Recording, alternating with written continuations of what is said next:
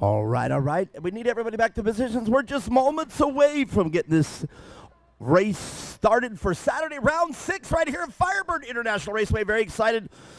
Lenny Miller out here is going to be our singer for the national anthem. Singing singer. I hope you're a singing singer. Officer Sergeant Lenny Miller is going to take us into the national anthem and our opening ceremonies.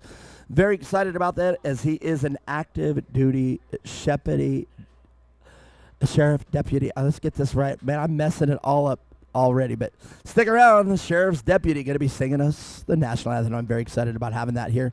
He is actually on duty and in full uniform, so this is going to be very exciting. This is going to be one for the record. Stick around, just moments away from opening ceremony.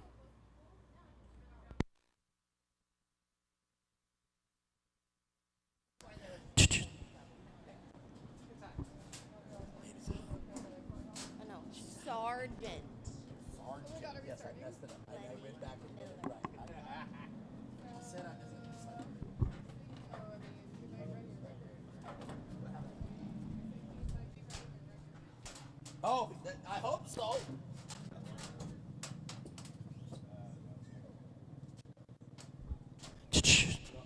Check, check.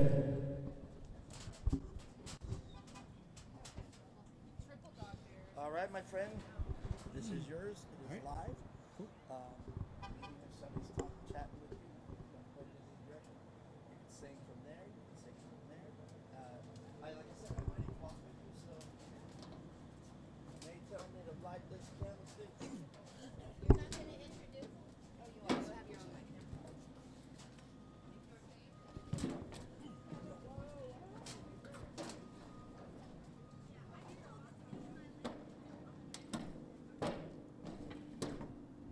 So podium still good? Sounds good. When you go down there, go a little like. Yeah. So you can start to feel.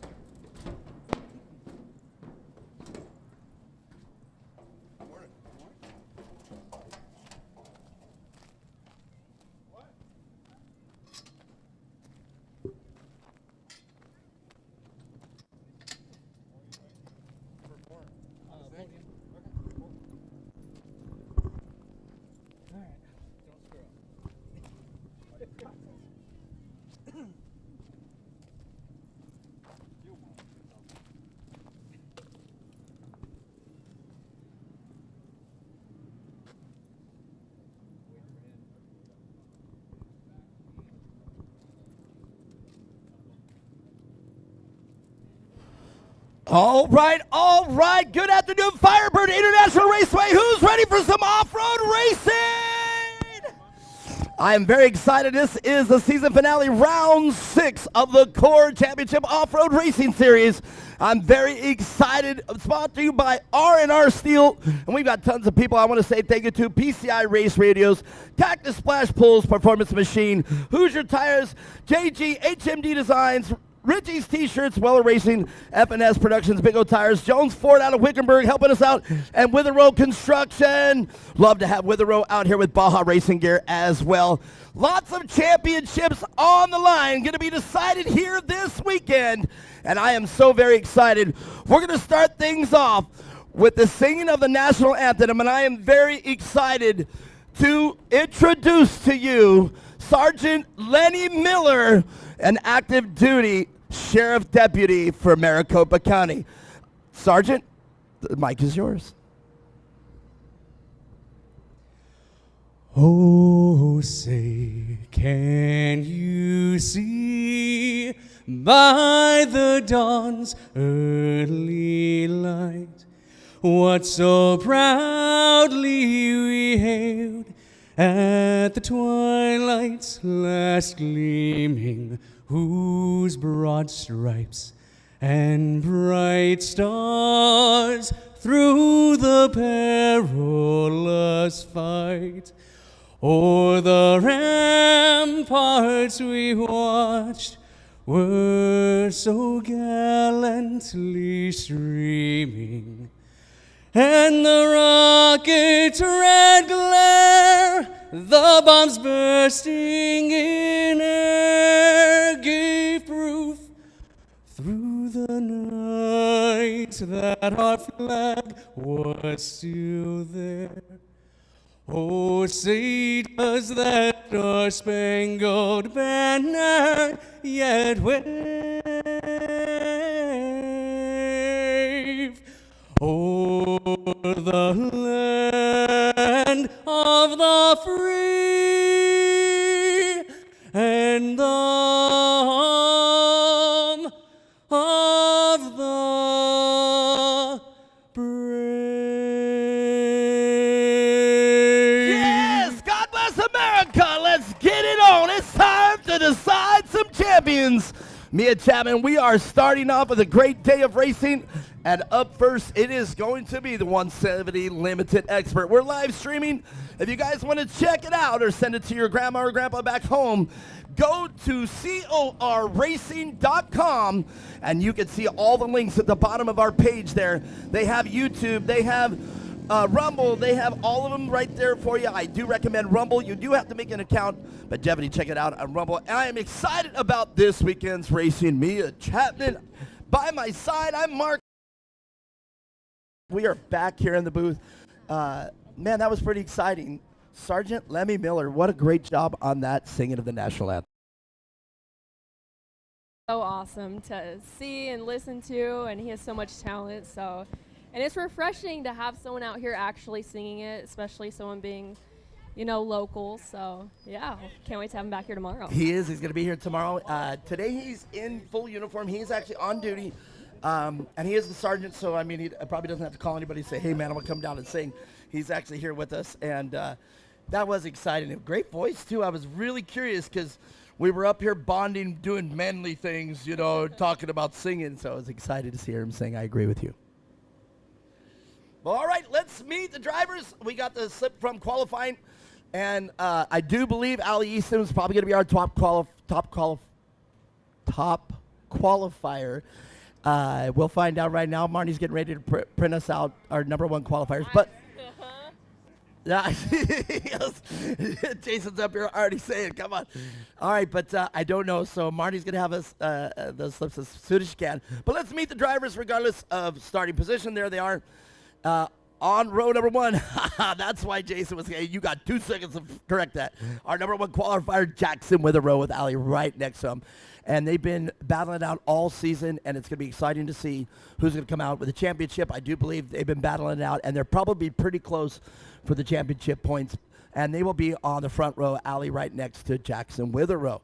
Right behind them is going to be Logan Menster and Luke Vale. So, hey, lots of things can happen out here. I've seen things, as you know, being a long-time veteran to this short course racing, things can change in one corner.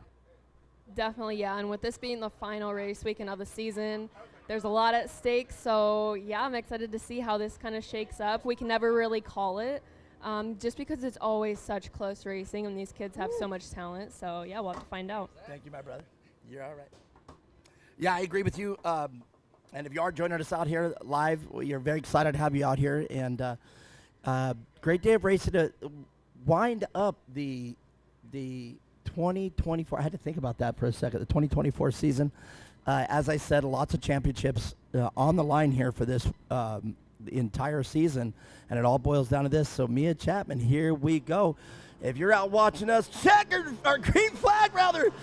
I'm just all out of kilt today, but I'll get it. Green flag flies for the Limited Expert 170.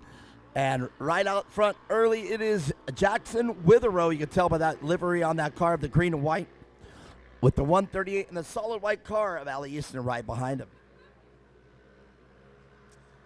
So now Ali Easton,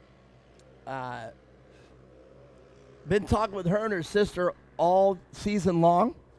And man, just like a young Mia Chapman that I used to know, they put a lot of emotion here into the racing. They really, really want to win, and they take their championship chase very seriously.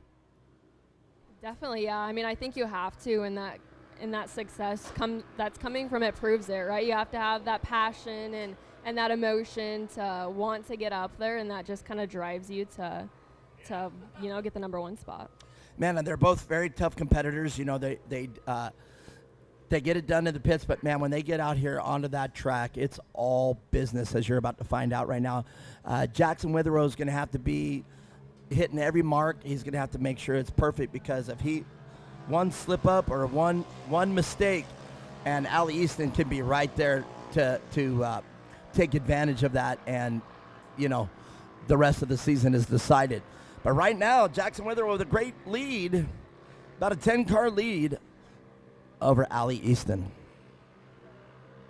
And you can see that part there coming out of turn 2. That is the, in my opinion, when we run this shorter track like this, the end of turn 2, it's not a gradual sweeping turn. You have to whip it coming into turn 3 right there. And I think that's where the race is going to be decided. Since the cars are not quite as powerful as the larger counterparts, momentum is key. And whipping that car right there, scrubbing speed in that corner, I think the decision for the win is going to be made right there in turn 2. Definitely, yeah. I think the main goal is always to keep that momentum up, especially in these smaller cars. You can't really afford to scrub much speed or make a mistake. And even in the section, after 1 and 2, it's a pretty windy, twisty section, and there's a lot of different line choices going through there, which is interesting to see. But yeah, I agree with you. I think staying as smooth as you can is gonna get you up front. What another variable that's in these cars that not the majority of the other cars here have.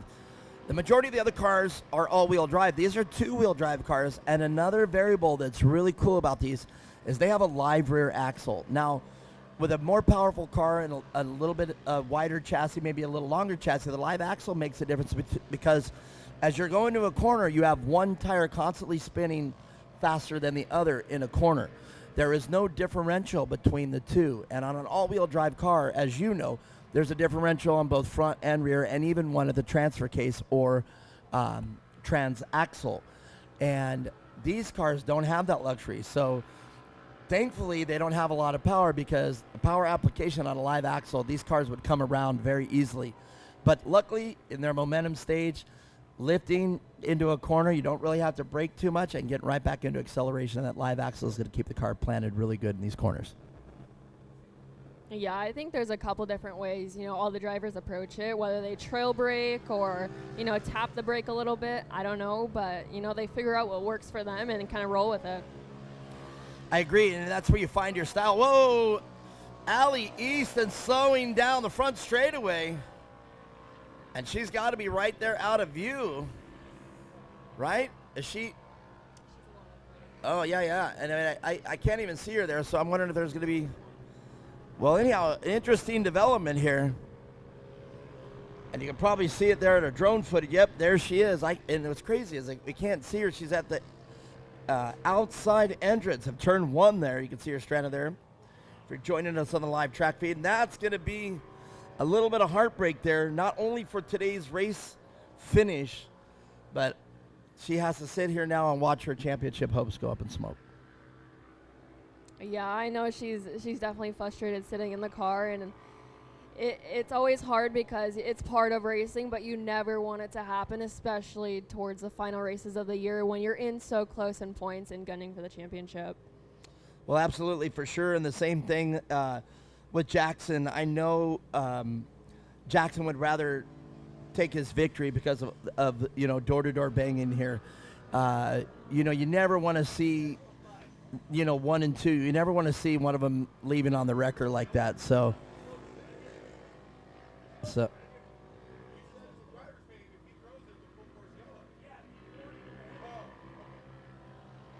here we are, back to it. Jackson back on the gas, and at this point now he's probably just going to enjoy clean air all the way to the checkers. Definitely, yeah. He has quite a bit of breathing room, so yeah, I imagine he's probably going to take it, relatively easy and kind of just bring it home and finish the race.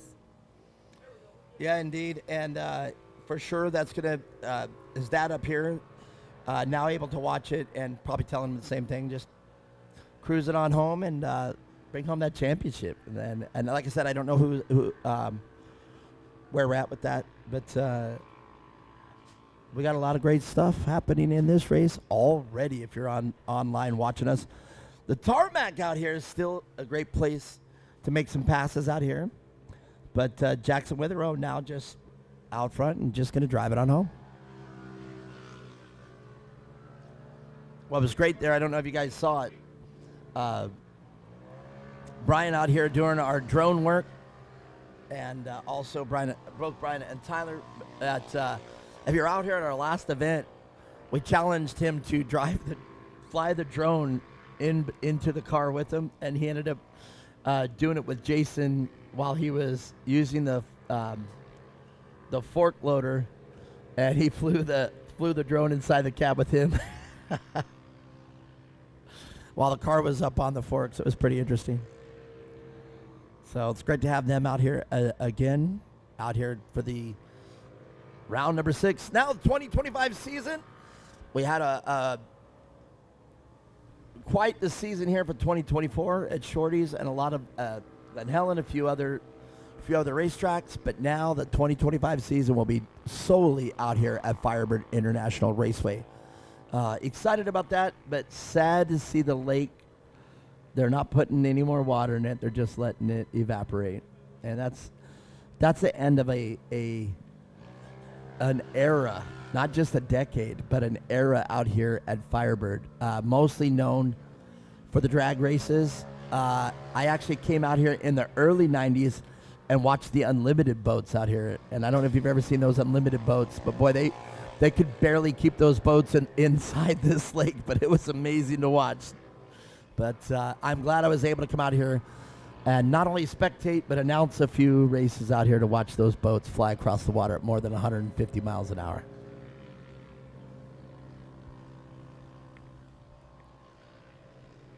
Well, looks like our 1, 2, and 3 are kind of just checking out for each other. And they have a lot of clean room, a lot of clean air to run in. And I imagine if I was them, probably just, taking it relatively easy and trying to bring it home to get those points. Absolutely.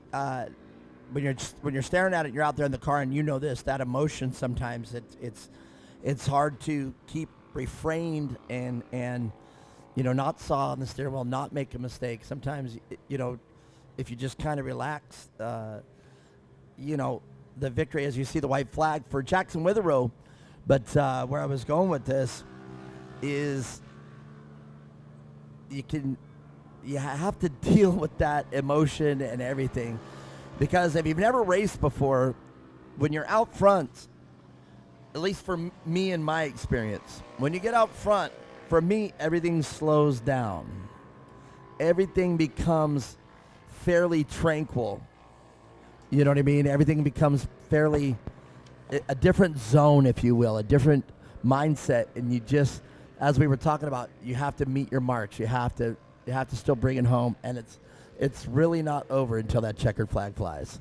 Yeah, I think it's definitely a different mindset you go into when it's the last race of the season and you're in, the championship points hunt, and you have to almost hold yourself back a little bit when you're in a situation like this where you're going to get 1, 2, and 3. And it's just a matter of keeping it on all 4 and bringing it to the checkered. But I think they did a great job of that today. Absolutely. And I mean, anything can happen at this point. Rock come up, and there it is. Jason Witherow very happy. Jackson Witherow bringing it home. The first race and the first win of the day, and I know he's very excited. And if I know that fist pump, that was the championship right there. And that's it. And I know Allie Easton, as we were talking about the Easton emotion, I know she's rough back there. But I do know we're going to be able to talk with both her and Zoe here throughout the weekend. They raced several classes, and I'm very certain they'll have it worked out for the next race. Definitely, yeah, and I'm sure she was pretty close up there in the championship points, so hopefully they can get it all fixed up and ready to go tomorrow, because I know how bad that girl wants to win and get that championship, but I think she's done a really great job of proving herself and her capabilities throughout the entire year. It was either, her or Jackson on the 1 and 2 in spot, so yeah, definitely a heartbreaker today, but yeah, hopefully they can pull it together for tomorrow. 2 drivers back in the early days when we were racing with the other series out here. 2 drivers that I knew were very passionate, very emotional, very driven. Was you and Connor McMullen.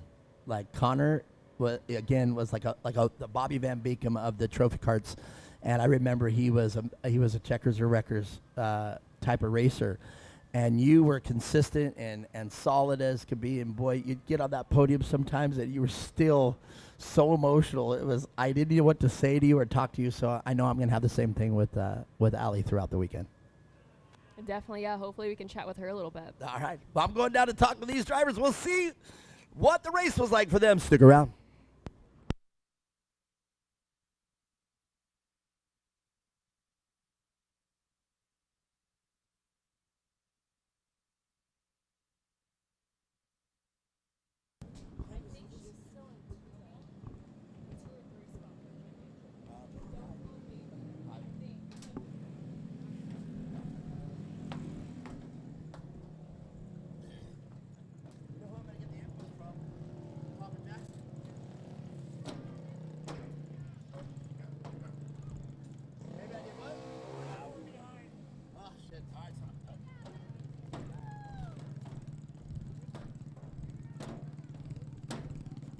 All right. Our first race in the history books.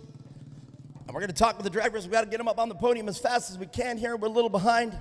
And we're going to try to get all the classes in today. And we normally are not behind, so come on, drivers, get on up here. And if you are in multiple check. It worked all day today, and now we're in issues. Come on, guys.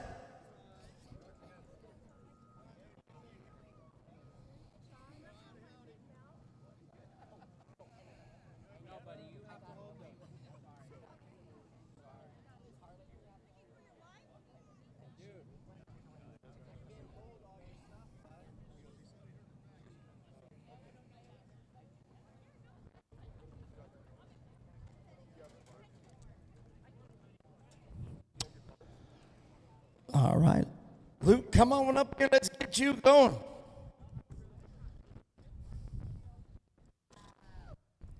All right. While Luke's getting up here, you guys do me a favor right here. Big round of applause for these kids. Start off the race, round 6. So, Luke Vale, great race. We got to do it pretty fast here. Tell us a little bit about it. My car is just slow, but that's not the favorite way to get on the podium, but it's a podium. Podium is a podium. All right, let's talk about the people that make it happen. My mom, my brother, and my dad especially, because he works on my car every single day. And Hoosier Tires and everyone that makes it happen, and the Lord above. That's a great list right there. Luke Vale, everybody, 3rd place. Started off great, but moving right along. Logan Medster have been tough all season long. Round 6, how you feeling today? Good. You're feeling good. Right down to business. Great finish today. Take us about the race. Tell us about what it was like from here in your seat today. It felt good. I was just trying to follow Allie's lines until she broke, so I was trying to keep up with her. Was there a little bit of emotion there when you realized you were in 2nd place? No. Nope. You just all business. Yeah. All right, great job. Well, 2nd place is a great way. I know it's not the way you wanted to get it, but let's talk about the people that make it happen for you. My mom, my dad, Monster Diesel, 2X, and yeah. Get it? Yes. All right, very good. Logan Menster, everybody make a big round of applause. But your winner started off. Let's get it, Jackson Witherow. Now, Jackson, we're trying to work everything out up there. What does that look like, this finish for the championship? A win. You got it, he said. Well, congratulations on that. Tell me about the emotions for that. Excitement. Thank you, Captain Obvious. I love it. I was wanting to hear it actually from you. Well, great job. And I have a feeling that's going to set the pace for the rest of the weekend. Is that right? Yep. All right. Well, let's talk about the people that make it happen. I would like to dedicate this speech. I would thank God for protecting me and keeping me safe. I want to thank my mom and my dad and my sister. I'll thank Jimmy. I thank Jimmy to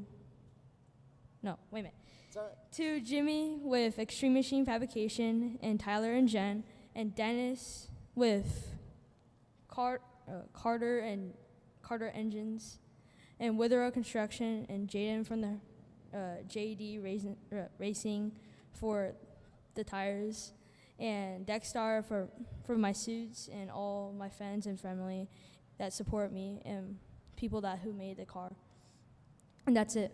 All right, well, there it is, and I do believe that is your new champion of the 170 Limited Expert. Jackson Weather, I'm going to get out of the way right now, and Mia Chapman, we got more racing coming up next. We have our 170 Limited Intermediate class coming up next.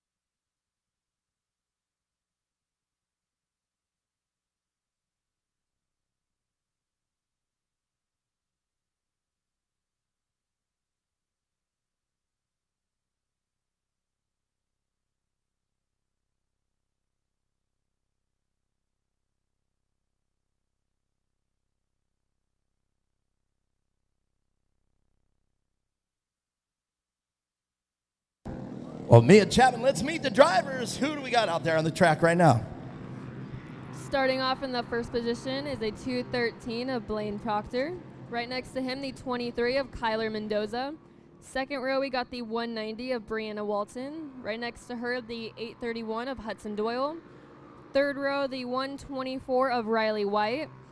And the 99 of Brooks Hopkins right next to them. Row number 4, we have the 307 of Leo Torres. The 191 of Cassidy Walton, and rounding out the field, the 471 of Charlie McKay.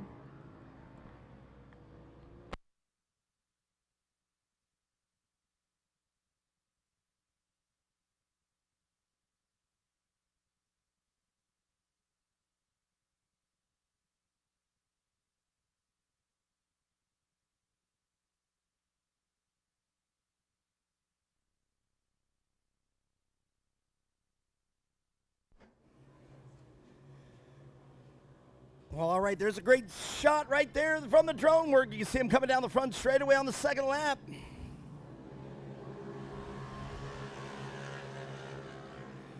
And out front, the Mendoza car, Kyler Mendoza. He's been a tough competitor all week, but he's got his hand full with Blaine Proctor. And pretty much these top 4 drivers, Brianna Wilson, and the Hudson Doyle car, they've been top 4 all season long, as you see them right there. The 23 trying to make his move. Kyler Mendoza to the outside of turn 3.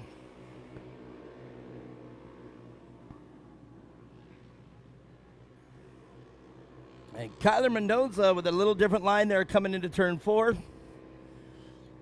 And turn 5 looks exceptionally well this weekend. I haven't seen turn 5 look that smooth, and we'll see how that shapes up throughout the race weekend. Car number 213 of Blaine Proctor out front.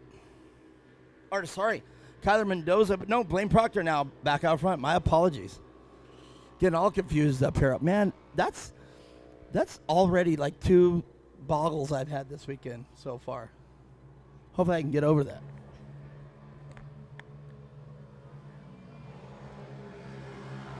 They drag race, but Kyler Mendoza will lead into turn 1. Scrubbing some speed, and Blaine Proctor pushes Kyler to the outside, and they still got a drag race. Look at this. Mia Chapman, we got a race on our hands. Championship weekend, it is time to race. Blaine Proctor, though, coming out the victor out of the turn 1, turn 2 debacle. And Kyler Mendoza now looking for any line that Kyler can get to get around Blaine Proctor.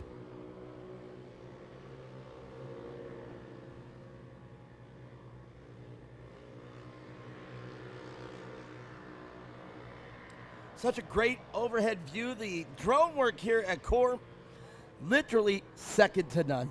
There is, I have been in motorsports for so long, and I'm so ecstatic that we got Brian and Tyler out here for our drone footage. They both do a phenomenal job out here. And I mean, I've seen them all from the other series and everything, and man, we are right on par with everybody out here at Core as far as our drone footage. A great job right there. They race again down the front straightaway. Kyler to the inside this time. And let's see if Kyler works the car a little bit better than the outside of last one. Blaine Proctor doing a great job keeping that car fat and happy and not allowing Kyler Mendoza inside of any type of opening that Blaine Proctor might present. And Blaine Proctor now with about a 4-car lead, but I have a feeling Kyler Mendoza has an answer. Little bit of a bobble there from the 190 car, Brianna Wilson, running in third place, and she's watching the battle unfold right in front of her. She's got the best seat in the house watching the battle for first and second. Definitely, yeah, but if I know her, she's not going to give it up easy. She's waiting to capitalize on any mistake and getting faster each lap. So it's a really close race between these top 4 drivers like it has been all season, but I think there's a little bit more on the line this weekend, so making a little bit more moves in this race. It's actually surprising to see that Kyler Mendoza allows that much distance to get in between them two, and I'm not saying he's definitely allowing it. I'm just saying it is a byproduct of the driving or any mistakes they might have made. And there goes that turn 2 that I keep talking about. The exit of turn 2 can be the make it or break it of both. If you're out front and you scrub too much speed, just like you saw Kyler do right there, that can put you back a few spaces for sure. Yeah, it seems like turn 2 has kind of been the tricky turn of the track this year, especially for, these 170 cars that do run it. Just watching them go through it, they can scrub so much speed, and that's, 1 or 2 seconds, and you can't really afford that with these. So, yeah, it's really interesting to see the different lines and kind of how they navigate through there and figure it out as the race goes on. I agree with you 100% again, because there's not much you can do with that corner. You can't tighten it up.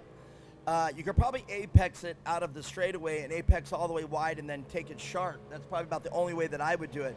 You can't take it wide. There's no way if you take it wide and fast that you'll have enough room to make position for turn 3. So, like I said, I would probably apex it, take it outside of the straightaway, and apex and have it cut in. I would have already been on the inside there. But it's hard to say. I've never had to do that line. I've done every other line of this track except that one. I think you would have to slow down too much to do that one. And with these cars, you have to keep up the speed. So momentum, I think that's why they all kind of take it a little wider and apex to the next corner. I think you're right. And that's the key. That's that corner in turn 2, you have to take it just right to be set up correctly for turn 3, or both those corners will, if you don't take both those corners correctly and combined, you're losing a lot of time.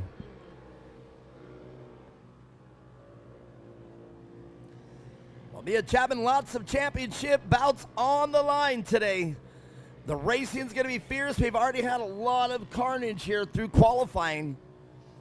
In fact, the rumor was we've had more carnage than we've had all season during qualifying. So hopefully there weren't any championship runs extinguished today from qualifying. But we will see how it all shapes up this weekend. We are going to have the awards banquet following the race tomorrow, and I do understand you're sticking around for that as well.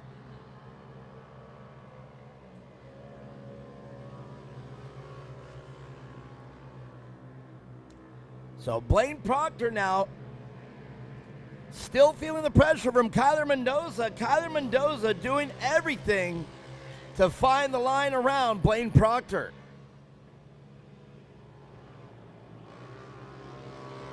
Just 0.3 of a second between Kyler Mendoza and Blaine Proctor on that last lap. And there you go, Kyler now right on the rear bumper. And you can see this shot. This is where you can see the lines they take and how important it is each turn setting up the consecutive turn right here. The drag race down the front straightaway once again. Kyler Mendoza getting aggressive to the outside. One more lap to make it happen. Kyler Mendoza to the inside. Blaine with a little bit of scrub on the wall. Wow, what a race. And there's that mistake we were talking about. Both drivers make a mistake exiting turn 2. Now allowing Brianna Walton. And there you go. You can see the numbers at 190. Brianna Walton now says, I want to get in this battle. I've only got 1 lap to go. No, and look at this. Hudson Doyle now with a last-minute charge into turn 4. Mia Chapman, who's it going to be? I think we got 3 different races on our hands here with, top 4 battling and then 6th and 7th battling as well. I told you there was going to be a lot on the line for these races today, and we're seeing it play out. Well, I think with this being said, down the front straightaway, rather, it is going to be Blaine Proctor, the 213, your limited intermediate 170. Blaine Proctor, Kyler Mendoza, and Brianna Walton. Great job. That was quite a race, Mia Chapman. What do you summarize about that? Yeah, those kids definitely put on a great race and kept it pretty clean the whole time too. So, yeah, a lot of talent in them. And, yeah, the top 4, I feel like we're just battling with each other the whole time. And then we had, the back of the field having their own battles as well. So, yeah, I think these kids are stepping it up and really putting it all out on the line for this championship weekend. I mean, and that's pretty much what you have to do here when it boils down to this. All the year's work comes right down to one race here for the weekend. If the points battle is close, which I know it has been, they've been pretty much swapping positions all season long. We've had a different winner almost every single race, so it's great to see championships decided here, and especially with this class, pretty much all the 170s, even if they're heavily modified, they're not that much different. So in other words, any one of these classes has potential for a new winner almost every single race. Yeah, even to see the improvements from the first race of the season till now with this intermediate class, it's kind of like the middle class between expert and beginner. And I think they've really stepped it up a lot and improved a lot with their driving. So, yeah, big shout out to them for putting on a great race. Indeed, great job out there. We're going to talk with the drivers right after this. Stick around. I'm headed down there, and we're going to talk with Blaine Proctor and see. And so far, I've been asking the drivers where that puts them for the championship. And as you saw, one already won, Jackson Witherow. He knows he wrapped it up here today, and he pulled out his cards. He had everybody he wanted to say thank you. I've never seen him do that, actually. I've interviewed him all season, and I've had to pull it all out of him, and he's just yep, nope, yep, I sure did. But this today was a lot different as he just won a championship. Yeah, I think it's definitely important to thank the sponsors that helped him out all season, and I think that's the best way to do it. It takes time to memorize, that whole long list. So. Shoot. Yeah, I definitely. agree. I mean, it's hard as an announcer to remember all our sponsors, and we know them, and we say them over and over and over again. We say them more than they do. So, all right, we're going to talk with the leaders, or the winners, rather, in a moment. Sit tight.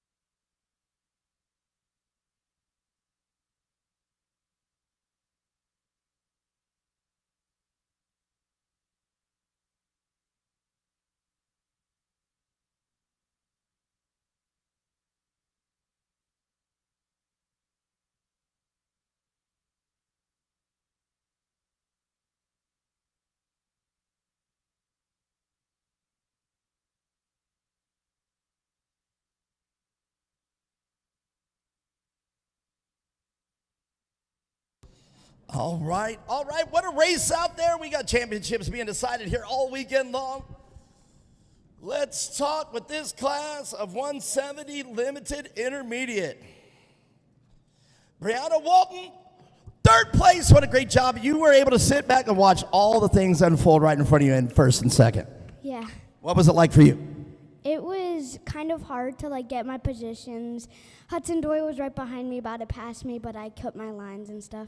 Man, you did fight for your line. I saw you in turn 4. Actually, it was turn 5. Rather, you got in tight. You were protecting that line so much, I saw the car hop out of position. Yeah. You were able to get it back together, though. Yeah. All right, let's talk about the people that have made your race season happen. TGR, GBC Tires, Go Fast Girls, Impact, Sparko, KB Engineering, my Aunt Barbie, my Uncle Ricky, Larry, my sister Cassidy, my cousin Samuel, my dad, grandma, Uncle Craig, mom and dad, and family. All right, that's the way to get it done. Brianna Walton, everybody, let's keep on moving. What a battle, Kyler Mendoza. Man, you guys were getting it done, just battling out. Drag race down the front straightaway and rear straightaway every time. And it boiled down to those corners, and you two were definitely dicing it up. Yeah, I tried to get around him a couple of times, but then we made the same mistake a lot of times. Because, on turn 3, both of us keep sliding out and then got into the cushion.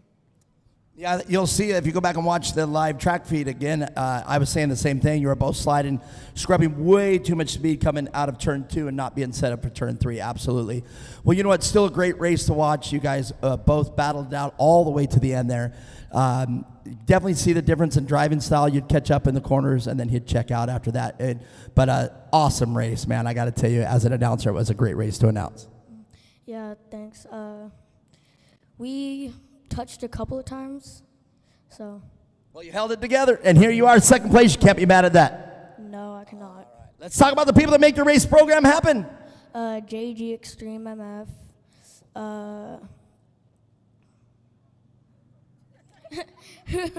Hoosier Racing Tire, and Legion Tattoo, and HMD Wraps. All right, very good. Kyler Mendoza, second place. Well, check this out. Blaine Proctor, you heard me call it, man. I've been interviewing you all season long. So I got one question. Where does that put you for the championship? Third. Third. So you've been consistent all year. So what are we looking like? Does that mean you're up in the who's got this? Because, see, when it comes down to a race like this, it's hard to figure out who got the championship. We still got one more race to decide it. Who is it? I don't really know, to be honest. Well, all right. Well, let's talk about today's race, and then we'll talk about that afterwards because we got the awards to give away tomorrow. Well, let's talk about that racing, man. The way I saw it, you guys were drag racing down the straightaways, and the difference was in the corners. Yeah, I almost lost it at turn 2 on that final lap.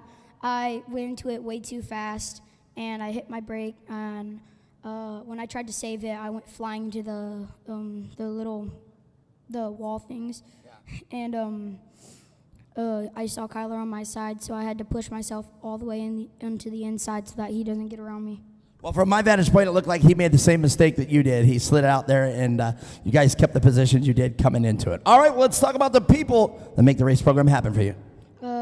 Jimmy with Extreme Machine Fabrication, with Arrow Construction, my dad first coaching me, and my mom, my siblings for coming out, and anybody else who I'm forgetting. Well, there you go, Blaine Proctor. He got it done. First place today. We don't know where the championship resides with this, but we're going to figure it out. Mia Chapman, we got more racing coming up. We have our 170 limited beginner class coming up next.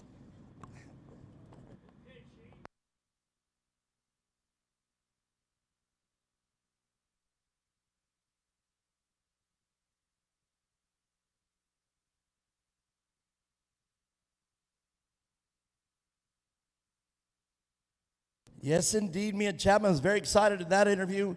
Still, we don't have the victors on that one, though. And you know what? As far as I know, it's going to come down to tomorrow's race and going to decide the victor in this 170 limited intermediate class. Blaine Proctor with the win today says he believes coming into it he was in third place in the championship. It's point chase. So we still might be right down to the very, very last race for the weekend for the championship on this one.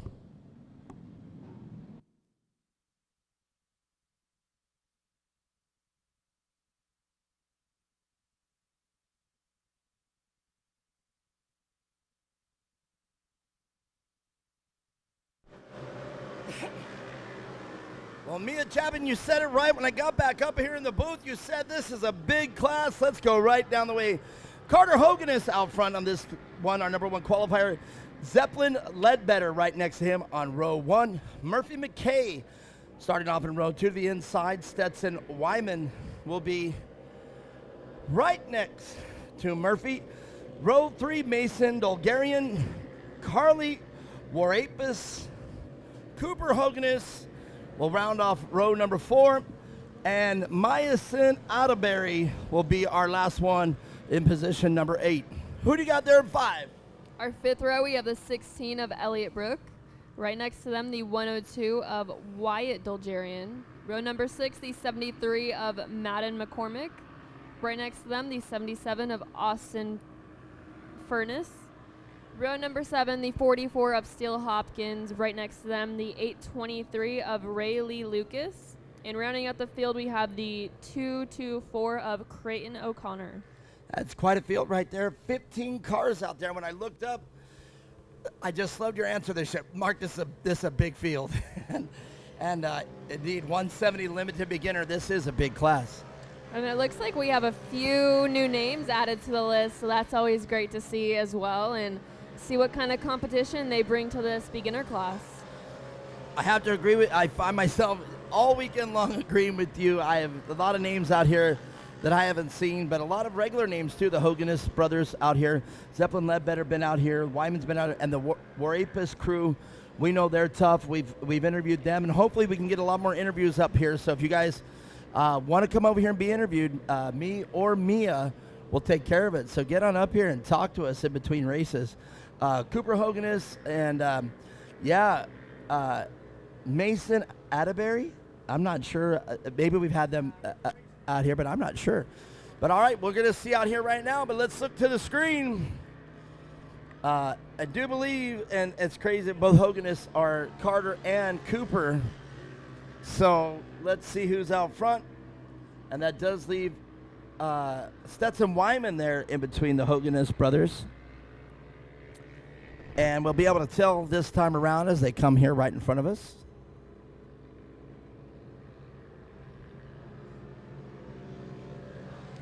And you'll see the other Hoganis in the Deed 56 car right there of Stetson Wyman in between the Hoganis brothers.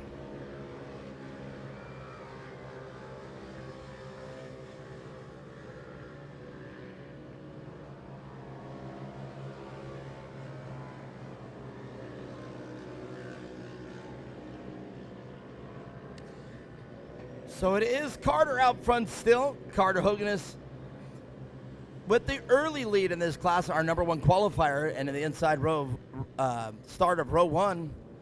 So can Carter keep it out front the whole race and lead this wire to wire? We've got 8 laps to be already down. So 5 laps to go, but Stetson Wyman to the outside of row 2, finding himself in between the Cooper brother, the Cooper Hoganis and the Hoganis brothers. Sorry about that. Whoa! Carter Hoganis spinning out, handing the lead over to Stetson Wyman. He spun out on the tarmac. That's an exact reason why you want to be as close as you can and be there for when the mistakes happen. But yeah, that is a pretty, big mistake coming from him. So we'll see if he can make up that time, but that is going to be tough. Well, indeed, we were talking about this class being about momentum. And right there, the car came around, and again, on the tarmac, that live axle definitely plays a big factor on traction or no traction. If you lift a little too hard, that rear axle now is your enemy, at least on these cars. This is a solid rear axle, a live rear axle, and indeed, in that corner especially, the inside tire is king, and the outside tire is left to spin any way it wants or any way it's going, depending on RPM of the engine. And you can see that it came around very aggressively. It did not slide around. It whipped around, and he had to do a 360 to complete it, and he's lost about 5 positions. Yeah, that tarmac, it makes for an interesting dynamic thrown into the racetrack. Not a lot of them usually have it, and usually they're all dirt. So, yeah, it's been pretty cool to watch these kids kind of figure it out. But sometimes you do see them find their limit on that tarmac, and unfortunately cost them a few positions. Well, Carter's pretty tough. He's been great on the podium all year long.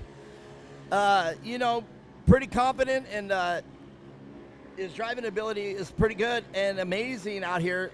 So I know, regardless of how tough he's been all year, I know emotions right now are flying high with that mistake.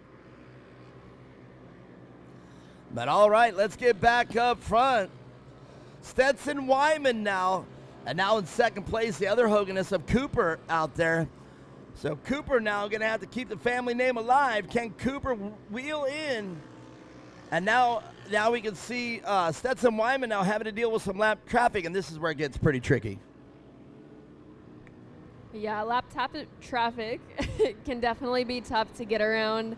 That's why it's really important that a lot of these, all of the drivers out here have spotters that can tell them, where to go, who's coming up behind you, where to move. So that can kind of help navigate that a little bit. I don't mean to interrupt, but there you go. Wyman to the inside, checked up too hard in turn 5, and look at this. Cooper Hoganist took advantage of it to the outside and snuck in and inherited the lead down the front straightaway. Let's find this out. Wow. But Stetson Wyman now with an answer. Drag racing down the front straightaway, was able to get the position back. I did not mean to interrupt there, but that Carter to the inside, that was a very aggressive move, and oh my gosh, almost spelled disaster for Stetson Wyman, but Stetson able to get that position back, so it's kind of like a no harm, no foul. Wow. Yeah, this racing's close and it's tough, and these kids definitely know what they're doing, so yeah, I'm excited to see how it shapes out, because really we've seen how the race has played out so far. You just don't know which direction it's going to go in. Well, man, oh man, that was pretty rough there, because Cooper very aggressively watching Stetson check up pretty hard there in turn 5. And he looked like he didn't even lift. He kept the car on his line and poised to keep that position, and he took off, but must have made a little bit of an error on the tarmac as his brother did, and Stetson Wyman was able to gain the position back.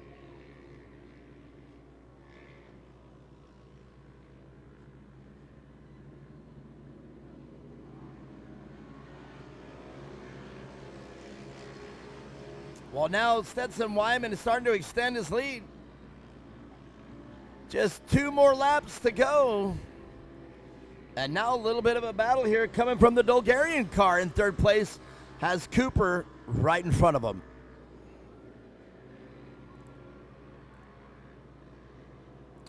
Mason Bulgarian in the 101 car has only 1 more lap to make his move around Cooper Hoganist.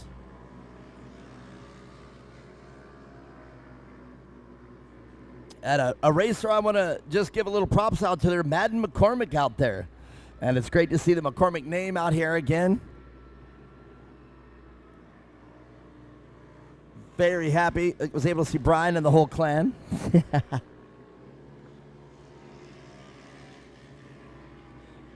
And it's the reason I was bringing that up. It's great to see the 12 West out there on the side of the car.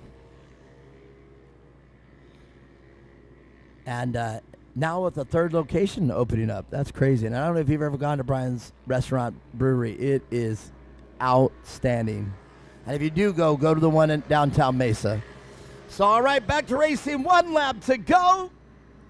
Stetson Wyman with about a 15-car lead over second best Cooper Hoganist. And Mason Bulgarian in third place, and they're going to have to look at this car to the outside. Gotta come. Oh! Man, these last laps definitely don't lack in any action. I love it. You know, that's where short course racing really, really kicks up the excitement over any other form of dirt racing. And there we come up to the winners. Last lap for the rest of the field. And a great drone work right there, Brian, right up on the bumper of Mason Bulgarian in the 101 car. And we're going to see right here, as you see live, barring no mistakes, if they come down this front straightaway, all they got to do is drag race. Here we go. Your winner, Stetson Wyman in the 56 car. The number 2014 of Cooper Hoganess in second place. And Carter Hoganess going to have to settle for a dismal fifth after a slip-up coming into the tarmac after leading this race earlier. We're going to talk with the winners right after this. Mia Chapman, what a race. Definitely, yeah. You know, this is a limited beginner class, but just seeing the talent out there and all the battles that were going on the whole time, and yeah, it's awesome to see them progress throughout the year and new people come in and, you know, add to that level of competition. But yeah, I definitely have to say that was a really good race. I have to agree with you once again. The limit to beginners here, and you know, I don't know if you remember, that was probably a long time for you, but the beginner race, you talk about it being beginners, so you think about a little less skilled race, but it is still very hard to win a beginner class race, because not only are you learning yourself or cutting your teeth yourself, but so is the rest of the field. So you have to be careful with lap drivers. We were talking about the lap drivers. You can see this right here. Some of the drivers a little confused on where they want to go, and you know, this is exactly what we're talking about when we talk about the beginner class. And you can see a very stacked class, this one with 15 cars out there, and I didn't see one DNF, so it looks like we made, yeah, all 15 all the way down to the last competitor. So we're going to talk with these winners right after this. Such a great race. Stetson Wyman looked like he might have had to step it into second place, but no, sir. Found a burst of speed and was able to get it done down the front straightaway. We'll talk with them right after this. Stick around.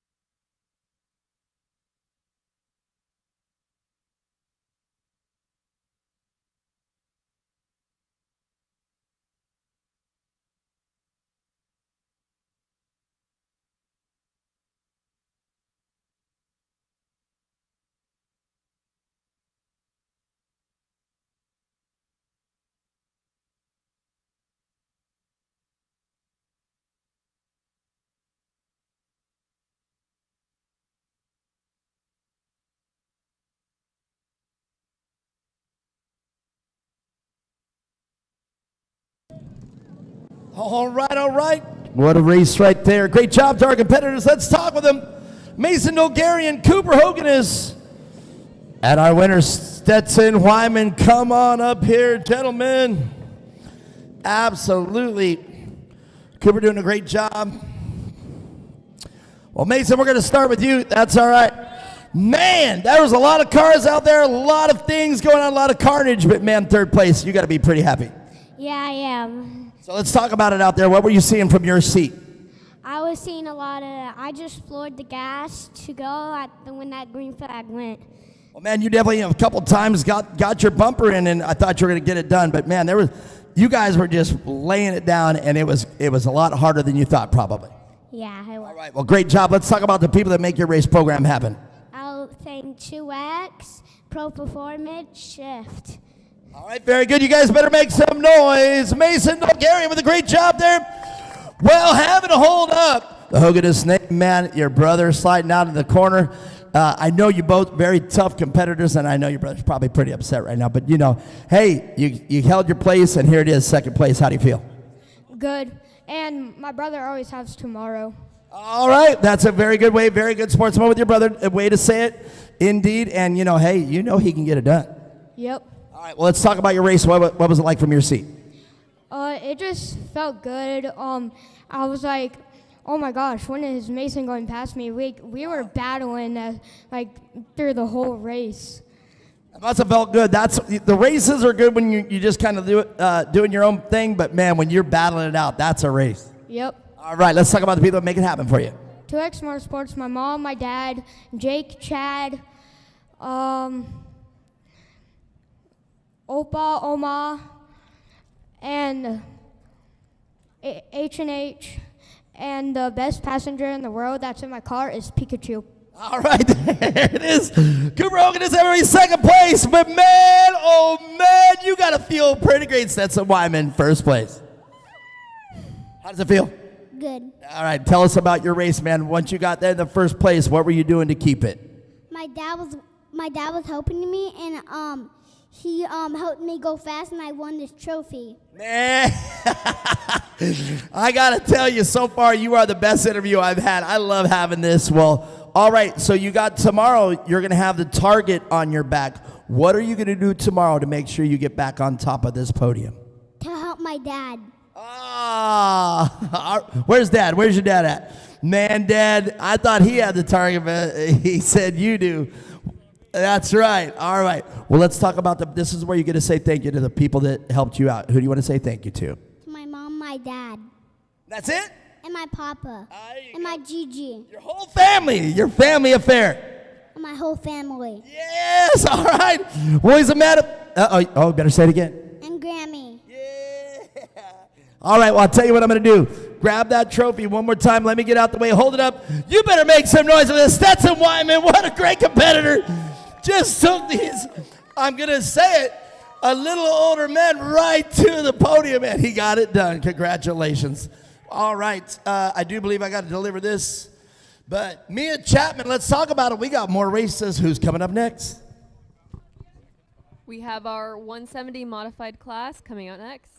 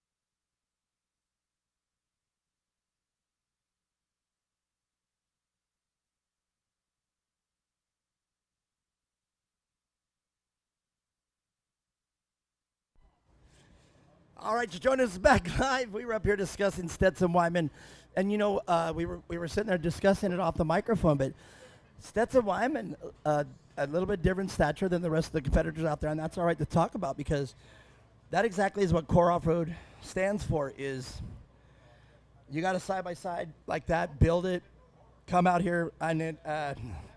Mia, you were asking how old Stetson Wyman. I'm gonna guess 7 years old, maybe 6, 7 years old.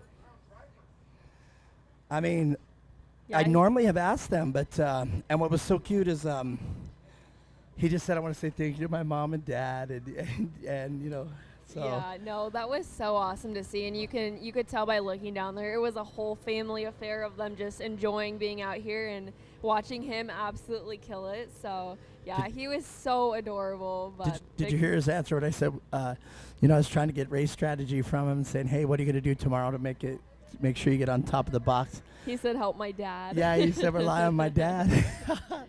That's awesome. Yeah, that's where it starts, though. Yeah. That was awesome to see. Well, I know firsthand, both you and your brother, you know, you're definitely very talented. Your brother right now is simply on fire, and I mean, I cannot wait for his transition into the pro class. Not so much because he's going to race any different, but because it's a little different field, as you know, when you get in the pros, and it's going to be great to see. But what you and your brother both have is an incredible relationship with your father, and your father definitely, you know, I'm just now getting into it. I have a 13-year-old son. I just bought him his first real race bike. And I also said to myself, my race career is over. Now, your dad used to race too, if I remember correctly. Is that what you said? He did, yeah. In his younger years, obviously, before he had, you know, me and my brother. Yeah. Kind of just did it for fun. You know, it's, you know, we live in a small town, so there's not much to do. So to go out and, you know, race dirt bikes and quads and all that is kind of what he did growing up. Well, and that goes back to where I was going with this, is that when your child goes racing or wants to go racing, your race career is over. Like, I won't even care if I ever race again. If I'm going to be working on a bike or working on anything, it's going to be for him. And hopefully he'll transition pretty quickly into the four-wheel. I mean, a lot of your big racers in desert racing and here in short course, they've all started off in motocross. And I hope I can do the same for him. And a side-by-side might be in our future pretty quick, even if it's an 800, just so he can start learning how, you know, four wheels work. Definitely, yeah. That's one of my favorite parts about being out here and being on the mic, you know, on race weekends, is watching these 170 and these youth groups battle it out there, and kind of get to watch them start from the beginning of the year to the end and see all the improvements and them develop and grow as a driver, because that is the future of our racing. So yeah, it's awesome to witness and be a part of. So well, also, like, you're still racing and you're doing this. I don't think I'll ever race a short course race again unless I come to a large sum of money, and both of us can do it. But also watching them mature and develop. Jason Witherow right there. Jason Witherow able to, you know, get his part of the racing down. I've watched him mature and happen as well. And we're going to get watching it right now again as the 170 modifieds now are on the track. Crew Hart in row one. They're going to do a lap, so we'll introduce them as they come through. 136 of Crew Hart into the inside. On the outside, 190 of Allie Easton again. She was able to get that car going. I would almost bet you that is exactly what we were waiting for. Samuel Gibbs, another tough competitor, and we know the Gibbs name from Trey Gibbs, and Samuel always wanting to say thank you to Uncle Trey. Bryce Rimmer out there on 157, Ryder Forrester 695, Luke Vale in the 152. We saw Luke on the podium already. Brooks Hopkins in the 99. Luke Torres will round that one up in the 199. Jackson Cotter out there in the 11 car. And Jackson Witherow already up on our podium on the number one spot in the number 138 again. And then the 471 of Charlie McKay. And Jason Witherow's already saying, well, here we go again. Let's make a little more racing history. And man, great idea. 170 modifieds coming up, and we're going to see who it is. And that's quite a field right there, and a lot of names we've seen all year. definitely, yeah. It's one of the bigger 170 fields out here. I know they always put on a good race. Again, a lot of talent in this class too, and you never really can call how it's going to shape up. You know, it can really go either way, and yeah, we'll just have to kind of see how it plays out. But yeah, a lot of heavy hitters in this class. Well, if you're new to the short course racing here at Core, we have a lot of the cars that are multi-classing, and so you'll see a lot of these cars that were in here in an earlier race, and this is a 170 modified, or basically an open class, and you'll see drivers from all skill levels here in this one. And that's why you'll see a big field like this. Now, when I took the job here at Core at the beginning of the season and I heard we were all going to be side-by-sides, I really had to try to fathom what was going to happen with all side-by-sides. Like, how are we going to put an all-day show out of this? But as I've learned throughout the years, a lot of these competitors are racing multiple classes. So you're going to see, you know, like Allie Easton, for example. I know she's going to be up here. You're going to hear us talk about her at least one more time for this for Saturday.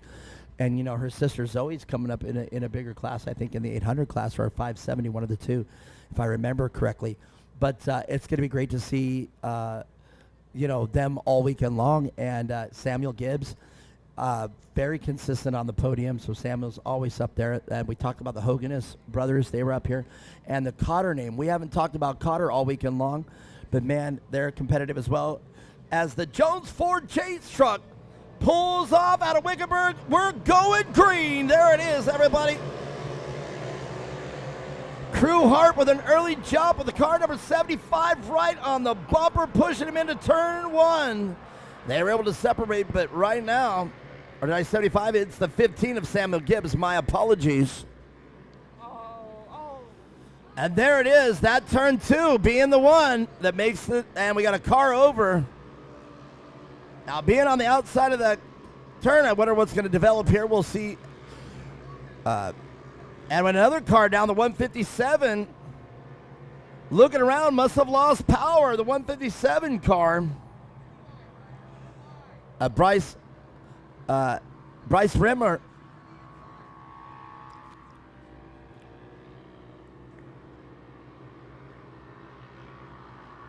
And carnage everywhere, able to get the car back over on the lid. And the driver must be fine. The number 99 car it was of Brooks Hopkins. And I always say, hey, you want to get your name mentioned on the microphone, crash or win. And so Bryce Hopkins, I'm glad to see that you are okay.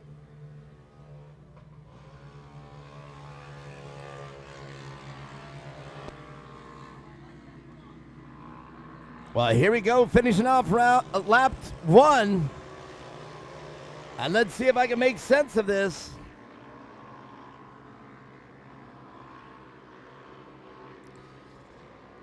Let's look out on the track. Crew Hart out front of the number 136. And the number 15 car we've been talking about is Samuel Gibbs. You know, a lot of you kids that I was able to announce with and get to know, I get to see you out here. You know, you and my crew gets tired of me talking about Connor McMullen, but you know, if you're a desert racer and a desert announcer, and Connor McMullen's at a race and he doesn't break, he pretty much wins every race he doesn't break. You know what I mean? And he doesn't break very often. He's the only driver that I know that has won championships in 2 different disciplines in 1 year. Okay, so he's the only driver I've ever heard of ever doing that. So it's hard not to talk a lot about Connor McMullen. But where I was going with this is Trey Gibbs, back in the day, I remember everything, the whole program of the Gibbs program, a racing program. So to have Samuel Gibbs out here, that comes from a long lineage, and Uncle Trey right now, I mean, we talk about Connor, but Trey is, I would say, easily top 6 trophy truck drivers right now in the other discipline down there in Mexico.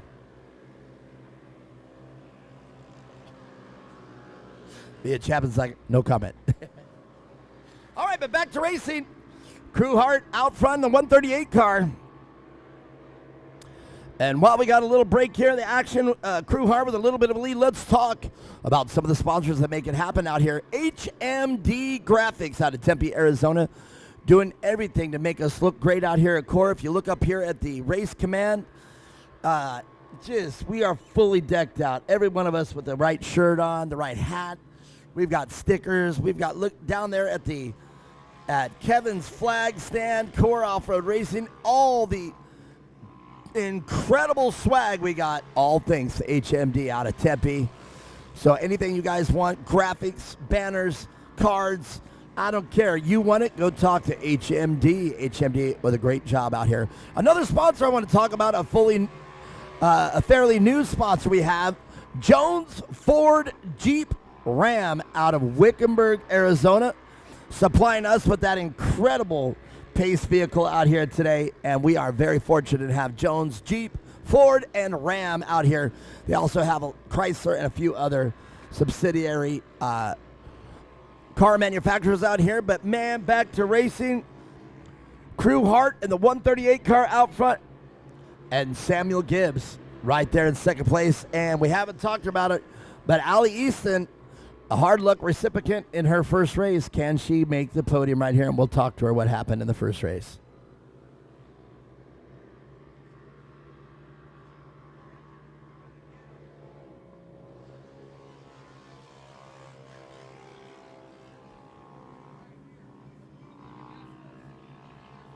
Well, Crew Hart is enjoying some clean air, and with almost a full straightaway in front of the rest of the field, and all they can do is sit there. Now Allie Easton challenging for second place, trying to go to the inside of turn one. Can she find a line? You know, you were talking about watching the drivers mature and watching them come along with their skill set, and Allie Easton definitely has come a long way this season alone. Yeah, it's been awesome to kind of watch her improve as much as she has and keep growing as a driver. And, you know, she's definitely one of the most competitive ones out here and, you know, wants to win every single race she's in. So, yeah, it's awesome to watch these races. And I think the battle now is between our second, third, and fourth place. Yeah, they're definitely close-knit right there, second to fourth. Crew Hart, I have a prediction. I mean, barring no problem. Oh, look at that. Allie Easton now, I do believe, inherited second place. We just were talking about it, and Samuel Gibbs now. They drag race. They're side by side down the front straightaway. And now the Witherow car coming out of nowhere. Jackson Witherow taking over, inheriting third place now. Can the Witherow car get around Allie Easton?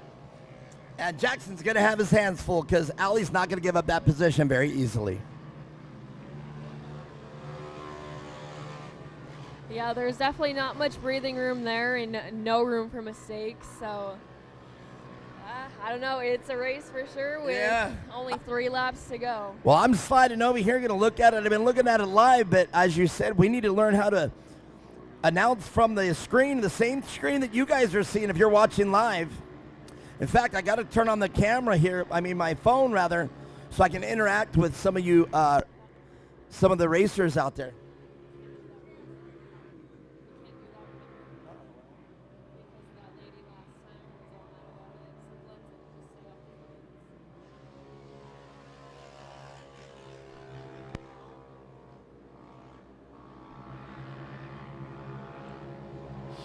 Well, all right, back to racing. I was going to say, let's do it. So Allie Easton making herself as wide as she can, and she is not going to give it over to Jackson Witherow very easily. Allie Easton right now showing you that she is a veteran of this class because both Jackson and Allie, plenty of seat time, and they know what it takes to get these cars on top of the podium. And man, right, you said it, the battle. Second, third, and fourth. That is the battle. They've been switching back and forth. But right now, Allie Easton in command coming in to turn 5. Ooh, Allie with a little bit of a slip up there. Checks up Jackson Witherow as Samuel Gibbs and Jackson Witherow touch in turn 5.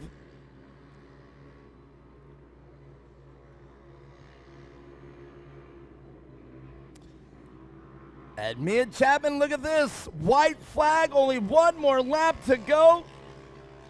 It's a drag race right now, Jackson Witherow and Allie Easton. They're going to drag race down the front straightaway. It's all about turn number 1 setup. Allie with a little bit more to the inside than Jackson Witherow. I would love to see the GoPro camera on the back of Allie's car right there. Just watching that green and blue and white car all over that rear bumper.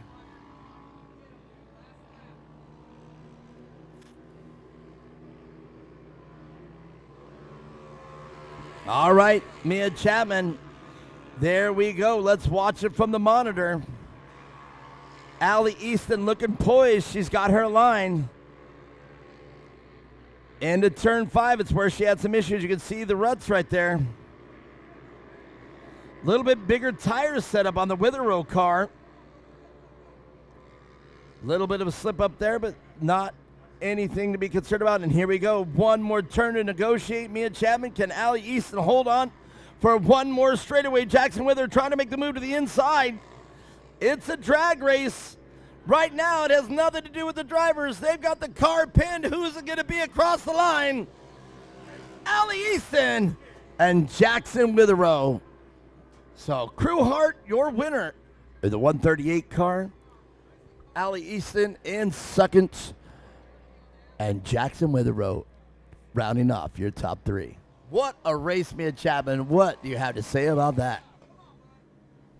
Yeah, I definitely enjoyed watching it. I feel like I was watching so many battles the whole time and really never knew how it was going to play out. But, yeah, our top 3, or our top 4, I should say, really did a good job at keeping it pretty smooth and keeping the racing clean. So not much more you can ask for.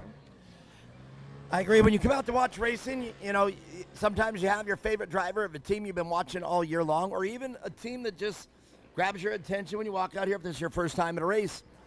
Absolutely, it's a different thing altogether. But as we know, as being the announcers, we've watched Allie Easton. This is pretty much top 4, as you said. Samuel Gibbs, Allie Easton,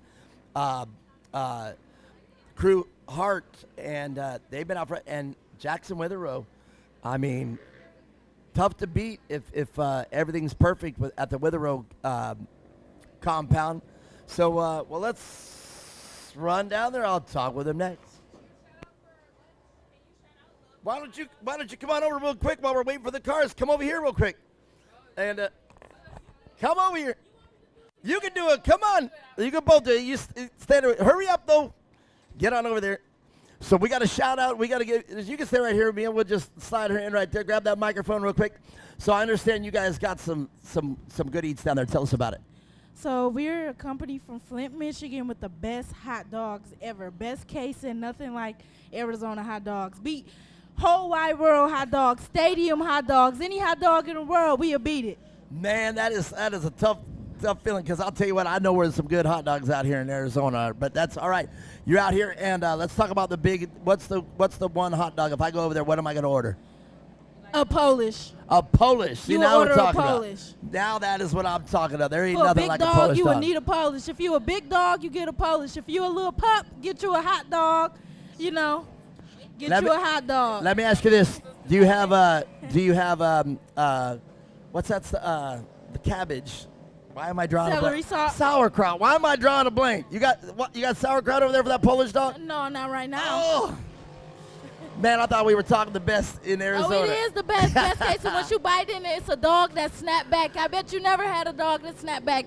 Any other dog you bite into is gonna be soft, and you're not gonna like. You like, we not got weenies. We got hot dog. Come get your hot dog. Love more hot dogs. We the only people here. Come get you something to eat. There you go. Get on down there. I got to talk with the drivers. All right, girls. I hope that picks up business. All right, we're going to talk with the winners. I'm running down there right now. Good job, girls.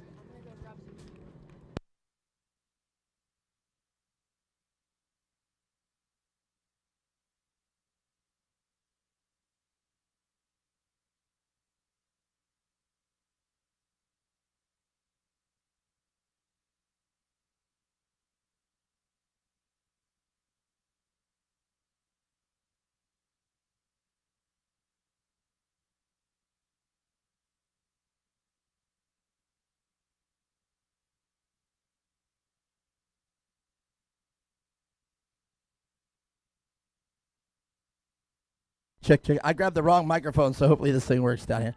I'm sure it does. It's been working before, so. All right. Jackson, you want to keep the helmet on? No. All right. All right, Jackson, let's get on over here. Man, you got a busy day. You got a busy weekend of racing and already wrapping up one championship. Tell us about this race. It was a little fun. It was fun. It was fun to announce. We really were talking about the battle here. It was really between second and fourth place. You guys, Samuel was there just shifting it around. You boys and girls were definitely making it happen.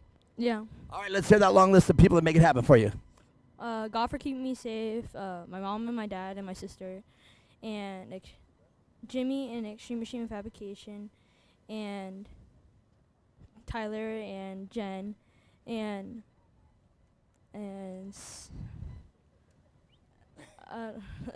I think that's it. All right, well, that's good enough. Stay right there. I'm going to make it quick because I know you got to get into the next race. Allie, I've been wanting to talk to you. A little bit of hard luck there in your very first race, but you're able to redeem yourself for this race. And I was telling Mia Chapman, I know you're a very emotional, very passionate driver. So let's talk very briefly. A little bit of vindication for this race, right? Yeah. All right, very good. Big battle out there, and you came out victorious because Jackson was not going to let you just keep it, and he gave his all, and you kept him at bay. Yep. All right, congratulations. Let's talk about the people that make your race program happen. Extreme Machine Fabrication, my mom and dad, Rob Muzzy, R&R Steel, AZ Dentworks, Power Glass, Witherow Constructions, Hoosier Tires, and anyone else I'm forgetting. Well, you're not forgetting a lot of people. I love having you on back on my podium. I know her emotions. She's doing really good. Make some noise, Allie. You did a great job. But, man, Crew Heart, what can we say, man? You got a great start. You checked out.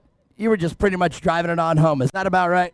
Yeah. You got to love that. All right, well, let's talk about the people that make it happen one more time. Got upstairs, Dylan at Shields Racing for getting my car ready at a short notice. And my mom, my dad, my brother, TJ for giving me some pep talks. And Hoosier Tires, Extreme Dreams, Jimmy for my car, and anybody else I'm forgetting. Well, you do it perfect every time. Crew Heart, everybody winning it. I'm sorry to be so fast. We're a little behind schedule. There's your picture. And Jackson Witherow, I know you got to go. I know you got to go. And see, the sheriff didn't know I was a singer as well. He thought I was just a sports announcer. But all right, we got another race coming up as soon as I get up there. If you're watching live, we'll make it happen. I'm getting up there, and we'll see who it is next.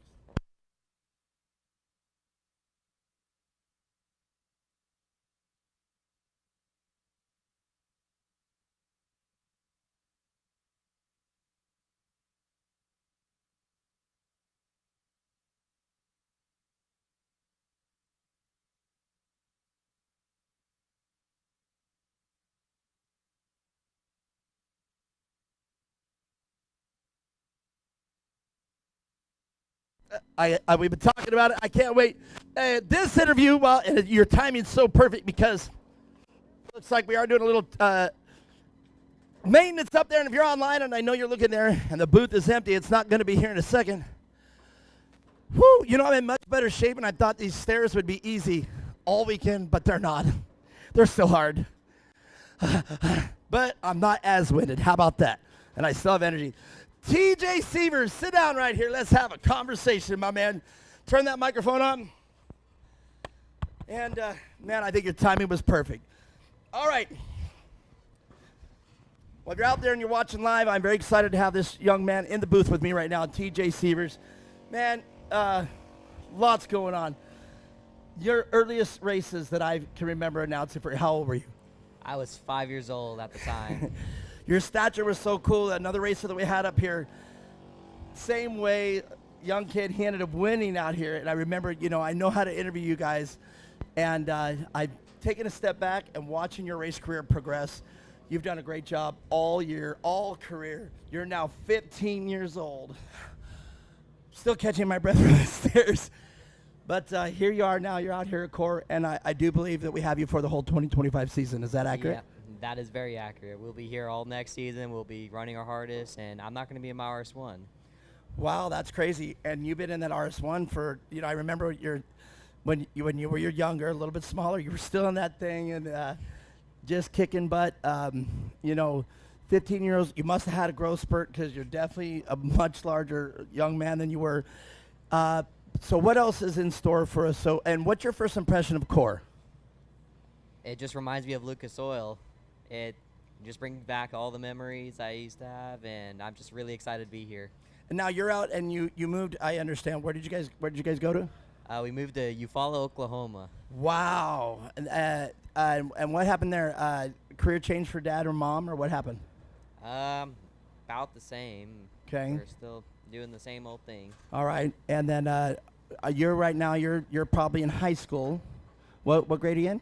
I'm in 9th grade. All right, 9th grade. And in Oklahoma, racing's pretty popular, but it's probably more like flat track racing and outlaw out there. Is that right? It's more flat track, but all the short course series that were over there aren't there anymore, and we decided to come out here and try it out. Man, that's a long drive. Well, you know, with the depletion of the other series, we sat out here at Idle for, I don't know, Marnie, how long were we at Idle? Probably 4 years, 4 or 5 years after we were done, before we came back to work for Core. Was it about 4 or 5 years? Probably longer than that. 4 years maybe. So 3, 4 years. Yeah. So yeah, about we'll call it 4 years, man. That's quite a length of, with not a lot of short course racing going on at this track. So, and you have just as many laps around this track as now the Core racers do, because for this season we've had to come back here a few times, but because we had some changes in our venues. But man, you're a veteran at this track, so we're going to see that happen. And now let's talk about the class that you're racing now, because when you were here, you were just racing classes with equal drivers. But now let's talk about a 15 years old. You're out of the RS1. What class are we running? I'm running Pro NA now. Man, 15 years old, running Pro NA. Now that is a stacked class. Lots of veterans in there, and I'm going to call it over the live track feed when you are out there. You're a veteran as well. Now, maybe not to the pro class, but a veteran to this track, and you know how to go fast. And with that being said, what is the key to this track? What makes this track fast for you? You definitely got to be good at the corners. They're all different. You got to know what does what, and it throws you a curveball here and there, but overall it's a fun track. All right, and is the track consistent to the way it was when you last raced here?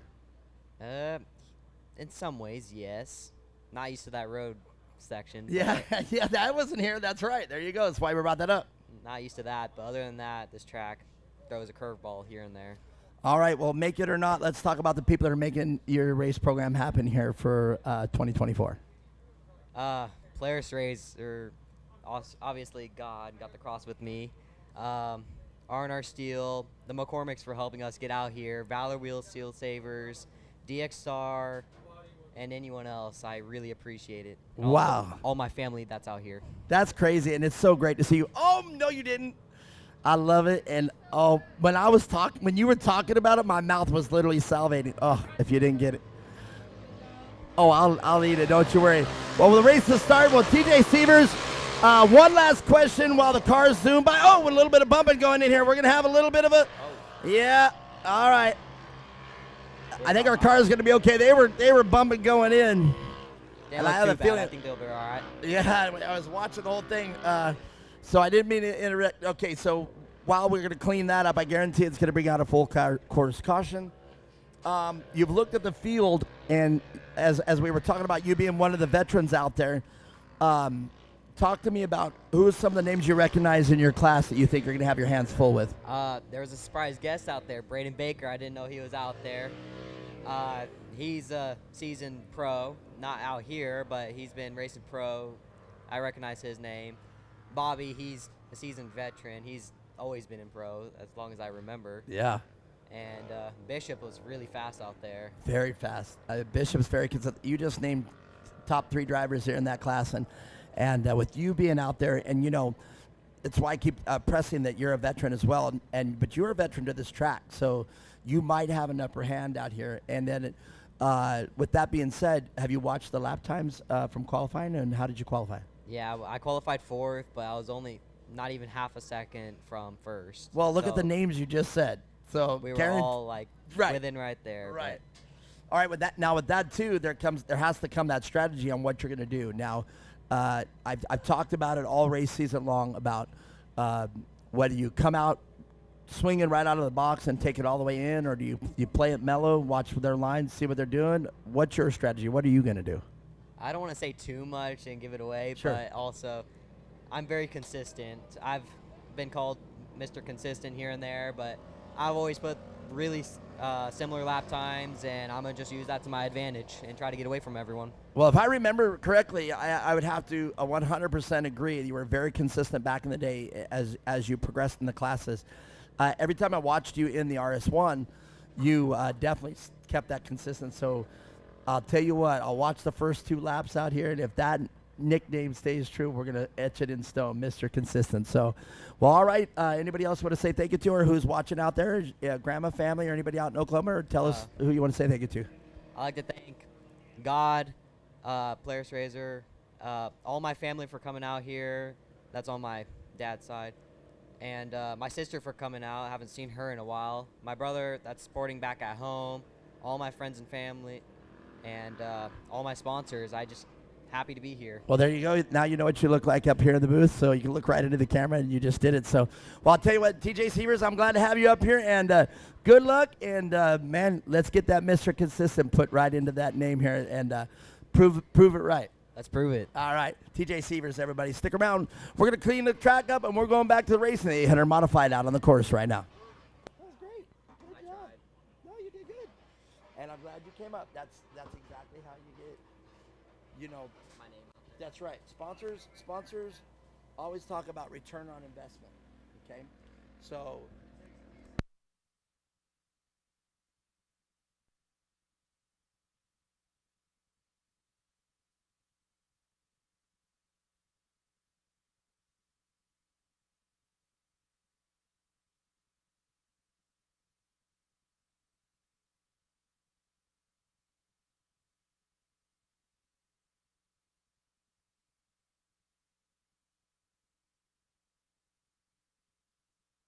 all right, very excited to have that young man out there. The reason why I was excited to see him up here is online. I found out that he was coming, so I said, "Hey, TJ, come up and interview with me." And I don't know if you remember TJ, but man, he was just like the young man that you just saw. He was just so small, and he wouldn't be very talkative. But now he's 15, running the pro class, and man, I remember somebody else that wasn't very talkative either, but I had to learn how to do it. And you learned, he learned, and look at this, man. It puts a smile to my face. I got to chat with him a little bit down there before I came back up here a little bit ago. So, yeah, it's always good chatting with, the boys you grow up, watching race and stuff. And him and my brother are the same age, so they raced against each other before for years. So, yeah, it's crazy to see how big these kids have gotten. Well, I have to admit, and he probably didn't know this, and I don't know if he's going to listen while he walks by, but I was down there talking with the Brian McCormick clan, and there was the youngest there that was just a baby when you guys left, and now he's full. Yeah, that's right. Don't you? Oh, they brought that up to me. Those fighting words. Anyhow, but anyhow, TJ is pretty much the same way. And when TJ walked up this morning and said hi, I had to do a scan like you're going through a Rolodex, or like you're scanning on your phone. Who was that? Who was that? Who was that? But thank God it came to me. I was like, oh my gosh, that's TJ, because he's totally changed. You've looked the same. Like you, from a little girl to you to me, you always look the same. Like I could have run into you 30 years from now and I would know it's you. But TJ has definitely changed. He's gotten so mature, so much taller. I didn't even recognize him. Then I went, holy, that's TJ. And, thank God. And I did it without having to look through or anything, and I knew it was TJ. But he's never been that talkative, and now he's talkative and sponsored and 15, and I'm very excited to see how he does out here. Well, all right, while we're waiting to get this record, let's talk with Weather Hogan. Just come on up here. Are you limping from the wreck? What happened? All right. Are you just... All right, grab the mic. All right, let's talk about it. You did pretty good out there? Yep. Got to feel good? Yep. It's one thing I was talking about you brothers. You guys are both very confident, and confidence out here in racing, I still think that's a big deal to have out there, because there's a lot of competitors out there, and confidence will go a long way. What do you think about that? Is that true? Yeah, me and my brother have pretty confidence. Pretty good confidence. What else? Do you guys train, or do you guys ride bikes a lot, or motorcycles, or anything else? We like riding the razors at the dairy. That's right. You guys are, I forgot that. You mentioned that last time that you guys are a dairy family. And, you know, life's different in a dairy farm.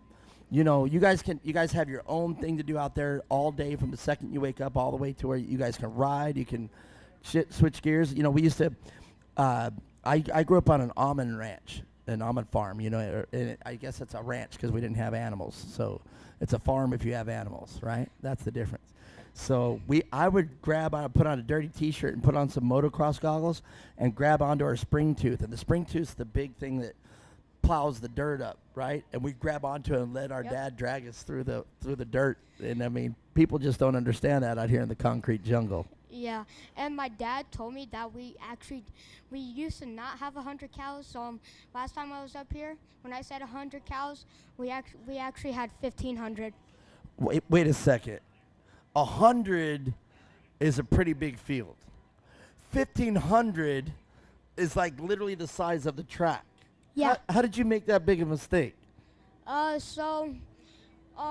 have some pins for some, and then we have this other spot called Out West, and there are some cows out there. Okay, now excuse my ignorance because I've never had a dairy farm.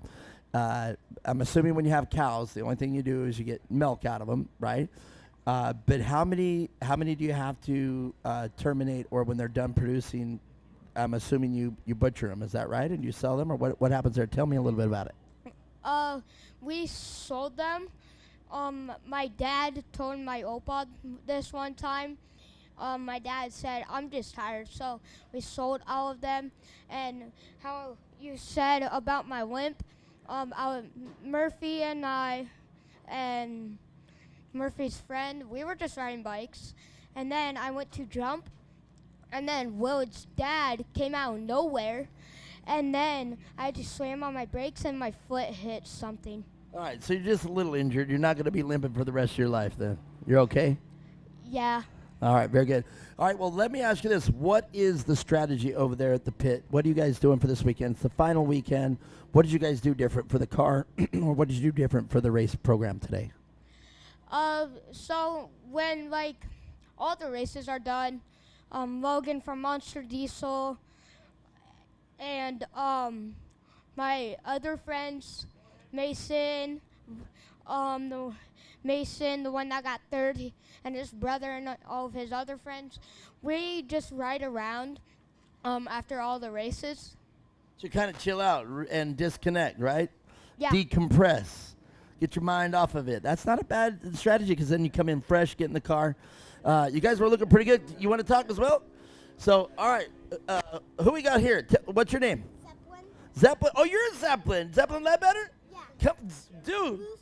Let me try to come on over here and put the mic to your mouth like this. Emulate me. So, first of all, let's discuss how old are you? 6. 6 years old and out here racing. You're doing perfect right there. What is your best finish in a race? Where have you finished? 11th. Okay, 11th. You're doing all right. So you've made the podium before, if I remember correctly. So you've been on the podium. So you've at least finished third. Yeah. So, all right. And I was going to ask you the same question, but I'll ask you now that you got the microphone. Where do you see yourself in racing in about, let's say, 4 years? Where do you think you'll be racing? Here. Okay, so you'll still be racing short course. Yeah. So you like short course racing. Yeah. Have you ever done any other type of racing, BMX or motorcycle or any of it?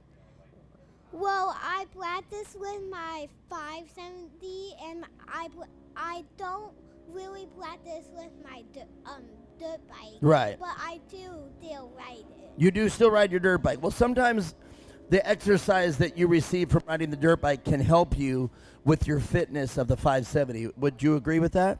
Yeah. So riding your bikes kind of gives you the mentality and the edge to climb in a 570 race. Yeah. Right on. Okay, who's some of your favorite racers of all time? Don't listen to that. I'm asking you that question. Who's your favorite racer? Mason and Wyatt and Cooper and Carter. So your favorite racers are the racers you race with. I'm slobbering all over you. Sorry about that. That was a lot up there. I'm sorry. Well, that's got to feel pretty awesome to actually have these racers that you race with, the ones that you respect the most. Yeah. All right. And what are you going to do different to get your car up on my podium today? This full go faster. Full bore. Just hold it to the wood. Is that right? Yeah. All right. Well, give me a fist bump and let's hand that microphone back to Mia Chapman. Wow. All right. And, well, hello. Hello. So I didn't get to ask Allie on there, and if you want to hand the mic there, that's fine too. But a little bit of problem down the front straightaway there on their first race. What happened? First race, blew a transmission again. Blew one last race, last round here in the modified class. Blew another one now. We're having an issue alignment problem. So between that round and modified, it was pull the transmission out, get all chunks out of it, put new gears in it, and put it back together. Wow. So that was, I think Now- that was probably record time getting one swapped out. I was going to say, are you the only one over there doing that? There was many people over there ready okay. to throw hands in, but you know it's a little tiny car and you're in a 2 foot by 2 foot space. Yeah. There's not a whole lot of room for hands. You guys are literally bumping elbows, literally it reaching was- down there. Everybody just was there trying to help. Withrow was there, Hart was there. Wow. I mean, cars that we need to beat, and they're Yeah. there to make sure that we're there. Well, that's when you know the difference between an off-road community and such as a sport community like Glamis or whatever. Yeah, come on here and stay. Yeah, stand between us. There, he was like puzzled while you're pushing him. He's like, "What the heck?" But that's the difference between an off-roader is you don't win in the pits. You win out on the track. So the thing is, get your competitor out there, do everything you can, and then get them out there, and then that's when the real racing happens. But I mean, I know you've helped. I know your dad's helped. I know it's been like that since, and that's why I say that is the difference between an off-roader and somebody that's been out there at Glamis. Now, granted, you'll run into that racer at Glamis, and they'll help you out too. But really, here at the short course racing, everybody was pitching in. It's been that way for a long time. We always, any parts anybody needed. I mean, we've known Mia she was there when the girls first started racing, Yeah, 7 absolutely. years ago. Yeah. When we first started coming out in the Lucas days. And, I always, it's you got to help everybody get there because one day you might need to help. So my girls are always that way. If somebody needs something, we'll help them out. I mean, I've even helped cars with setup and then they turn around and beat me. Yeah, So absolutely. It is what it is. I tell my kids, they're like, well, why'd you do that? Well, they beat you. They didn't Yeah, beat me, yeah, they beat you. You yeah. got the same car. And they've understood that and they've learned that. And, it was a hard lesson to learn sometimes. And, today's going to be a hard one for the expert class. It's going to take a miracle for her to get back to the top of that podium for the championship. But, we're pretty solid in second in that one right now. If everything goes well tomorrow and we don't have another training problem, expert classes or the modified class, she's fighting for that one. We're trying to hold on to that one and not lose that one too. So All right, well, we'll find out today. The car a little bit, and Withrow was right there that whole time. I mean, you can't see it from here, but that last section, the last coming to the checkered flag, he tried to inside, and she didn't want to let him have it. Nope. So that was just one of those things with, hey, Allie, don't lift. You run that thing past the checkered. I don't care if you run another lap. Don't let him get by you this last second. So. Well, she did good, and I was calling it fat and happy, and she did great keeping him at bay. And he's a competitor. If you open the door, he'll take it. He actually helped us get to this race because we've moved to Oklahoma, so it's 17-hour drive, and it's a lot of money for us to get here just in fuel. Yeah, Severs, they went to Oklahoma. Thing. Jeez. 5 miles to the gallon, pulling the trailer, and 1,200 miles. That's a long way. Well, all right. Well, congratulations. Good luck to you guys. Go ahead and hand that microphone back to Mia Chapman, and let's get back to racing. I mean, I know there was one car that was a collateral damage there going into turn 1, and they didn't make it. They had to be hauled out on the forks. But the white car that's out there right now, that seemed to be the one that took the majority of the brunt and is okay. So it's kind of, and that's the one that went up and over. So the white car there in the coming up, I was going to say in the rear, but now finds themselves doing the battle, and that's going to be the number 197 car, and the 197 of Kaya Sane. So Kaya Sane, a name that we've heard out here, and Kaya doing great out here after taking a tumble, and looks like nothing happened to the car.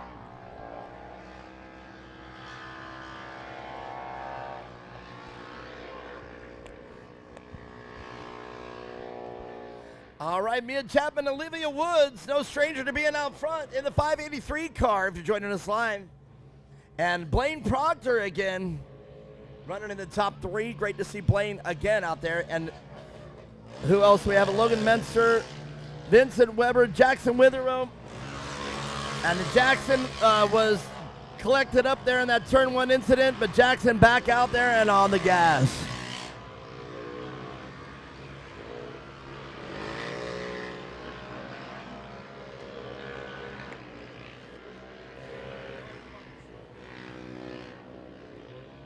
All right, we'll have to wait for the overlay to update, because by my view out here, it is the 583 car of Olivia Woods out front, and Jackson Witherow right behind her, and the number 213 of Blaine Proctor rounding off the top three. And there's the Menster car, Logan Menster, the 777, the 197 of Kea Sane, and a car that I'm not sure I've seen out here, the number 45 car of Vincent Weber.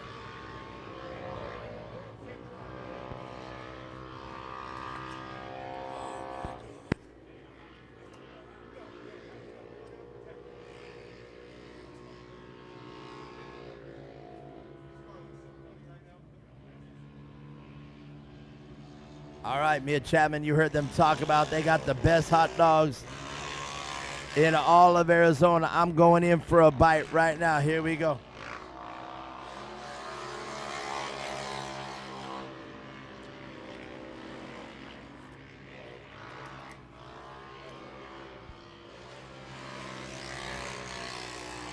Well, she ain't lying. That's a dang good hot dog right there. I better go over there and give me some water.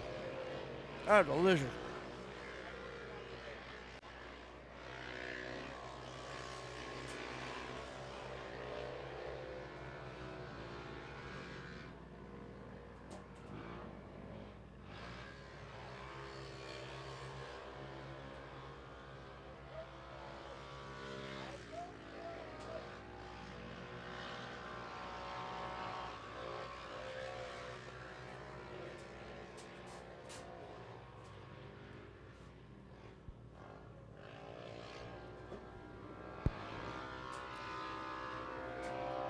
All right, Mia Chapman, looks like Olivia Woods has her hands full. Jackson Witherow right behind her, coming down the front straightaway.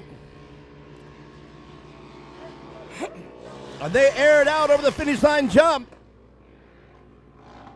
But Jackson Witherow now going to have to find the line around Olivia Woods as they check out from the rest of the field. And I do believe this is going to be our first mandatory caution class of the day. Just for the record, I'm not responsible for calling that. And there it is. Jackson Witherow made the pass in turn two. So now Jackson Witherow out front.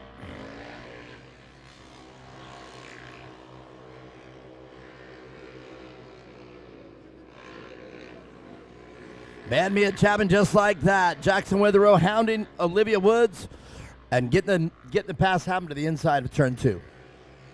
Yeah, that was definitely a good move on Jackson's part, and it's all about being patient and finding the right time to pass to, one, get by cleanly, and two, do it usually the easiest way you can.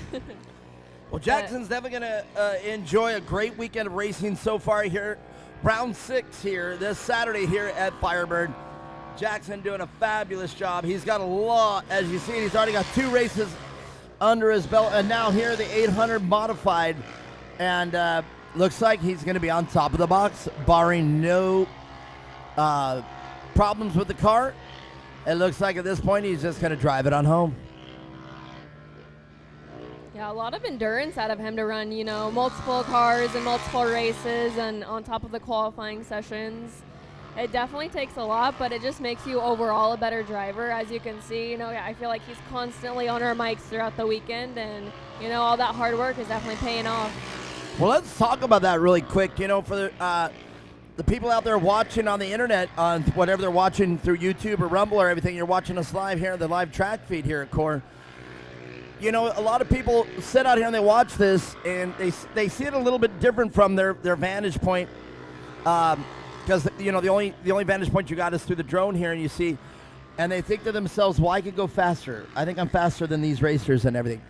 But they don't realize that not just the physical stamina needed to pilot and move these cars and brake and that is physically exhausting, but it's also the mental game, because you're not, as you're not just out there moving the steering wheel. You're planning, and you're almost doing it instinctively. You're not really doing it consciously, but you're doing it instinctively, to the inside, to the outside, what corner you're taking. You know the fast line. You did it in practice. Well, that mental exhaustion in my opinion, can be equally as exhausting as the physical, and people think you're sitting in the car. But man, when you get in the rough stuff or the car starts to lift and you're jumping, it's like being in a boxing match for 10 minutes. Yeah, like you said, it definitely takes a lot of mental, physical, of everything to run multiple different cars throughout the weekend and still do well. And he's stayed pretty consistent throughout the classes today that I've noticed, and he's absolutely killing it. So, yeah, big props to him. I know that's definitely a lot to do. All right, we're looking out on the track when I see Jason stand up. And he's talking. And I can't see from the he's walking down. I see Olivia. Oh. Well, if Jason's walking down the bleachers here, that would mean that Jackson Witherow with catastrophic failure. And let's see here. We can see from the drone shots. You're watching the same thing that we're watching on the screen here. And that's Olivia Woods here right in front of us. She's going into turn 2. And you'll see her go into turn 3 right here. Jackson's going to be over in turn 6 or 7. I don't see Jackson from our vantage point. And that's the back straighter going into turn 4.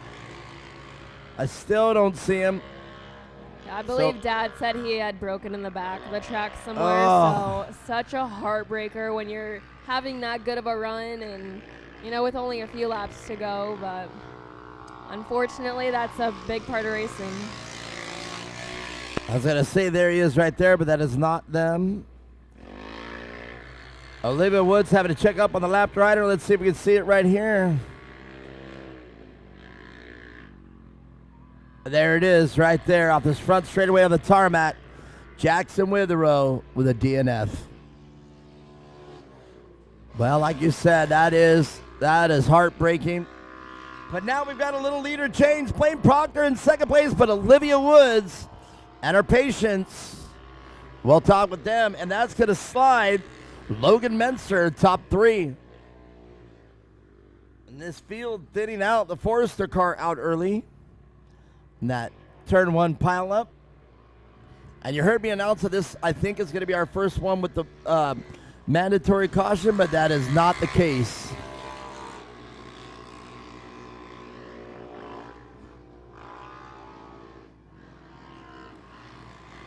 So there's the Logan Menser car, the 777, over the finish line.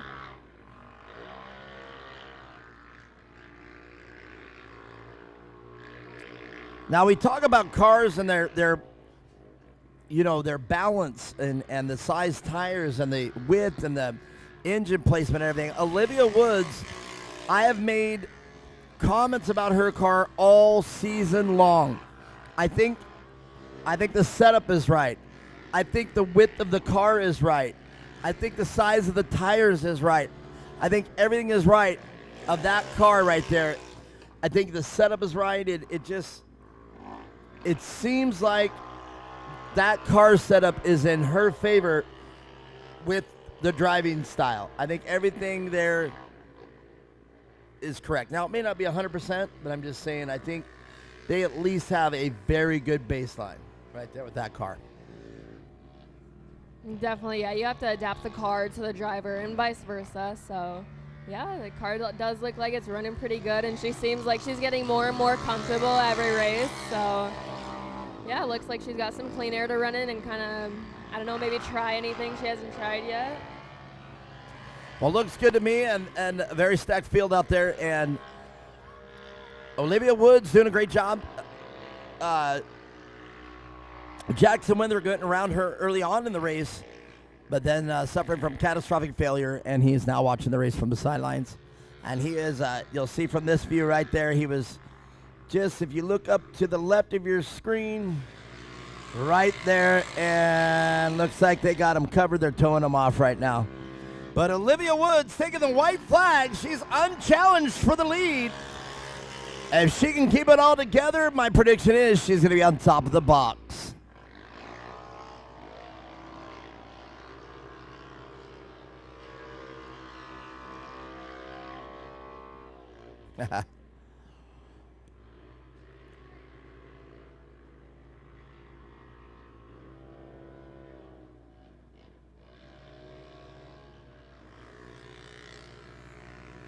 Well, let's see. Back to the overlay. Logan Menster rounding off his top three. Blaine Proctor. And a young lady that probably pretty happy that the car didn't get damaged. Kaya Sane, I think, will be happy with a fourth place finish after the mishap in turn one. But Witherow, Weber, and Forrester, unfortunately, they have to. You all right? You all good? You know you're upset with yourself, right? Come on up here.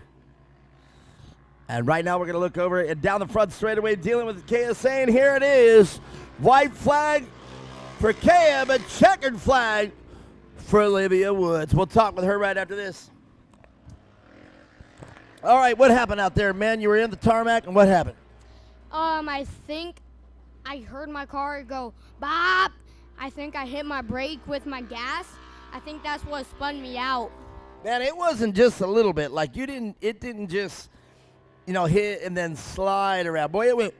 It's like you hit a button. Yeah, really was like it. All right, but everything was good. You were able to recoup, and there's nothing wrong with the car. Yes. So let's be honest. We're brothers, right? We're friends. Yep. Would you consider us friends? And we can be honest, right? Yes. It would appear that you got a little overzealous on the throttle pedal. I couldn't hear you. It would appear that you got a little overzealous. You got anxious on the skinny pedal. Yes. So you recognize it was your fault. Yes. All right, very good. That's and that's a very good important part of racing. You got to know where you made the mistake, so that way you don't make the mistake again. Yep. It's just that's the corner I do the best in. I keep my foot on the gas. I think I hit the brake with my foot on the gas. And you might have.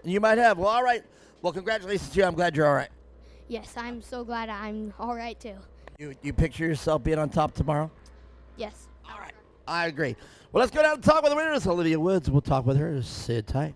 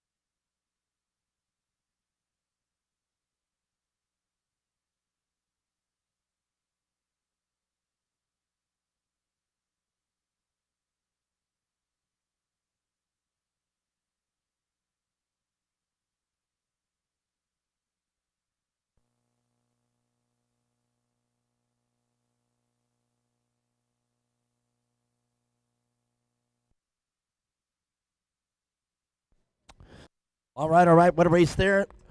Lots of a little bit of carnage there going into turn one. Luckily, it didn't appear to be any injury on that one, but a little bit of time there to clean up. Logan Menster, Blaine Proctor, and oh my goodness. Did a great job there. We'll wait for Logan.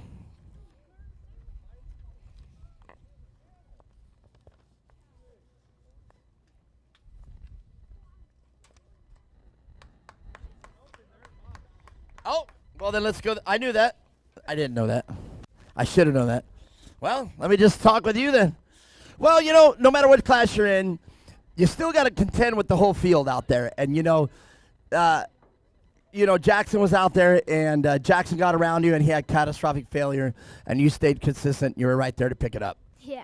So, man, that's got to feel good. I know that's not the way you want to come in here and stand on the podium on that note, but, man, I figure championship race weekend, you better take it any way you got it. Yeah. All right, very good. Let's talk about the people that make your race program happen. My mom, my dad, Apex, 2X, Shreddy, XDC, Go Fast Girls, Rugged Radios, Method, 518, GBC. I gotta think. Friday, and my aunt and my uncle who came out, and then that's it, I think. That's a long list. That's a good list. Yeah. All right, well, I'm going to get out the way. You guys smile for the camera. Olivia Woods, your lone winner up there with the open class. She is the winner, but now we're coming to hear Blaine Proctor. So she's open, and you guys are modified, right? Yes, modified 800. Blaine Proctor grabs that one, and Logan Minster grabs second. There you go. That's all right. And which one do you have? It is that one? All right, Logan, grab that one. And does that mean that Kaya got third then? Is Kaya in? Come on up here. It's open? Well, you're an open? You're modified. Then you're third, right? Yeah. All right. Sorry for the confusion, love. What do we got here? Yep, almost had it. All right. Well, man, you went for a ride there going into turn one. Talk to me about it. Yeah, I don't know. I tried to gain the inside line because that's the best line in the turn, I feel, and it just didn't go as planned. And I'm sorry for making other people wreck. I did not mean to do that, but... I don't think anybody in racing ever intends on taking out another competitor, and that was quite a ride. You were the one that went for the ride. From my eyes, is that correct? Yes. All right, and yes, you did indeed. There's carnage, but I don't think you meant to do it. Now, as you know, you'll probably learn from that mistake and try to be easier on next time, but still race and hold your line a little bit better. And that's learning how to race. So you did fine. You'll be absolutely fine. All right, well, let's talk about the people that make it happen, and we're glad you're okay. God for keeping me safe, my dad, my mom, all my family, Chris DeSosa Diaz for rebuilding my car multiple times. About to be a third or fourth. Glenn Johnson Coin and Heating, MRT Tires, Signs Unlimited, Lust Plumbing, and all my family and friends that come out here and watch me or watch me on the live stream, just support me in general. I think that's a great list right there. What do you think? Yeah. All right, make some noise out there. Glad she's all right. That could have been a lot worse, but man, second time up on this podium is so far pretty dang good. I love that you are always excited to make this podium. All right. Well, I'm just messing with you. Let's talk about the people that make your race program happen one more time. Monster Diesel Repair, 2X, 518, and yeah, my mom and my dad, and yeah. All right. Very good. And we're very fortunate to have you out here. You know that, right? Yeah. All right. Look at Minster, everybody. But Blaine Proctor. Wow. I mean. So far this weekend, we've talked quite a few times already. It's going to be a weekend for you to remember. Yeah. All right, let's talk about this race. At the start, I didn't even realize that there was a crash until the full caution came out. And I was wondering what happened. I came around, and I just see a big pile up in turn one. Well, it was gnarly. Kay went for a ride. She did a quite little good pirouette over there at the edge, but luckily didn't hurt her car any or herself, so I'm glad she did. You came out victorious, and like you said, you didn't know what was going on. You just held your line. Yeah. All right, let's talk about the people that make your race program happen one more time. Extreme Machine Fabrication. My dad for supporting me and spotting me. My mom and my siblings, my grandma and grandpa for supporting me, and all the people who watched the live feed to watch me race, and God for keeping me safe, and anybody else I'm forgetting. Well, I don't think you're forgetting anybody. That's quite a list. Make some noise for these competitors. And a little bit of emotion on that one. So great job to everybody. And Mia Chapman, we got another race coming up next. We have our 250 open class coming up next. 250 open. These are one of my favorite competitors. This is where the cars get just a little bit different. You ever run a 250? No, my parents said I would never run 250. So where are you jumping up? You just going right to the big dogs after this?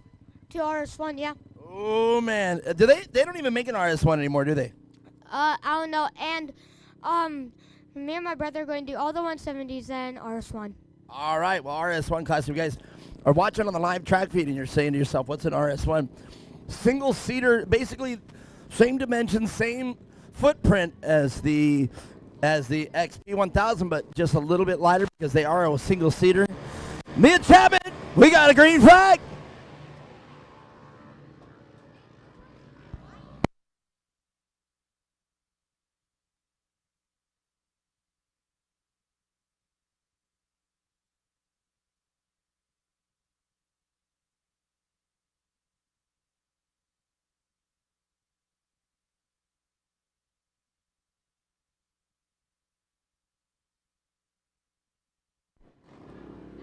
Well, there it is, the 250 open class. Declan Shields out front early. Landon Morrow right there in second place. And Luke Torres rounding off your top three here from the first lap start. Look at them set those cars into turn 6. Love how these cars set. And they seem to be just a little bit faster than the majority of classes out here. And we were talking about that power to weight ratio. And these cars, definitely fun to watch. Check out the speed as they come through. They got a race on our has Declan and Landon. Oh, and they touch, they spin out. And I'm very certain. Hey.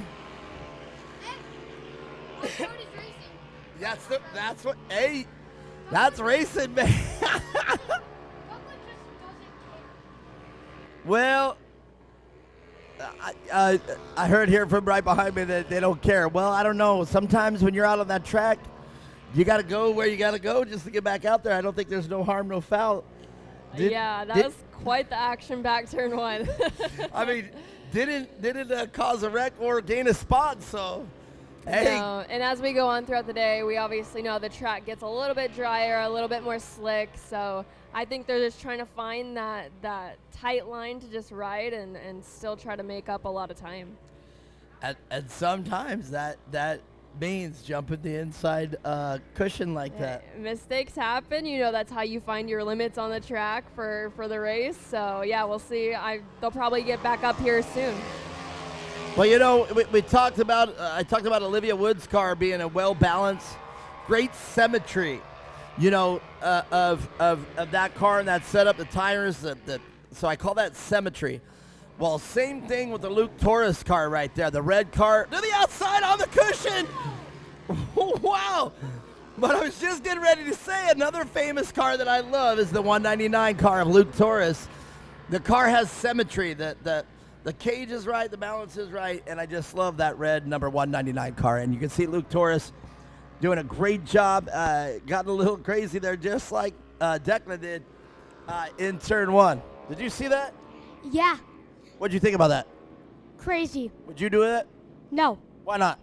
Scary. No, you would do that. I guarantee. I've seen you do that. Yeah, and I don't like the short course because on the short course it's bumpy. Well, it is bumpy. This is off-road racing, right? Yeah, and it's more sketchier. I don't like the short course either because last race on Saturday, I just kept going off-roading over that, and then I had to get right back on the track. Well, I'm just going to tell you like this that I tell my son. If you don't like the track, I got to tell you, every other competitor is dealing with the same track. In other words, if it's bumpy for you, it's bumpy for them. So they're at the same advantage or disadvantage. So the best thing to do, in my opinion, and maybe Mia Chapman can back me up on this, is if the track's rough, bumpy, set your car up, but have the best setup and learn how to negotiate that roughness, because if you're the one that learns how to do it better than the rest of the field, you have the advantage. And that's right. And as you heard, Zeppelin Ledbetter just say the big thing is to try to be safe and make it clean. Is that right? Yeah. I agree with you guys. And the crazy person that's on the track right now is Declan Shields. You think so? Yep.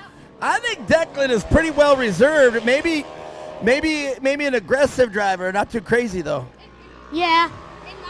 In my opinion, I think it's Landon. I would take Landon over Declan. Declan's pretty reserved. I would take Landon.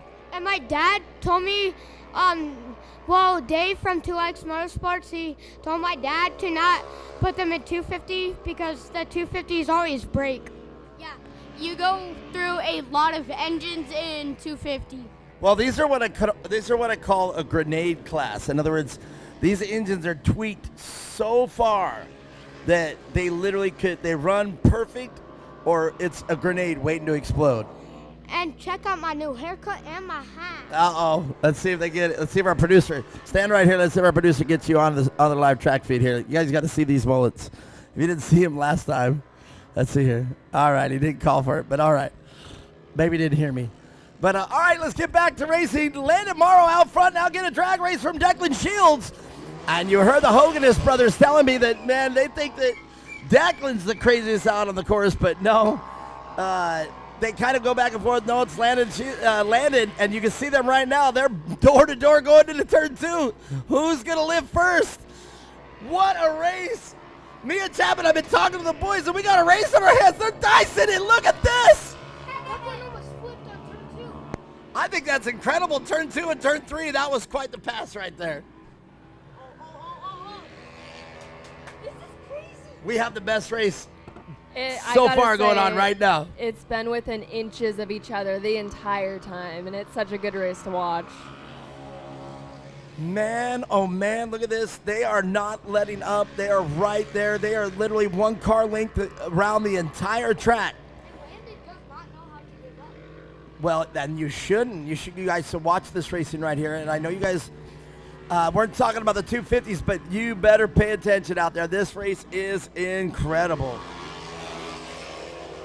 So Landon Morrow now dropping down to second, but I'm not gonna write Landon out because they're not making any ground on each other. They are right there within striking distance, and I am now not wanting to watch the TV screen. I'm wanting to watch it live unfold, because this is what I've been talking about, Mia Chapman, when I said I didn't know how we were going to put together a show for side-by-sides, but you know what? I present to you Exhibit A, an incredible race.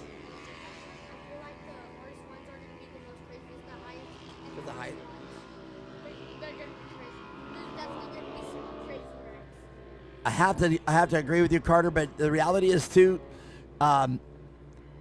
unfortunate with the 250 class, you know, these kids, Declan Shields, Landon Morrow, I don't think they're going to be in this class. Like, this is going to be it for them, you know, 2024, you know, or if they're going to be in it one more year, because, you know, these classes that are, you know, stepping stone classes, they don't race them for 4 or 5 years. Yeah, I think we have to remember, too, because these kids have so much talent, it's easy to forget how old they are. So it's not always a bad thing to stay in a class even when you're, you know, pretty good at it, just for the sake of the age and the experience, and you got plenty of time to move up into the pro classes in the next class. So, yeah, I think definitely taking their time with it, having fun, and, you know, just keep getting better and better each race. Well, so far this field, I've absolutely fallen in love with this field, and I think a lot of it has to do with Luke Torres's car. I just love the symmetry of that car. I always have. If you go back to the earliest days of me announcing here for Core, I've always pointed that car out. It's balanced correctly. But look at this, man. We've got a race. They're just within feet of each other, but it looks like it is going to be Declan Shields at the top of the box. Let's see who's going to come through. Checkered flag getting ready to wave. It is the 258 of Declan Shields, Landon Morrow, and they're still on the gas, and that's going to be unofficially the third place car of the 199 of Luke Torres. Cooper, what's going on? I want the camera on me. Like, I want our producer's over there. All right. Well, he's going to get back over here in a second. I guarantee it. And if well, you know, you give them an inch, they take a foot. Is that basically it? I love it. All right, what's fresh? Come here. What's fresh about your haircut? The lines and how it's so hot. All right, who does that? Do you get this haircut at home? Joe's Barbershop. Joe's. You know what you got to do now? Now you got to go, because I'm assuming your dairy. Where's your dairy? Out in Avondale? Where's it at? John Way Parkway. Where's that at? By 238. 238 Maricopa. So out further that way. Yeah. You guys got land out there then. Yes. All right, well, here we go. Here we go. Check out the haircut. So here's what you got to do. You got to go and you got to tell Joe that during the 250 race, you were able to show off the haircut. You going to do that for him? Yeah. All right, very good. All right, well, let's get back to it. I'm going to go interview these racers, and I hate when I do that. Up next, Naturally Aspirated Youth. It's going to be great. Crew Heart, a lot of the names out here that have been racing all day. But we got Ella Warner new to this weekend. Oh, and there's the sister of Allie Easton and Zoe out here. And Harper McKinney. Some new names out there. And I love that about, it takes the last round. But here we go. We'll talk with the leaders. Stick around.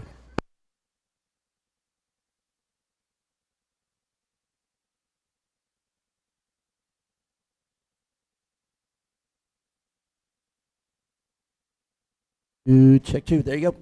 And Crew Hart, he is so good in his 170 class that I can't even believe it. Like in October, he got first, and then I'm like, holy crap, he's so good. All right. Let's talk with the winners of our 250 modified. Stick around. Well, you're in. Oh! Ah! That was lucky. You're enjoying a good weekend. Yeah, I'm Crew. I know.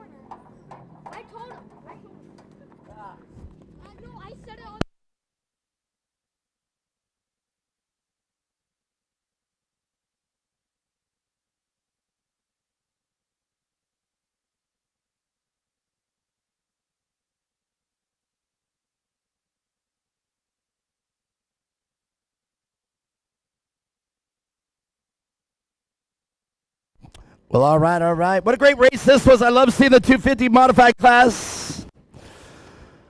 So come on, fellas, let's get this interview. I hate to press it, but we are running short on time, so we're going to go as fast as we can. Come on, come on. Luke, come on up here.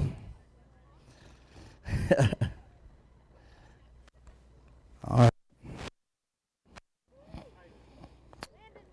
Well, Luke Torres, you'll hear me on the live track feed, man. I just love your car. I will always love your car. I just love it, the way it looks. I love everything about it. And, man, what a fast race today. You guys were on rails, all of you, top three. How do you feel about that?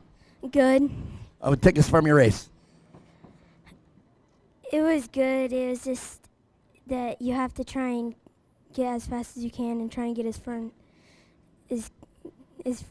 in front as many cars as you can. I mean, otherwise you're just playing catch up. Is that right?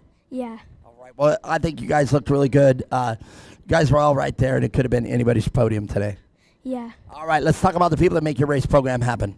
My mom, my dad, my sister, my brother, Vidovich, MSI, Rockville, GBC tires, anti-gravity batteries, McNeil Racing, Powder One, Car One, and all the others that I forgot. All right, Luke Torres, everybody with a great car that I love out here in the weekend, third place. But Landon Morrow, I mean, what's going on? I haven't talked to you all weekend, man, but that was quite a race. Let's just call it. You guys were dicing. You guys were inches there for a few laps, and so far as I'm concerned, that was the race of the weekend so far.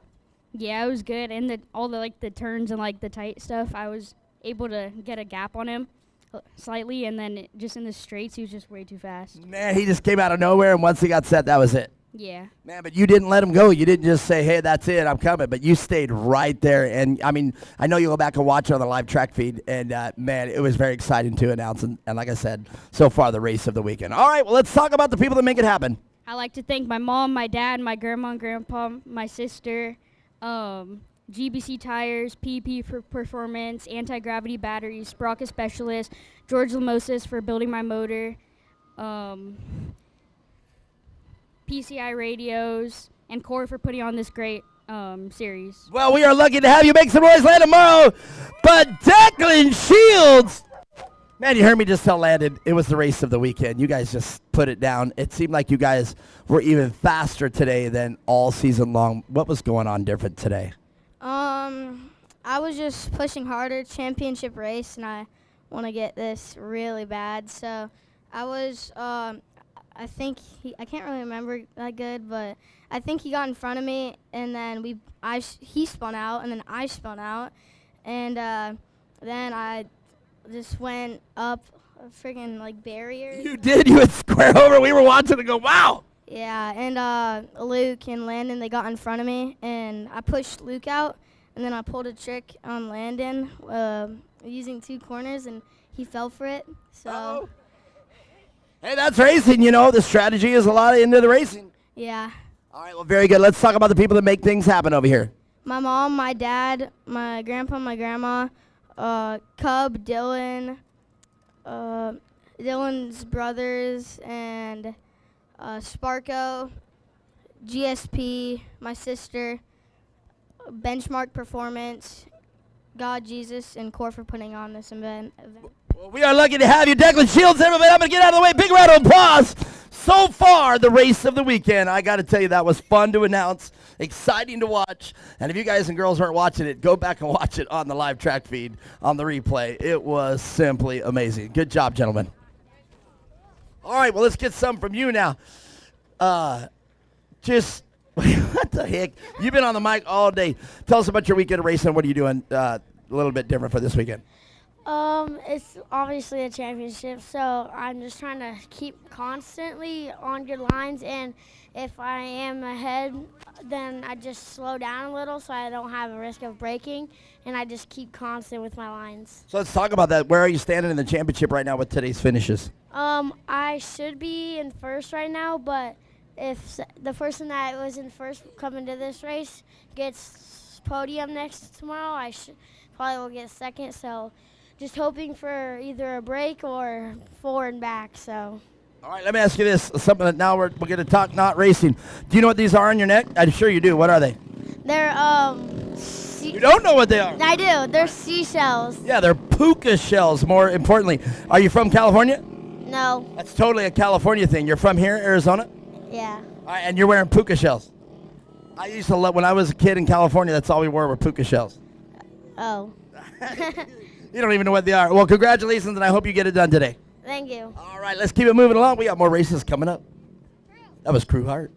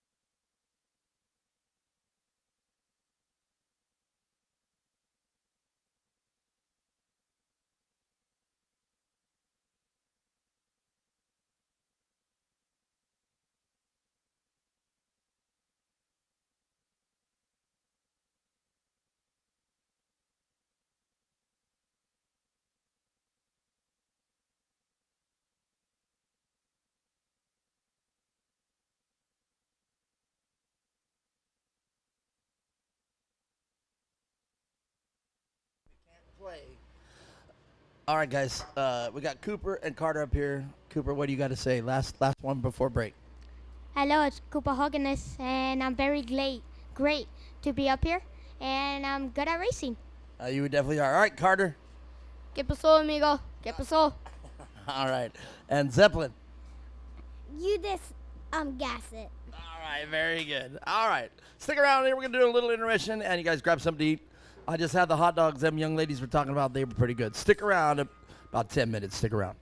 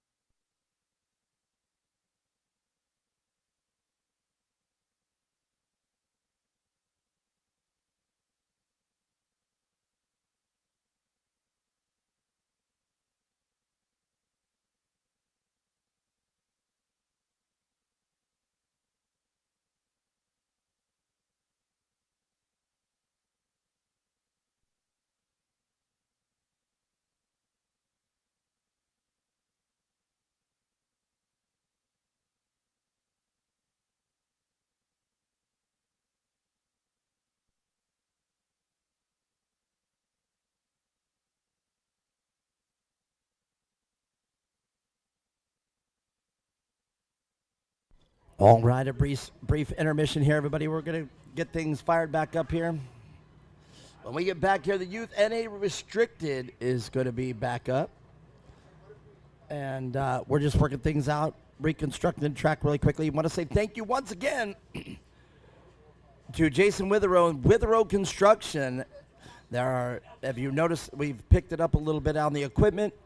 And once again, thank you to Witherow Construction for that. So Jason and everybody there, thank you much.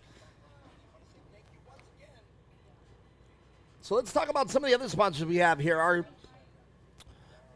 Our series sponsor, R&R Steel, the season sponsor. Designs provides all the trophies and the 2024 season. Overall support of Core, they are our main sponsor. Thank you, R&R Steel and the Van Beekums and everybody for all they do here at Core. PCI Race Radios. Shannon's out here making sure that you guys have what you need for your radio and communications.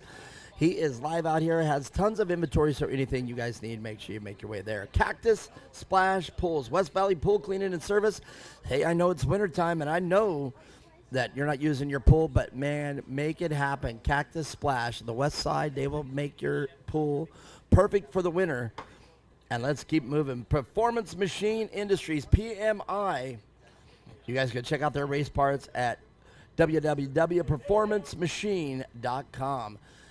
Check everything out, PMI. Also, Hoosier Tires, your official sponsor of Championship Off-Road Racing. JG Racing, also part of that with the Hoosier Tires.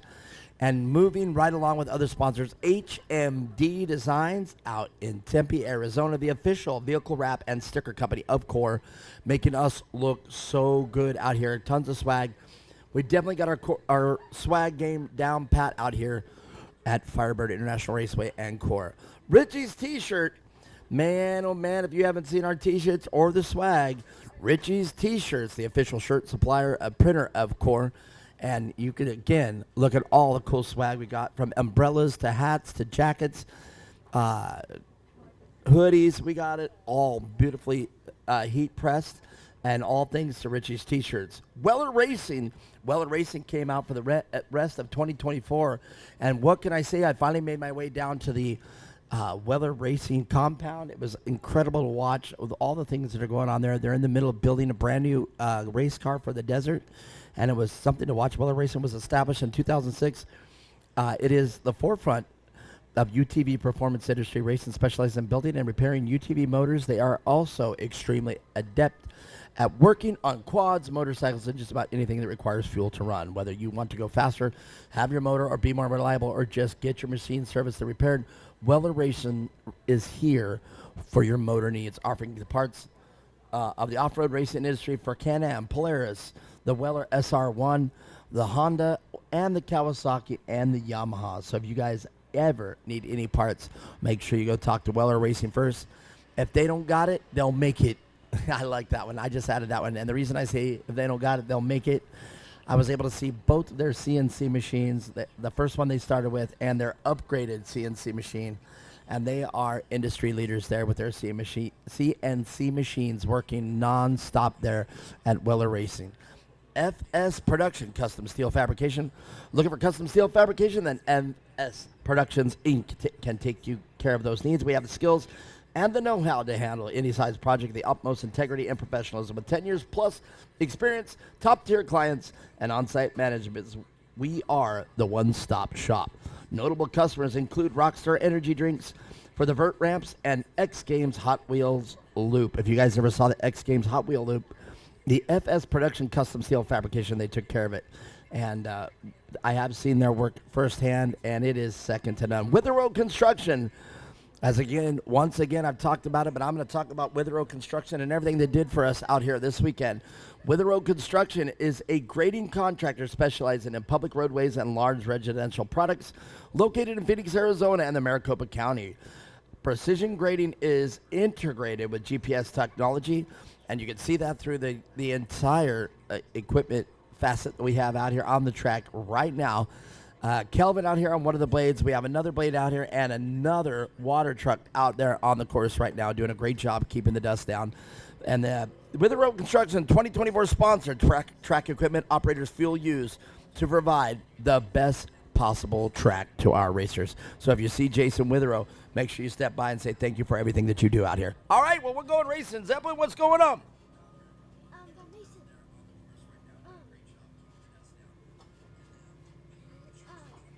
Did you ever have kids before? I have 2.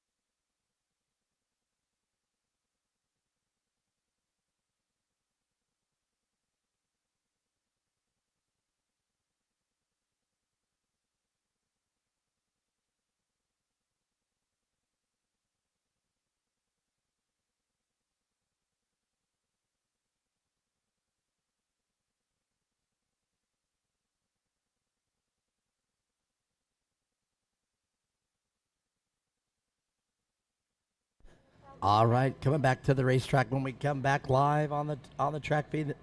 This is round 6 Saturday out here. And went right through the list of sponsors. One I didn't get in there is Baja Racing, your PCI Race Radio, awarding. Oh, look at that.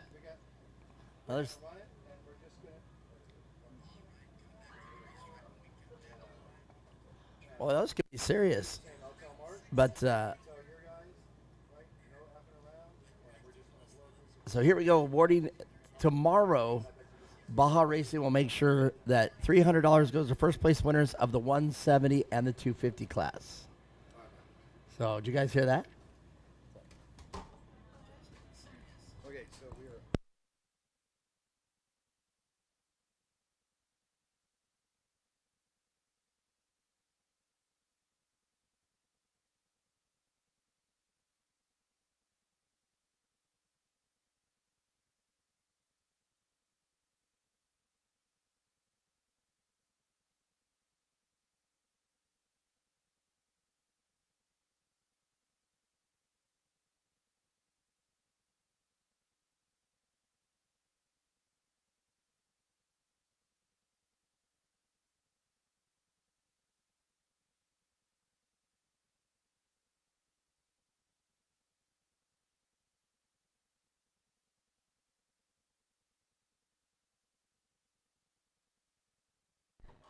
Well, all right, it's Mason Olgarian, is that right?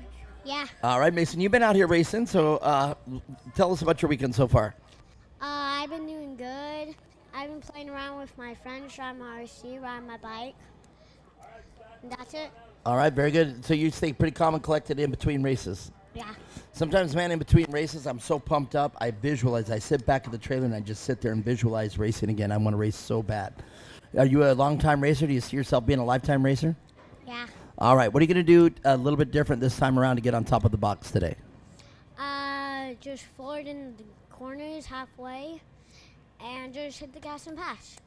So passing is everything, right? In other words, the corners is where you get it done. Like I always say, in golf terms, they say you drive for show, putt for dough. So like in racing, you do the straightaways for the show, but the dough is earned in the corners. Would you agree to that? Like you got to know how to handle the corners. Is that accurate? Yeah. Because down the straightaway, if you and I are in the same car, I'm going to floor it to the wood, and it's going to go as fast as it can go, and you're going to go as fast as you're going to go. Is that right? Mm-hmm. And that's it. But in the corners, what if I choose the faster line and stay on the gas just a little bit longer? Yeah. All right, very good. Well, you get one of two ways to talk with me on my mic. You either crash out, you win, you get on my podium, or you come up here and talk to me right now. So let's talk about this. Who makes your race program happen for you? 2X, Shift Speed Shop, Pro Performance, my mom, my dad, my grandpa, my aunt, my uncle, my grandma. All right, very good. Now you said thank you to everybody. Let me ask you this question. Of that list, who works on your car the hardest?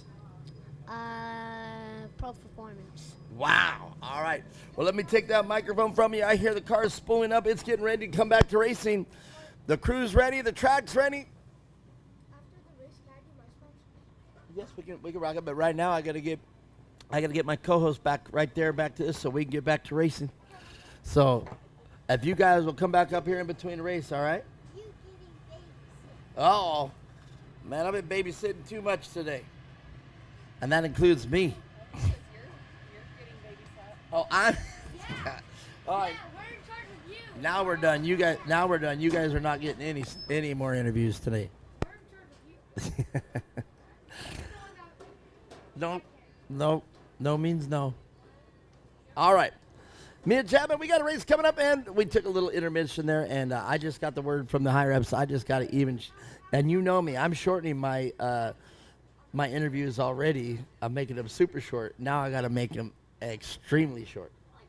I mean, I'm gonna walk out that third place. Great job out there. Let's hear from your sponsors. And the only one I'm gonna interview to hear their story is the first place. Yeah, I think obviously we'd love to talk to the drivers longer, but for the sake of time and making sure everybody gets to race today, with it being such an important weekend, we gotta cut some things back to kind of make up that time. All right, well, we're definitely gonna do that. If you're out there in the live track feed, last I saw, we have about 30 people out there, and already boosted up to almost 71 now. So it's going up there, so it goes up during our race. All right, I already went through the sponsors. I was talking about all the help that Wither Road Construction does out here. But 70% of the equipment, 70% of the equipment that's out here on the track right now. And as you know, Kelvin normally is a one-man band, but not today, man. He's got another guy on the blade out there, another guy on the water truck, and man, track is just as perfect as it's going to get. You know what I mean? I remember when we used to have a track like this for the Nationals. You know, never for the regionals, but the Nationals, we had a track like this. So now, Court, we got it coming right in there. And we got it. Yeah, it might be a little slick for these first few laps, but it'll come in fairly quickly. So, yeah, I think this next race will have a pretty decent track. All right, well, let's meet the drivers. Wyatt Cotter in there in the 1912 car on the row number 1. Ella Warner right next to him on the 125. 531, Evan Atkins. They're going to take a lap around. Wyatt Connor, tough all year long. Connor Power, a name that I don't recognize here, number 75. Crew Hart, we've been talking with him all weekend long. Liam Cadwell, and then number 223 car, and Nixon McCormick. Love the McCormick crew. They've been out here strong all day, and it's great to see the family affair now. And Brian was going to race an SR1 that he purchased from Bobby, but you guessed it, he blew the motor. So Zoe Easton in the 124 Z car. Ryan Bernstein right next to Harper McKinney in the 548 car. So this is going to be a great race out here. This is the naturally aspirated restricted class. And if you're just now joining us out here on your live track feed of any source that you're watching it, you came at the right time. This is the first of the really fast big classes, and 250 so far really put the race down. Declan Shields and Landon Mara, they really put that race down. It was very exciting to watch and very exciting to announce.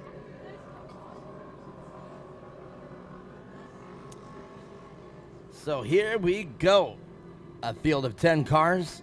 Now, 10 cars, I think, is just the right amount without being too little and without being a lot of cars in your way. So 10 cars, pretty much a grudge match, man, and especially if every one of the cars are equally as fast.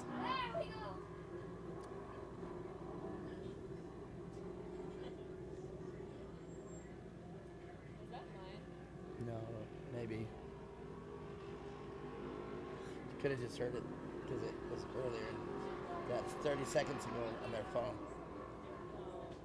So. Oh my God. They're watching the live stream. Yeah, I made the mistake of showing them. Huh? I made the mistake of showing them. I heard myself, let's go Carter! Ooh, how is Carter in second? Well, that's just how they're started right now. All right, well, if you're watching on the live track feed, we are just moments away from the green flag, and we're going to watch Kevin right now as they come down the front straight. They're on the tarmac, and you can see right there as they zoom in, a field of 10 cars. Maybe we're short one. 1, 2, 3, 4, 5, 6, 7, 8, 9, 10. No, there's 10 out there, yeah. Well, it says 11 right here for some reason. No, Yeah. Because look, no one's behind that red car. Look, it's all by itself. Ah, weird. We'll figure it out. Here we go. Big old tires from Rural Road, Adam Grunder. Green flag. And we are one car down from a 10-car field. Seeing if we can figure out who it is pretty quick. But Mia Chapman, Wyatt Cotter in that bright orange car, no stranger to being out in front. Definitely, yeah. He's one of the top contenders in this class, and it's always a really close battle between the top 5. So they don't give each other much breathing room, which will make for some good racing today. Man, without a doubt there in the 125 car, equally as competitive. Ella Warner, top 5 almost consistently throughout the season. Makes me wonder where the Cotter already with a mistake, trying to get off the wall. Now, no yellow flag flying, not even locally. So now Wyatt Cotter going to have to do whatever he can do to get back up there in front. But as I was talking about Ella Warner, I'd love to see where the point standings are for Ella, because she's been consistent all season long. So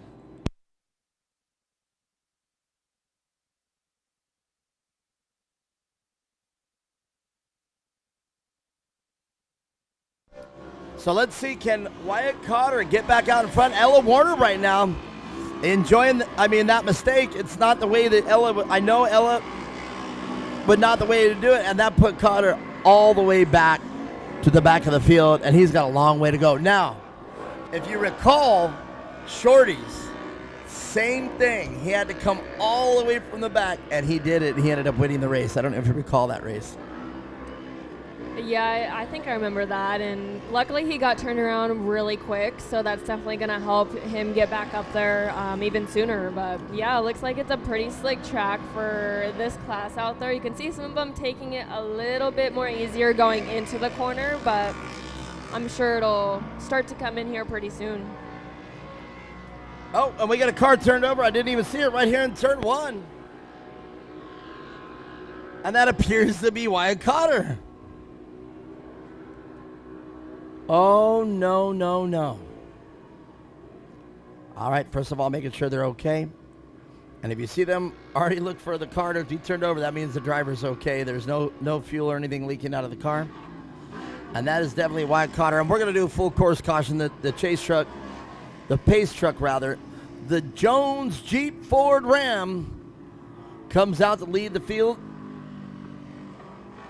And indeed, that is right in the middle of the track, so for sure, a good call on that one. But as I see that bright orange come over, that was indeed Wyatt Cotter.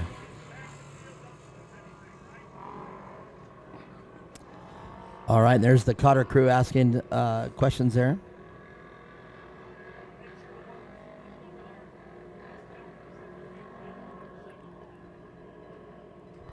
And working it out with timing. So now Wyatt Cotter hoping that car is okay, not catastrophically damaged. I'd love to see Wyatt Cotter get a fair shot after a couple mistakes, but I don't know. I didn't get to see that one. Car sounds all right. Doesn't appear to be smoking. Think he's relatively lucky, because there could be a lot of things that can happen from a car tipping over with that heat, up to and including catching fire. You can see him moving the car back and forth, and they'll figure out where to put him. Uh-oh. Well, there's a development. Yeah.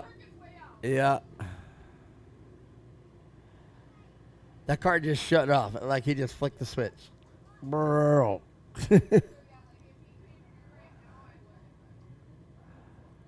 All right. Well, back to racing. Let's see. We're holding up the track. We're holding up the field, rather. And we'll hear from the track crew right now what the story is going to be. Oh. I'm wondering if we're talking a limp mode. Is there a mode that will shut the car off? No?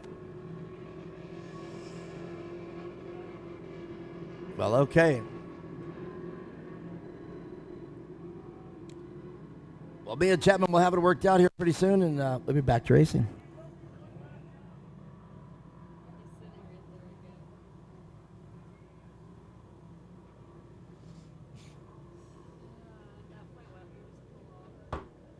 Yeah. He's not going to make up a lap.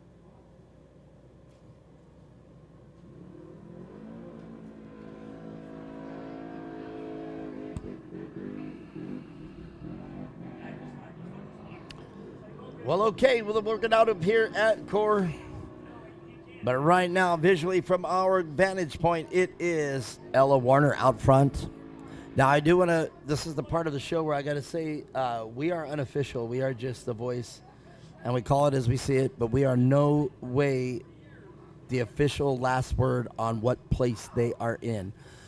Mia Chapman and I can only do what we visualize, but we are not responsible for determining what position they are in. That is what our timing is for.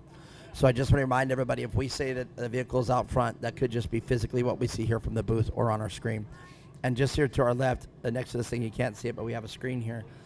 But we are not the ones that determine who is in the lead or who isn't. So we can announce it like that, but we can't guarantee that that is 100% the position based on several things, like what is getting ready to happen. What I think I overheard over here is that the wreck was still, before he made it to the field, they rolled him over. He's still on the lead lap. So I don't know how that's going to work out.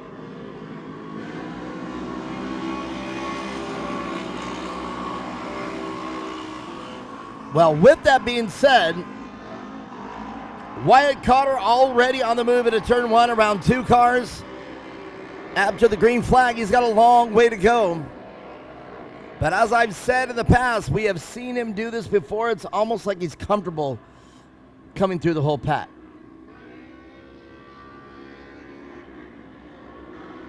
And already, oh, you see a car dart off like that. Normally, broken steering component, but that looked like 100% driver error. That's the 223 car of Liam Cadwell. And another car spun out in turn 4.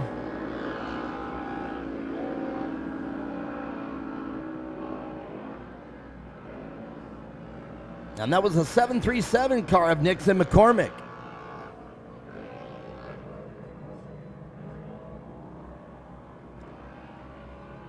But let's see as they come through. Mia Chapman.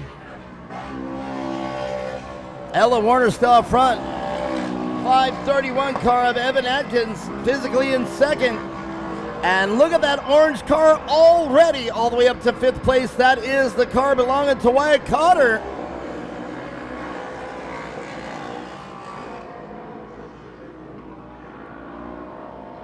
Oh, big dirt clot on the drone. And you can see Brian doing flips to try to get that. You know, Mia Chapman, it is actually amazing that I've been watching the drone all year long, and that's the first time I've seen it with a big cloud right on the camera. I have a feeling it's going to be coming in for a landing, and he's got to take the dirt clot off. And there it comes. But back to racing Ella Warner right now.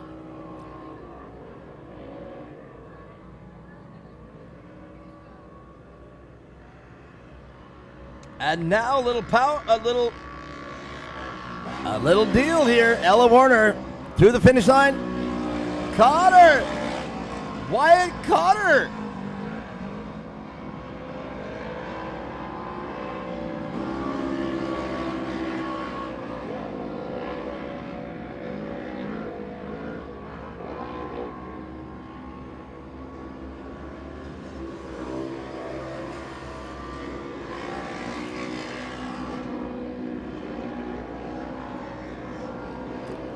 Well, Mia Chapman just simply overlooking this race and not even calling it from the screen or what we have here in our sheets in front of us. Wyatt Cotter spun out in turn 5. Was able to get back in it and stay on the lead lap. Goes into turn 1. I didn't get to see it, but was probably in a hurry and put it over on the lid. He's already caught back up with Ella Warner. But by looking at the overlay that you see here on the live track feed, it says that he's down 1 lap. So what that's telling me, if he gets that car out in front of Ella Warner before the mandatory caution, he can speed back around and pick it up one more time. Isn't that right? No?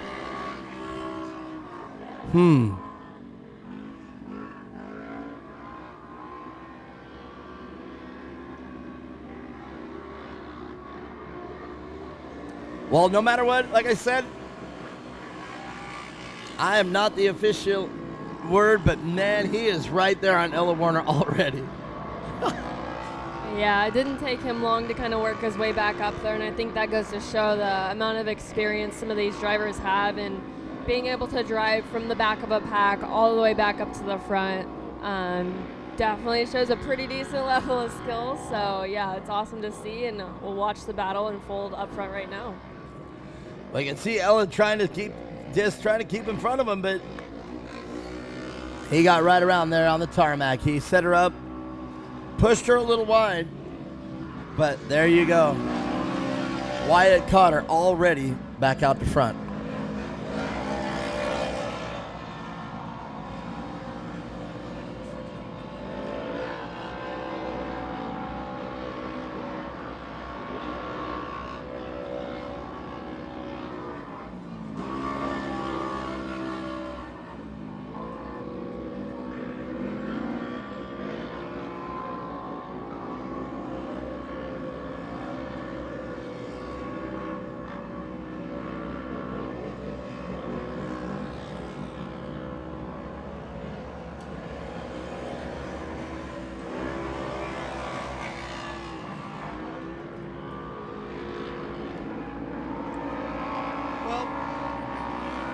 We're going to see how this plays out. I can see the minds of Casey Kane. He's looking around and he's trying to figure out what to do there. I, as an announcer, don't know how to announce it either. So, best case scenario, Wyatt Cotter is dead last on the lead lap. Best case scenario. Worst case scenario, he's a lap down the whole race and he's never going to be able to gain it back. And either way, he's out front. Ooh. Another rollover in turn 6. Turn 5, rather. And here comes Wyatt Cotter, and they got to get around clean. I believe there's going to be a local yellow. You can see the safety crew. That car is right in the middle of the track. Wyatt Cotter to the inside. Yellow flag flying, local.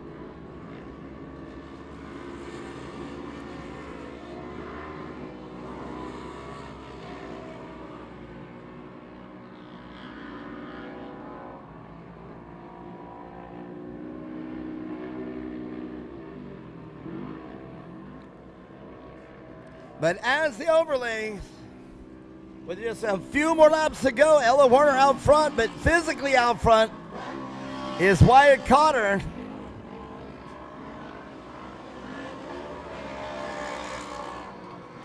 So that's going to be a 1, 2, 3. Wyatt Cotter, or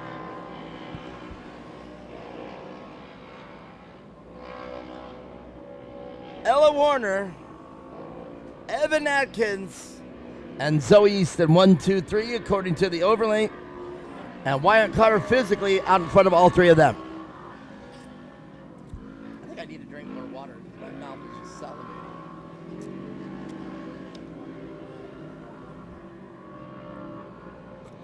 So me and Chapman as well. If you are just now joining us on the live track feed, I am gonna definitely have to speed up my interviews. I'm gonna just buzz through the first two, and the only one I'm really gonna talk to is the winner. But it's gonna be pretty hard to deal with because we're trying not to race in the dark. Yeah, right now we're just kind of racing against the clock to get everybody out on the track and, get all their races in, especially with it being a championship race weekend. So hopefully we can make up that time somewhere. And hopefully Mark Wright will learn to just go as fast as he can. Oh, look at this. Look who's going to be back where they need to be. Oh, goodness. Oh, goodness. Oh, that's going to be a little bit of a changer here. However, he's only got one lap to do it in. that'll definitely be tough. I feel like when it's a bigger track, a little bit more spread out, and you're coming all the way from the back and only have one lap, it's again one of the top 3 positions, right? That's a pretty difficult thing to do, but you never know what can happen. So yeah, I wouldn't count him out just yet. Well, the advantage that he's going to have over what he had is the field was spread out. The only thing that's going to be in his advantage is they're going to be all in one. So if he passes on average 2 cars a turn, he could potentially make it back to the box. And you can see him rushing to get there. He's in a hurry.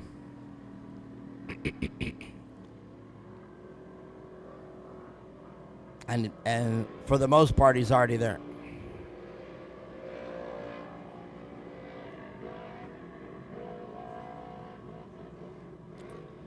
But whether he's there or not, they're going green this time around, guaranteed. Ella Warner, though, has been running a very consistent and solid race. Let's talk about that. Absolutely. Ella Warner was right there, and caught her as part of racing. If you're out front and you make a slip up, and you're right there, that's your race. Now, with that being said, so he's already had to watch Cotter come through one time. So now the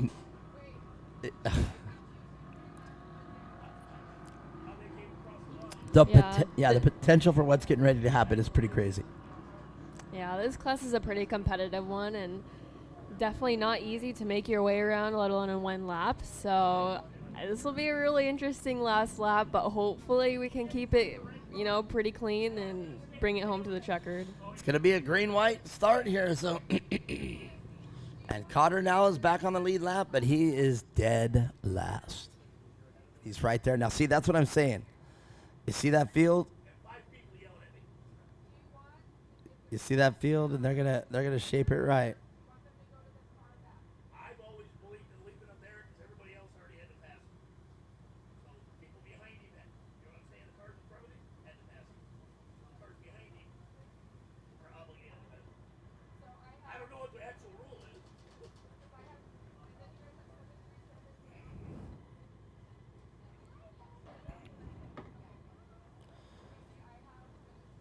So, Mia Chapman, have you ever been in this position to where you're dead last, you're on the lead lap, you have to make this decision, and what do you do here to counteract it? Do you just get to where you can get, or do you drive a little more conservative and just save it for the next race, or what would you do here if you were in Wyatt Cotter's position?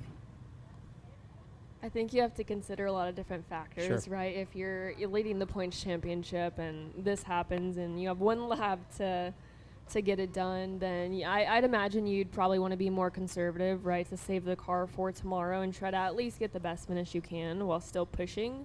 Now, if we're taking championship points completely off the table and, you're in this situation, I think you go guns blazing in there and see what you can do. I mean, you have one lap, you know what I mean?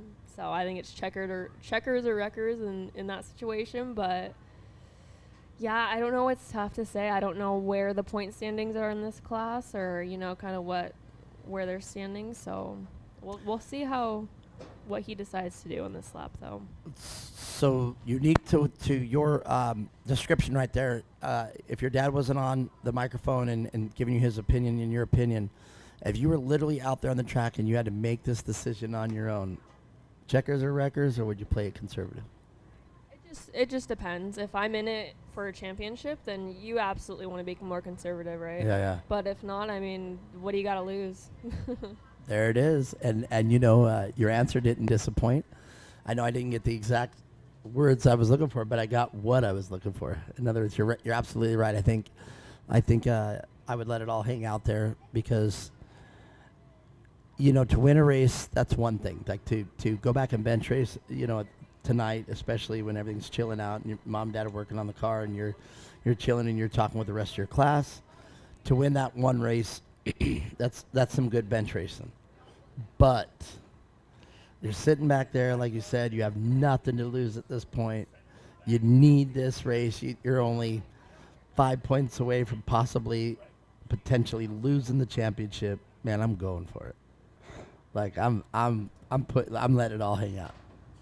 I think that's what I do. Yeah, I don't know. Everybody has, you know, a different opinion on that, but I think the way you win championships is to be more consistent with what you're doing and maybe not be so impulsive. Don't get me wrong, there's times where you need to be, but yeah, I mean, I think you kind of got to think about it long term and not just what you're feeling in the moment, right? Because you're mad and you just want to go to wreck everybody out there, but yeah, it's a tough spot to be in for sure. Well, I hope he comes through, at least whether he gets on the podium or not. I hope that he comes through so I can just kind of ask him what's going through his head out there, because, you know, I am sitting here as an announcer trying to figure out what's going through his head. Like what's his psyche like right now? Is he good? Is he comfortable? Is he upset? You know, if you have to deal with being upset, being out there, again, in my opinion, everything changes on your input to the steering wheel and the brakes and everything, because not only are you repressing your anger, but you're having to remember your driving skill and your driving technique. And man, that's a lot going on at that moment. Yeah, I think he knows he can definitely drive from the back to the front, but in a matter of one lap is where it gets tricky. So yeah, I don't know. I think you got to play your cards right and hopefully come out in, you know, the best situation possible. Well, like I said, the only thing he has is to his advantage is, I mean, if he can pass 2 to 3 cars a turn, he can pull this off. There's only 8 cars left. Well, and it's 8 cars, but if you look at the overlay, they got him at 6th place. So, and I think they're still working it out. That's why we're taking a pause really quick. But not sure.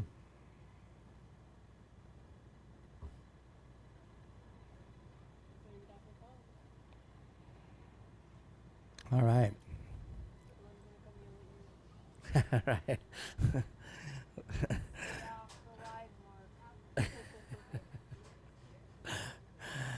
I think you're right.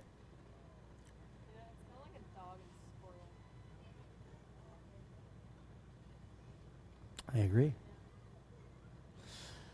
All right. So Mia Chapman, while we're waiting here, all right. Just heard our race director, Casey Kane. He's saying, let's go. And, boy, everybody heard that one, Casey. But, all right, Mia Chapman. So you got a championship on the line. Do you implement a training regimen? Do you train different? Do you ride different? Do you ride more? Do you drive more? What do you do in the event of a complete 100% you're in the championship chase? Or do you not change anything? Just keep it the way you've been doing all year? Yeah, I mean, seat time always helps, right? Whether that's on a track like this or, you know, one made out in the desert, really whatever you can do to stay consistent in your car, I think helps a lot, just to keep that muscle memory alive. Obviously, fitness is a big part, and it can definitely benefit you in a lot of ways. So, yeah, I don't know. I think it just comes down to experience and, you know, not changing too much of what's been working for you. But yeah. I mean, I guess I try to imagine this. All right, we're back to green and white. So let's see that orange car already. Zooming right past 36. And we're going to see how this shapes up. Wyatt Cotter passed another one down the back straightaway. And I told you if they can pick up 2 cars a turn, he's only got 4 more to get around. But Ella Warner is one of them. And Wyatt Cotter around another one. Top 4. We talked about it. Wyatt Cotter sliding into 4th. Let's watch it here from the screen. We'll watch the same race that you're racing. You can see 3. He's in 4th place right now. To the inside. Wyatt Cotter to the inside on the podium. Mia Chapman, 2 more turns ago, and Wyatt Cotter made it all the way to the podium. Now, Mia Chapman, I'm not the official, but it looks like Wyatt Cotter just came all the way from the back and got to the podium. Checkered flag, Ella Warner, the 531 car of Evan Atkins, and unofficially, Wyatt Cotter, 3rd place. I'm going to rush it down there, and like I said, everybody, already apologizing for this interview. I'm going to go ultra fast on 3rd and 2nd, and then we are jumping right in to 1st place of Ella Warner. So we'll talk with them just in a moment. Sit tight. It's coming up quick. Sit tight. We're going to go talk with them.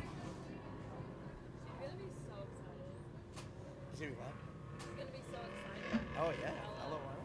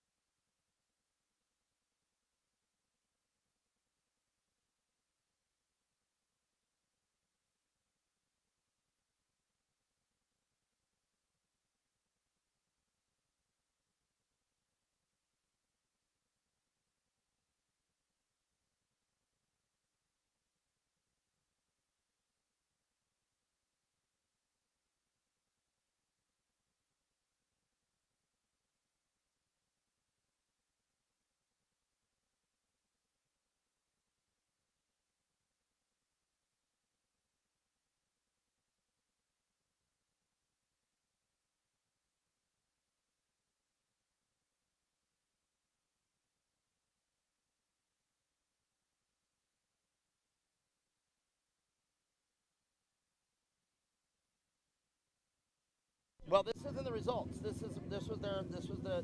I don't have the results.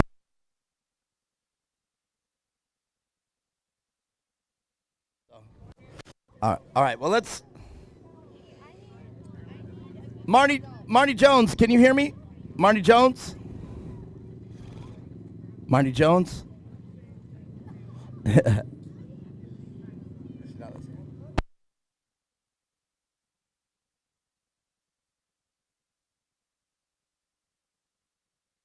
Let's get it up here. Wyatt Cotter, come on.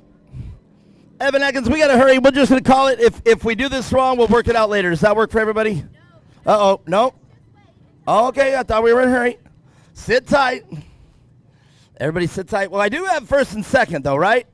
We have that right. Can we do that? You guys, will you be cool with first, second? All right. I think we have that right. Evan, come on up here. Ella, come on up here, and we'll come back to third. How about that? They'll work out third place, but I know who second and first is. Is that right? Everybody agree to that? All right. Evan Atkins, everybody. We know those two. A little bit of drama behind you. I don't know if you saw it. Wyatt caught her over once in turn 5, slid out, had to catch up, got into turn 1, flipped over. But, man, it does not change where you did, what you drove, and how you did. So take us from your seat real quick. It was a pretty good race. It was really fun. Track was perfect. I mean, you guys had the track perfect because it just got done getting groomed. So, man, it's all come down to the driver at that point. Mm-hmm. All right, well, let's talk about the people that make your race program happen. I'd like to thank Cora and all their staff and volunteers for putting on this amazing race. I'd like to thank my mom, dad, sister, the Longy family, Queen Racing, Morgan Motorsports, Mojave County Pools, and anyone else I'm forgetting. Well, I'll tell you what, you earned it second place. Make some noise. Evan Atkins did a great job. But Ella Warner, man, you were right there. You were right behind Wyatt the entire race there. And as far as I'm concerned, from what I saw, what I viewed, and again, I'm unofficial, man, but you picked it up. Once you got in that lead, it was your race. That was it. Didn't matter what was going on behind you. Is that an accurate statement? Yeah, it was a really good race. It really was, and I think you drove the wheels off that car, and I'm just, congratulations, what a great race. Thank you. All right, well, let's talk about the people that make your race program happen. My mom and dad, Extreme Machine and Fabrication, and everyone who came out to watch. All right, you guys sit tight, or hold them up. You guys could already get an official picture. And I think we're working everything out right here, and I think Cora's going to send me a third place. If not, we're moving right along. Yes, no? No. So, we're going for it? I don't know yet. Thumbs up, thumbs down. Everybody's working it out. See? Well, that's what I'm saying. We got to get this. All right.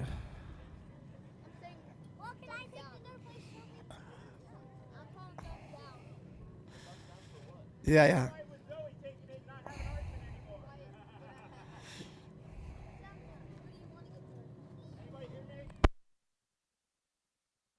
Guys, we are going to table the results on this one until we make darn sure that we have it all correct.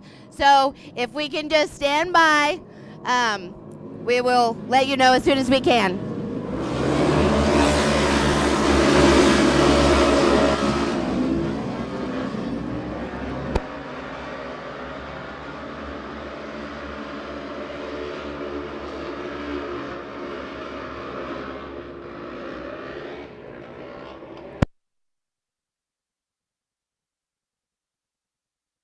All right, everybody. Sorry about that, but we do have to move on. We're going to be racing in the dark. Zoe or Wyatt, whoever takes the place, we will definitely give you your podium time. But we're going to have to get back to racing.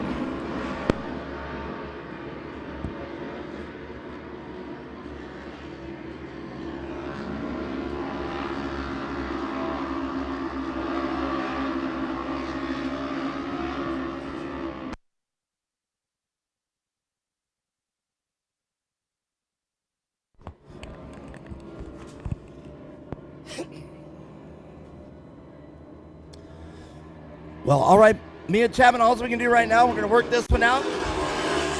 Both sides, from the Cotter pit and from the Easton pit, they're going to work it out. They're going to talk about it and see what happens. But that's out of our hands. We just are the voice of Corb. But, man, we got a lot of cars out here, the pros and the amateur and your brother.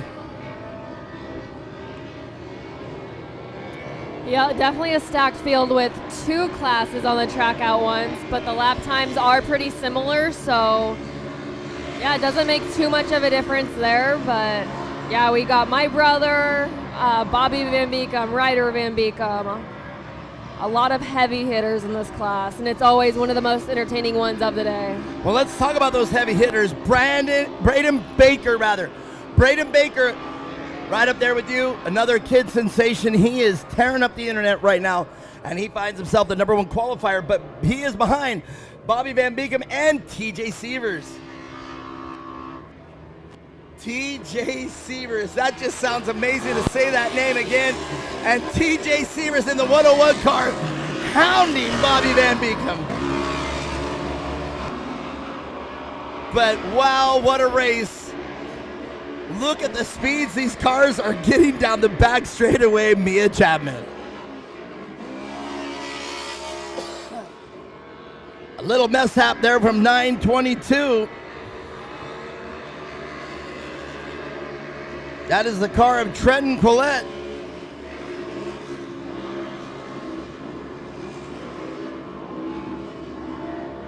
And Trenton, the last of our pros.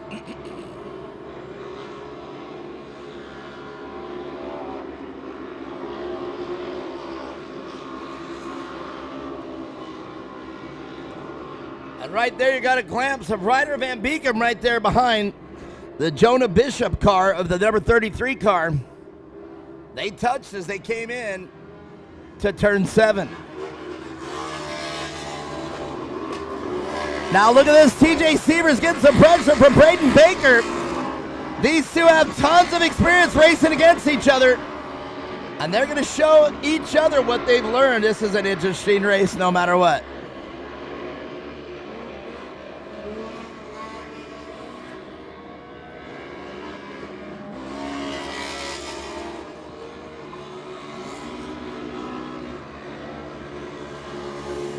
Ryder Van Beekem looking like a seasoned pro, working his way around the pro of Jonah Bishop. And Ryder Van Beekem dicing it up with the pros.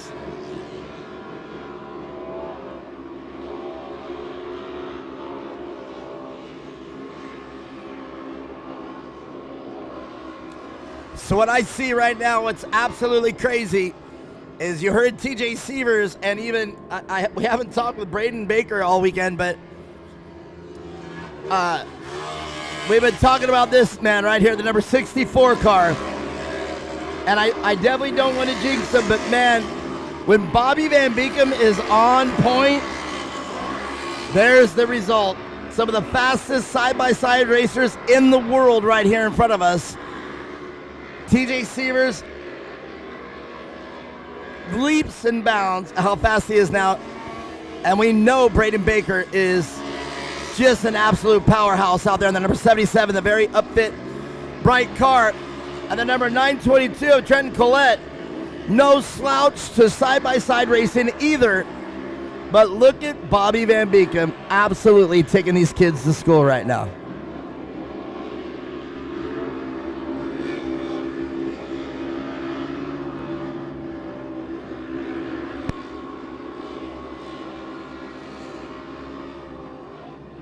Unbelievable.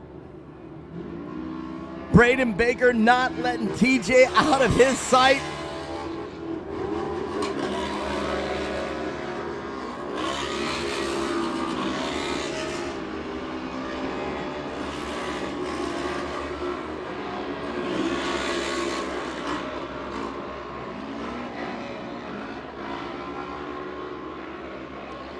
Well, Mia Chapman, I just looked out on the track, and I just saw Ryder Van Beekem, the first in the amateur class, in that number 64R car, but look at who is right behind Ryder Van Beekem. You know that car, you know that number 32 all too well. Yeah, I mean, you put those two boys together and you're going to get a really good battle, so yeah, it's also really good to see Bobby, you know, kind of combat that bad luck that they've been having and get out front and run a smooth race like he is and just kind of checking out from the rest of the field. You know, I think the entire R&R Steel crew over there needs a 1-2-3 finish right here. You know what I mean? And at this moment, it's going to be father and whoa, come on, yellow flag. Ryder. So where I was going with this, Mia Chapman, to me it looks like all the way to Trenton Collette. Those are your pros. And the riders right there, first and second. And I think R&R Steel needs this finish right here, just the way it is. The whole crew. I mean, obviously, right. That's what I'm saying. That's what I said. You got now. What would be interesting if it ends this way? The Van Beekums won both respective classes, but I always love a great battle between the riders. Like at this moment they have progressed, equally. Their skill level is the same. Pretty much, the equipment is as solid as each other's. So now it just comes down to the final moments, the person between the seat and the steering wheel, and it's going to be interesting to see how that ends up. And I would love to see all three cars stay healthy so all three participants can prove that they are what all the hoopla is about. You know what I mean? Because they've all three been up front before, and catastrophic failure hits just like a meteorite out of nowhere. Yeah, I know the whole R&R's team was battling with some issues before the races today that they had in qualifying. But luckily got them all fixed up. They actually had to do a motor swap in my brother's car and literally finished it right before his race. So it's been tight on time and a little chaotic, but it looks like it's paying off so far to see the boys out front. Well, Bobby Van Beekum and the whole R&R Steel crew, they've been loyal. I don't think loyal is the correct word. I think loyal to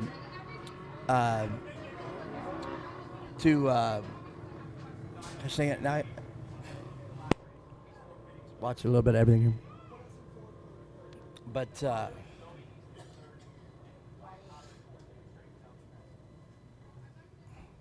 But they've been nothing but loyal to Muzzy engines, and the Muzzy engines.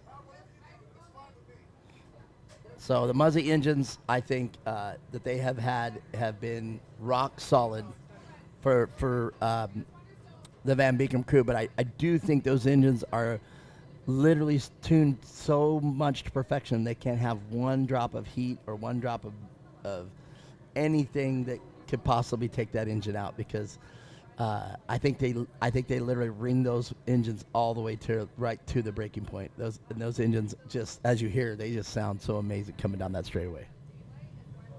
Definitely, yeah. Mechanical failures like that are so hard to predict and know of. So when they happen, it's definitely a heartbreaker. But luckily, whenever they do, they seem to have the parts to fix it at least and get them back out on track. So that's all that counts. Well, you know what? Here it goes, the second half. The pro and amateurs, Bobby Van Beekum out front. They're now grouped back together. Okay. And here, oh, okay. I thought we were slowing them down. They're not. They're going for it. Green flag flies. Bobby Van Beekum now is going to have his hands full with Braden Baker. I don't see TJ Sievers out there. I'm wondering if TJ Sievers had some problems. So TJ Sievers not present in the field. But Braden Baker is, and there's Trenton Collette right there, 1, 2, 3.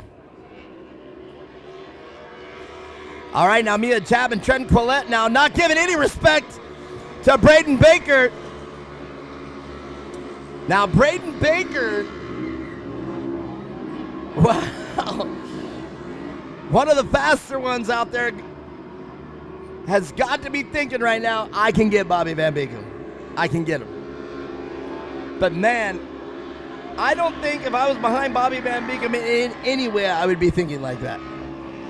Yeah, I think one thing I've always said, when Bobby doesn't have a mechanical problem or anything breaks, he's on fire, and it's really hard to catch him. Yeah.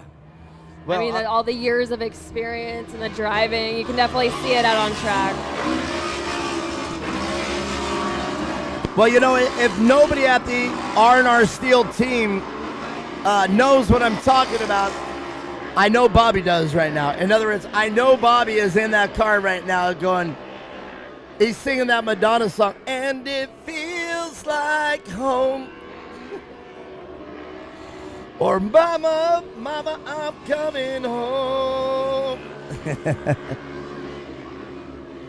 But all right, Braden Baker, though, is not going to let Bobby have it easy. Trent Collette to the inside. Taking second, but Braden Baker fires back. They touch going into turn 5. They're rubbing hardcore. And again, great drone work, Brian.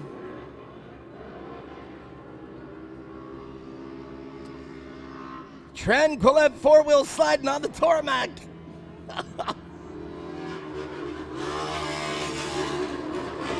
Man, I gotta say it, Mia Chapman, Bobby Van Beekam's car, the setup on that car right now is perfect. I mean, perfect. Look at the way it flies. Look at the way it turns. Look at the way it accelerates.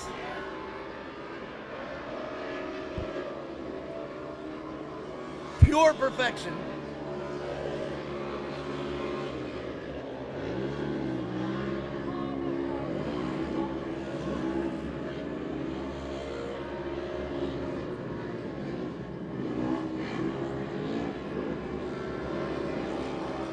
Trent Collette now.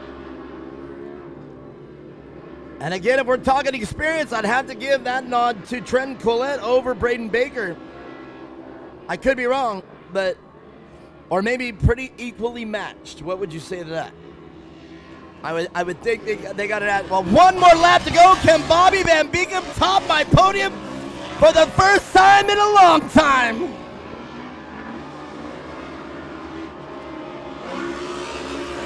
Bobby Van Beekum, I see no smoke coming from the car.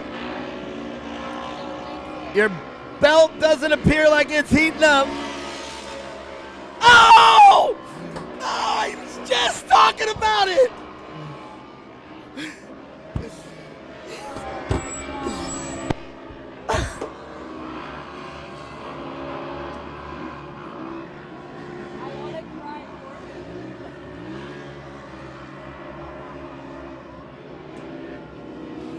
I don't even know what.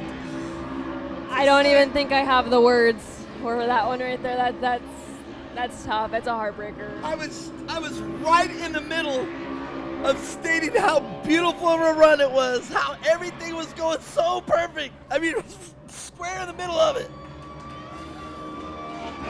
Trent Collette, your unofficial winner. The car is breaking up.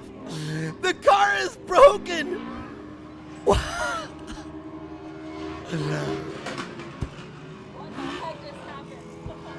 All right.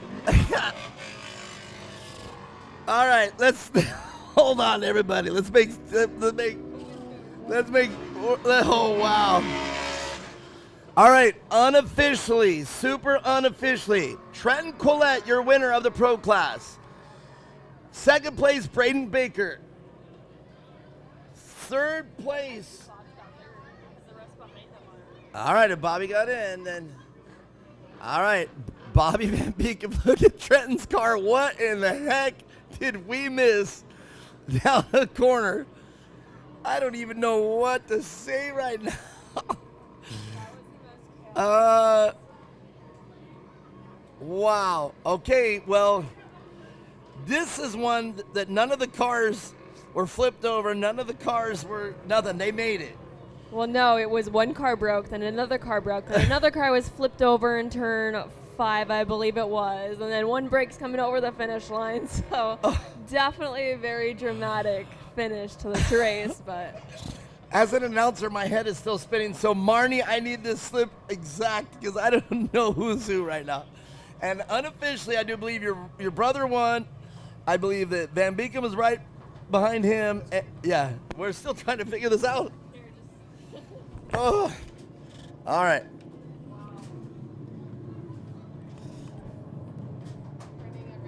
I got it. I absolutely need it.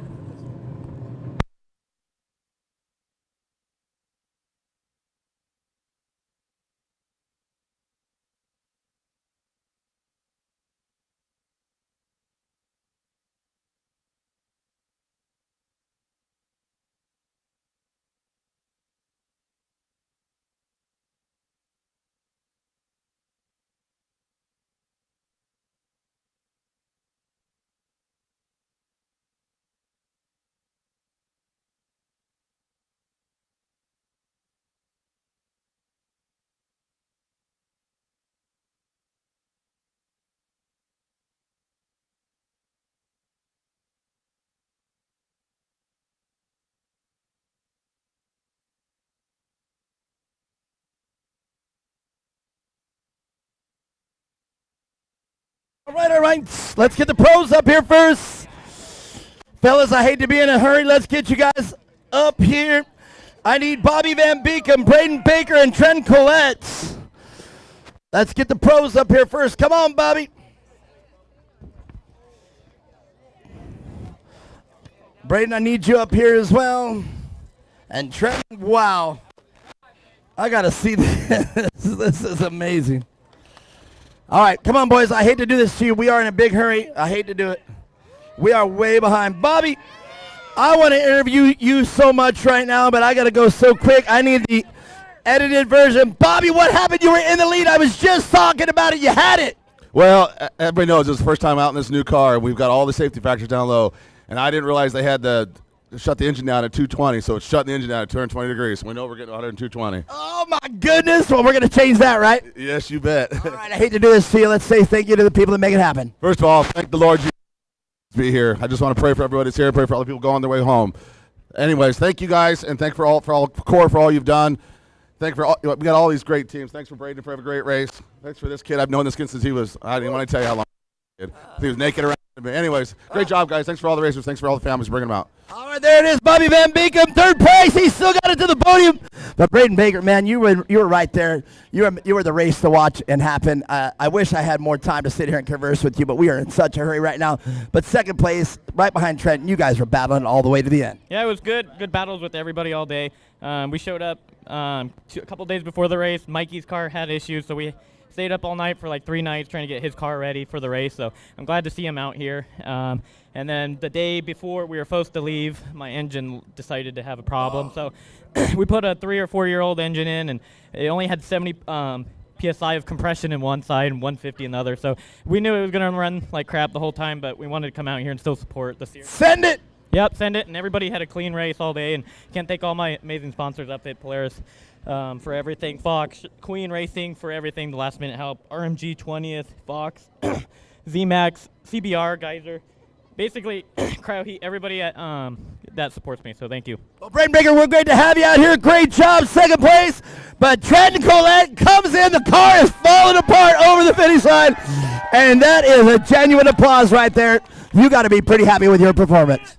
It was hectic to say the least, but I'm to say I'm stoked is like I can't even thank everybody enough. Well, you earned it. You were consistent the whole race, and you were definitely on the gas. Yeah, I was landing pretty hard once shock bent a little bit, but other than that, it was pretty fun. Well, you did great. All right, well, let's hear the people that make your race program happen. 518s for giving me a killer wrap. 2X Motorsports built me a rocket ship. I mean, it's amazing. Podium suspension, he got my shocks dialed in. I'm going to have to give him a call when we leave here. But my grandpa, my grandma, they've helped me out so much. The Greco family, our car wasn't even hardly running yesterday, so it went well. No qualifying, last to first. All right, well, there it is. I got to get out of the way. Hey, I guess, guys, we don't thank our fans and our help that come help us more than we need. You know, we should thank our guys more. If it wasn't for half of you guys that come here to help us get through this, we couldn't get through. So I want to thank definitely our spotters and our people that come help us work on it. Thank you, Matt. Thank you, Kevin. Thank you, Rob. Thank you, honey. Great job. Big picture, everybody. Smile, smile. Smile as cameras. All right, next up, I need Ryder Van Beekum, Cole Warner, and Ryder Chapman. And Mia's down here. You got a mic in your hand, or you wanna, you know? She said no. She said no. She said no. All right, let's get him up here. Come on, guys. Ryder, Cole, and Ryder. And I hate to do this to you boys, but we got to do the super edited version because we're running out of sunlight. Well, Ryder Van Beekum, you're out front there in the early stage, and you got it inside. I didn't get to see what happened. You went a little bit backwards. What happened? We've been having issues with this car all weekend. We're not quite sure what's going on with it yet. We're having either motor or tuning issues, but we'll have it figured out for tomorrow, hopefully. There is no doubt in my mind. All right, well, we got to skip right to the formalities. Let's say thank you to the people that make it happen. My mom and dad, Kevin and Matt, Rob Mosey, Arnar Still Racing, and God for keeping me safe. All right, that's the way to do it. Ryder Van Beekum, everybody. I'm sorry to be so fast, but we got to keep it going. Cole Warner. Man, a great race. You know, these races are mixed together. It's so hard to keep in touch with who's in first, second, or third in the amateur class. But you got it done, second place. Yeah, that was really fun with all the pros and stuff. You find yourself racing against them, or at least trying to see where you rate? Yeah. I mean, that's what I would do. I'd do the same thing. All right, I hate to do the speedy version, but let's talk about the people that make your race program happen. My mom, dad, and Jimmy from Extreme Machine Fabrication and Method Wheels. All right, short and sweet. I love your style. Congratulations. Second place, Cole Waterman, Ryder Chapman. I don't know if I can get used to this, man. First place, top of this box. And I do believe that means next year switching up to the pros, doesn't it? Oh, yeah, we're going up to pros. That was the plan from to begin with from last year. I'm so happy to see that. And, you know, you've been a thorn in you guys, both you boys, all three of you boys actually, right there with the speed of the pros. Yeah, we were right there, and I'm keeping up with all the pros, so I'm going to go up there next year, so I'm not sandbagging. I have a little bit more fun, more competition. Well, I don't think you're sandbagging now. You're the way you need to be, but, man, you're definitely showing that you have the speed to be a pro. Yeah, it'll be exciting next year to be able to run with all them. All right, well, let's talk about the people that make your race program happen. My mom, my dad, Extreme Machine Fabrication, R&R Steel, Muzzy's a big help. Huh?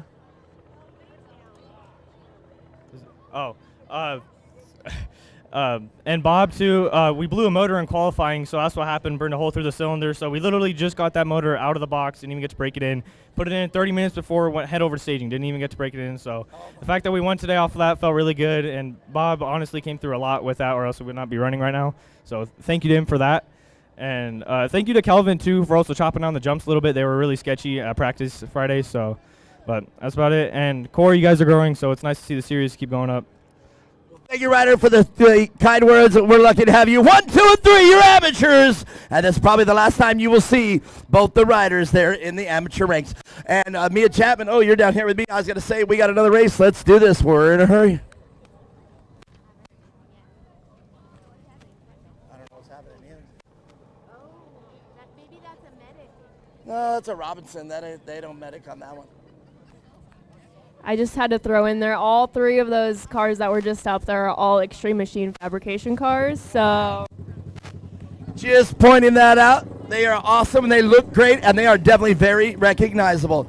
Well, let's get it going. Congratulations, Bobby Van Beek. At least you got that car in. I mean, that's a good one. It's a new car, but at least you got it in, man, and I was pulling for you, baby. In fact, when you go back and watch the live stream, you're going to see I was just saying, well, Bobby, no bell, no nothing, you got it. It went, I totally jinxed them.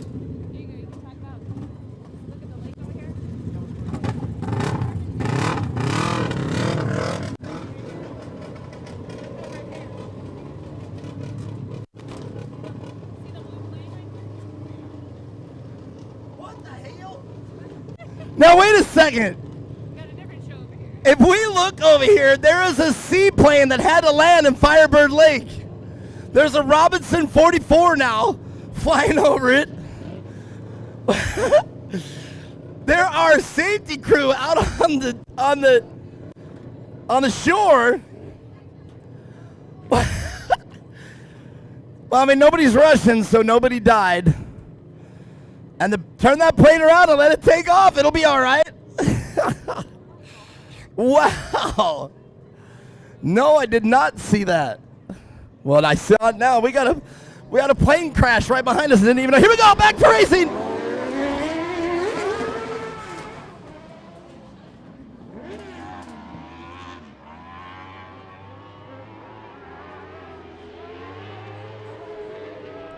I heard one car go out. Must have lost a chain. That's it. Well, Mia Chapman, what a day full of drama. A plane crashing in Firebird Lake. Car number 17 already out of the race. Sammy Nino.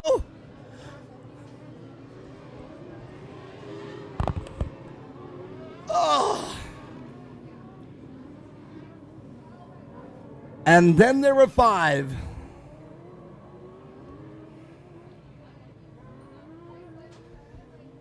Oh. Well, Mia Chapman, that last race, my heart rate is going. It was so crazy at the end there. Everything just went haywire. Oh. Well, all right, let's meet the racers out here in our SR1 class. Corey Weller out there on the number 18 car. Scott Webster, the old man, right next to her in 42. Charles Etheridge in the number 15 car. Chris Redden and the number 9. Adam Fusen out there in the number 55, but the number 17 car. Unfortunately, going to have to watch this race from the sideline. I heard that engine rev up, and that was that. So, Sammy Nino going to have to watch from the sidelines. You can see Sammy getting out. Sounded like he lost a chain. The engine just went right to the rev limiter and didn't even get it into turn 1 yet. So, such a sad. You can see him already getting out. He's in the middle of the field. There's no harm there. Yep, he's looking back. Broken chain. I don't think you can hear me with the helmet on. But, yeah, I'd be willing to bet that Sammy Nino just suffered from a broken chain. All right, but back to the racing. Let's check it out on our TV screen. I don't even have to look. Corey Weller out front. Corey who? Well, I got to tell you, I am so excited working here for Core for this my first season here. And I am ecstatic that the SR1 class has come along for the ride. And if you guys haven't watched any of the classes today, we got the last few races here that are just outstanding. We got the turbos coming up, and this is one of them. And if you've never heard of an SR1 car, and you're out there and you want to know what it is, these cars are based off the old school Yamaha Rhino. The bulkheads, everything, pretty much the wheelbase and everything is an old school Yamaha Rhino. But from there, everything else is 100% custom in these cars. The cage is custom. If you look, these are not ranch hand Rhinos. These are Rhinos with a lot more sport. You can see this one. That is clearly a Rhino hood and everything right there that you see on that car. But the rest of it, nothing Rhino about it. And if you hear that engine and you're saying to yourself, sounds just like a street bike. Well, it is. It's a Yamaha R1 engine. And these things, they shift. They have a clutch and sequential gearbox, and you just bang through the gears out here as you race. And this is, in my opinion right now, one of the best classes we have out here at Core Racing. These cars on this track have been just a second or two off the time of a normal Pro 4 or Pro 2 truck. So these things are laying down the fast laps this weekend. And check it out. Here we go. Corey Weller taking him to school. But next up, the Etheridge car, Charles Etheridge, and I do believe this was a repeat of last time. Charles Etheridge, if I remember correctly, from Oklahoma. If I remember correctly. But we know the old man, Scott Webster, no stranger to the SR1. And hey, by the way, confirmation, Scott Webster is coming racing 2025 for reals. Like, in other words, start spending the money, start getting right back into it. But right now, business as usual. Corey Weller in her new car. I loved it all the way to the end there. We were able to talk about Honey Badger, but no more. Now, Honey Badger's still around, still complete car. But Honey Badger, as far as I know, is retired from racing. Ooh.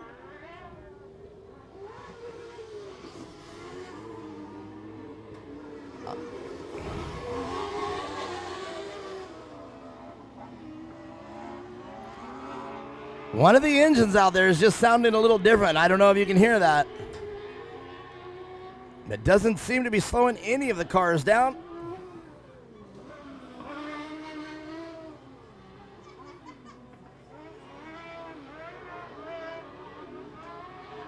And there's a perfect example watching how these cars, Adam Fusen out there, going into turn 1, you got to be on the gas just right. Because these are not four-wheel drive cars. These are two-wheel drive only. And you really have to learn. As you see the pack going into turn 5. Oh, man, they bumped. They touched coming out of turn 5 into turn 6. Scott Webster now inherits second place. And Charles Etheridge, I'm wondering if he's had something coming loose on that car. As that car accelerates, starts to woggle. Or waggle or wobble. What would you say? Waggle? They do that. That's true. But I'm wondering if he's having a... Huh? Looks smooth there through turn 1. Well, I'll tell you what. Scott Webster now, business as usual for him. He's now got to do what he's always had to do, chase down Corey Weller. Now, I feel like I'm friends with the Wellers. I've known him for a long time. But I remember when this car came out, and it was at the Off-Road Expo a few years back. The car that Corey's driving. This has got to be one of the cleanest built SR1 cars I've ever seen. And, you know, the Wellers build the majority of them. But as long as you build the SR1 to spec, you can build your own. But the ones that the Wellers have done for Corey Weller right here, the number 18 car, I have to say, for lack of a better word, that car is as perfect as an SR1 comes right there. And Corey Weller, she's the right pilot for that thing because he's like, oh, what the heck? What was that?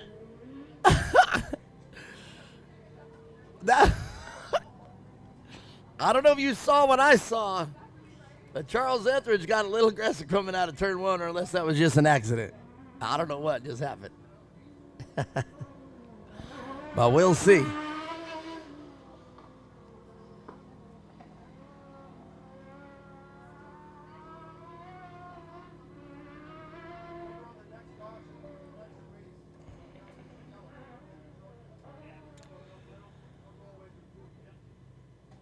All right, Mia Chapman.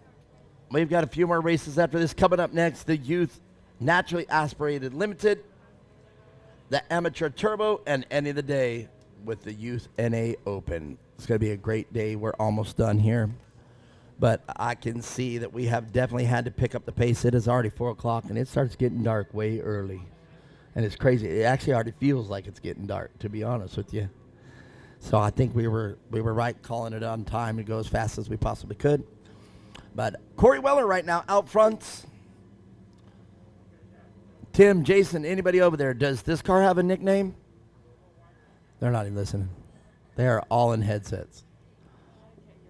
No, one racer out there, not one from the Weller crew can hear me. Or if... Yeah, exactly. I was going to say, or they can hear me and they're like, no, Mark, we are not talking to you.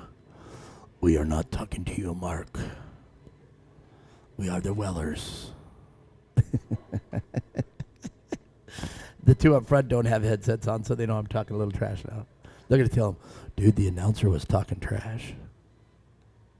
Well, they can go back online. They can hear me online too, though, right? You're laughing, so it must be funny. All right, I'm a professional. Let's get back to this. All right, Corey Weller out front. And the old man, Scott Webster. Great to see him in second place. And I say the old man with so much respect. I absolutely love Scott Webster. Susie, incredible. I know you can hear me out there, Susie. I absolutely love the Websters. I love everything. I love everything about them. They are two great people. If you've ever hung out with them or been with them, absolutely adore them. The Websters own Network Automotive. I think they have about 6 locations and very trustworthy. If you guys need a place to take your car, get it aligned there. I take all my alignments to Network. The one that I know, the original one down on Mesa. Here we go, green flag. Can Corey Weller hold off the old man?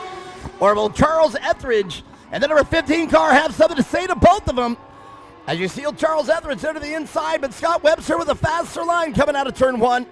And Corey Weller on rails, leading it from wire to wire. Or does Charles Etheridge or Scott Webster have something to say in this second half? We'll find out. Somebody on the rev limiter hard coming over the ski jump. Scott Webster and Charles Etheridge, they bump into turn 3. And that is not the right corner to find yourself bumping, because they go into the narrow section just before turn 4. Oh! What do we got? Synchronized rolls. The old man looks all right. Charles Etheridge, though. Oh, he's already got the window net down. I don't know. Is that car on fire? What's going on? Stay in there. They didn't touch each other. They both rolled on their own. All right, that's going to bring out the full course caution. I do believe that's right. The pace truck is out. Wow. Mia Chapman, were you watching the screen when that happened?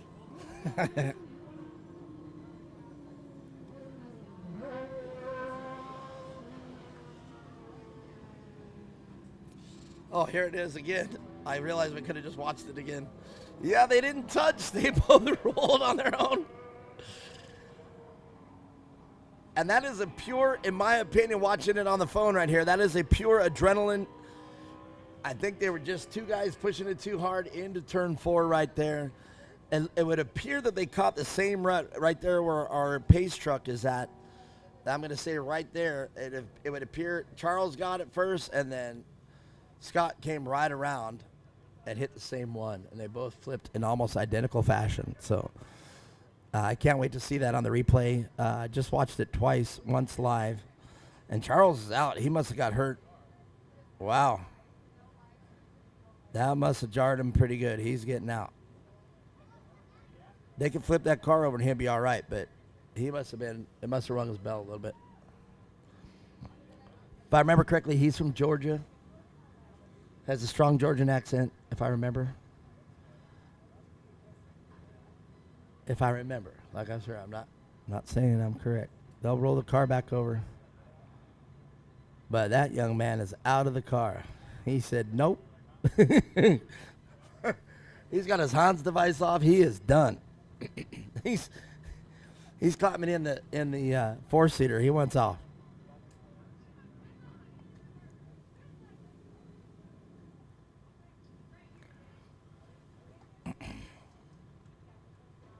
So have you ever abandoned a race with your car still intact? Have you ever got out and said, I'm done? Car was still good to go to continue, but you said, I'm not? Have you had one of those? No, I don't think so. Yeah, I think if my car is good to go, I'm going. Right? I mean, is that the way I'm looking at it? That's my thought process. You know what I mean? Even if my bell's a little wrong, if I can see where I'm driving, I'm going. I don't know. If I'm hurt, I'm hurt. Yeah, I agree. I guess one time during a motocross race, I was knocked out clean cold. Everybody helped me load my bike, piling me in my truck, and send me on my way, and I woke up driving down the road. And that was weird as hell. I'll never forget that for the rest of my life. But, oh, did they just roll the car over and it just rolled off? It sure did.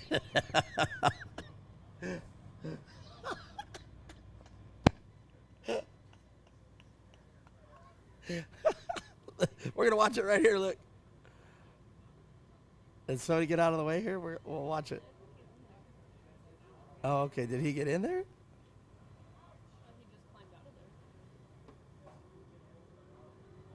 Well, we're going to find out.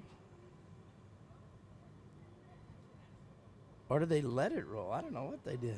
Oh, well.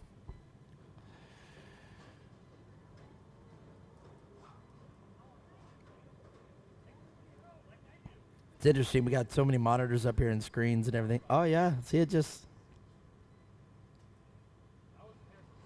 Yeah, I don't know what happened there. That's interesting.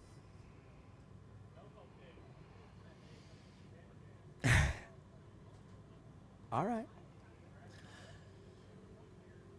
Well, when me and you are done and recap it and say, and anybody comes up to us and say, how was your day? I'm going to say eventful. What are you going to say? That was going to be my word, too. Eventful. I kind of figured that's how it was going to be with it being championship weekend, but yeah, nothing has disappointed so far. I mean, it's such a great race, even with the one where Cotter had to come all the way from the back. Regardless of what place it was in, that was exciting. I still go with the race of the day was the 250s. Those two were just battling it out, the 250 modifieds. That was an exciting race. They were at any given point in the track less than 3 feet from each other the whole time. And to me, if you can do 2-3 laps that close, that means you trust each other and you're trusting each other to hit the marks, because it just takes one little bobble and you're getting collected. So both of those competitors kept it to the wood and did a great job putting on a race for us. This SR1 class, not disappointing either. So far, we lost one right off the bat, and I could almost guarantee that it lost the chain, because that engine let go right on the landing, and it just went to rev, and he barely had enough momentum to carry him out of turn 1.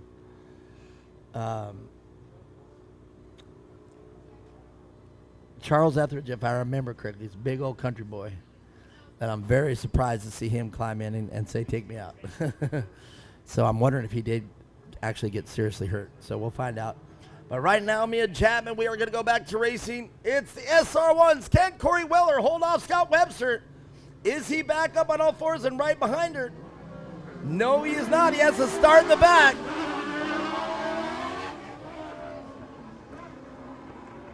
And it's great seeing the number 9 out there, but normally when the number 9 is out there, it's Brian McCormick. And I know Brian McCormick's out there somewhere watching it. But that is not Brian McCormick, and he was going to come out here and race. But he, unfortunately, his SR1 car had catastrophic failure with the engine, and he is not out here. But I know he's out here watching.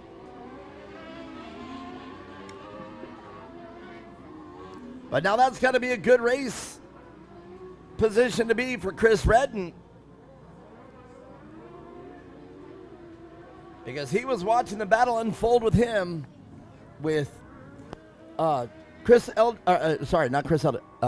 Eldridge and Scott Webster, the old man. Now Scott finds himself behind the field right now. Can he make it up? He's only got 3 laps to make it happen.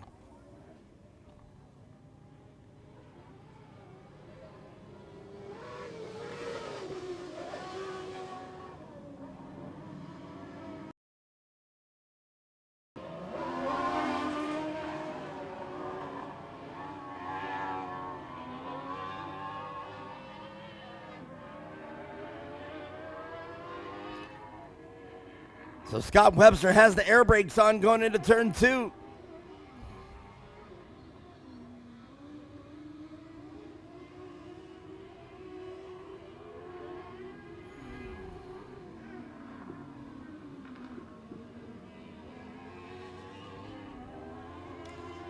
So Scott Webster, the last race that we raced out here, he blew an engine day 1. They were able to get an engine in the car. But they literally had to scramble and get that engine. Jason, the Wellers, had another one at the shop. They went back to the shop to get it, pulled it out here, and were able to get it in the car. They really scrambled, and I guess it's that typical racing story. Barely had enough time to get it in the car. Barely made it to the start line. But make no doubt they did. And I would be willing to bet you it is the exact same engine that's in that car right now. I'll be willing to bet. So white flag, we're going to have to call Scott Webster the air brake. Air brake Webster. You're no longer the old man.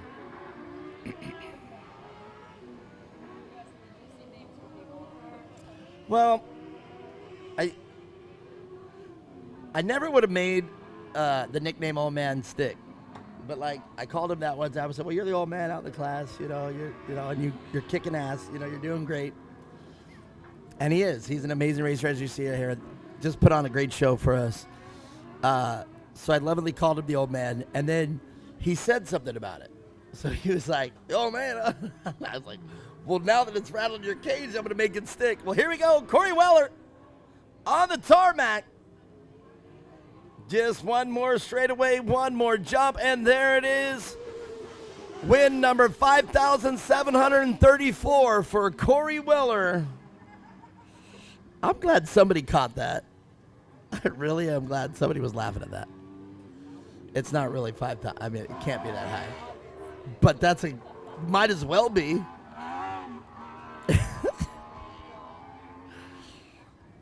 And right behind her, a great day there for Chris Redden.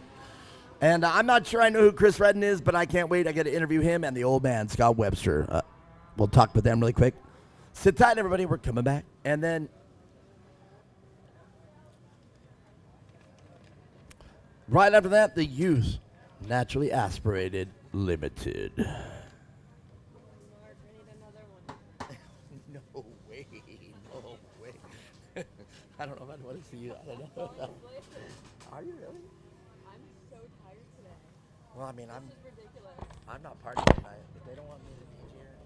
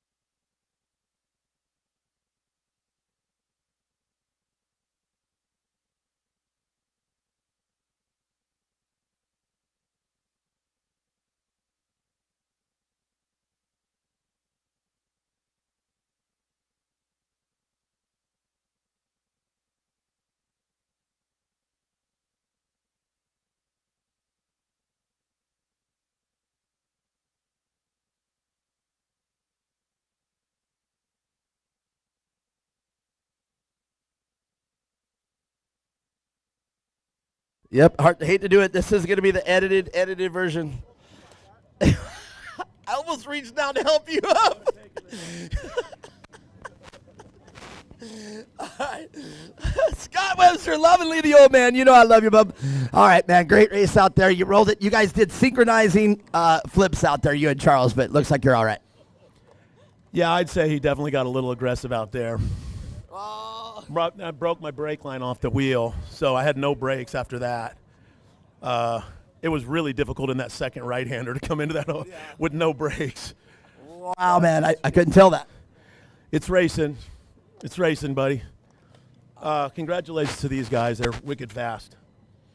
All right, very good. One last question real quick, and I'll let you go. The engine, is that the same engine you guys put in the car at the last race? Yeah, it sure is. I figured it would be. Well, I'd love to have you out here no matter what. And I'm sorry to keep cutting you, but we got to get it going. Who do you want to say thank you to? Network Automotive, all my family that comes out. Adam did a great job spotting me. So thank you, everybody. All right, well, I'm glad you're okay. Scott Webster, everybody, I mean that from the bottom of my heart. But this young man, Chris Redden, man, you did a great race out there, and I did see Charles getting a little aggressive out there. But, man, you held your line, you did it right, and here you finished right behind Corey Weller. Yeah, that was fun. There was a lot of carnage. I was kind of just waiting back because I couldn't really get around these guys, and they were making the track real wide, and I finally found a little in because them two were together, and I just took it. And then Charlie, I felt him come up my back, and then I come back around, and he was upside down. I was like, oh, well. Sorry, but I got it now. Yep, that was it. So. All right, well, I hate to do it. I normally get a great interview, but, man, we are in a hurry. Who do you want to say thank you to? My wife, my kids, all my buddies that come out here and do this, these guys, everybody, just anybody that does SR1 stuff. This stuff's awesome. You guys, Core, I mean, you guys put on a good show, so I appreciate it, and can't wait till next year. All right, well, we'd love to have you back, but a young lady, I never get tired of saying what's up. Your winner, Corey Weller. Corey Weller. I'm totally kidding. You know that. You are so awesome, man. Business as usual, led it from wire to wire. The car looked great and typical Corey Weller fashion. Yeah, it was super fun. I'm so glad these guys came out from, I guess I can't say California anymore, huh? So we have a nice big class. You know, a lot of guys drove a long ways to get here. It's been really, really fun. Always fun to battle with these guys. I need to go back and rewatch the tape, see what happened exactly. And no, huge shout out to everybody here sticking out and watching us. Thank you, Weller Racing. Thanks, guys, for all the help. Thank you, Jeff, for the food. And let's do it again tomorrow. All right, I got to get out the way. There you guys. Smile, hold them up like you guys love each other. And Mia Chapman, we got some Naturally Aspirated coming up next.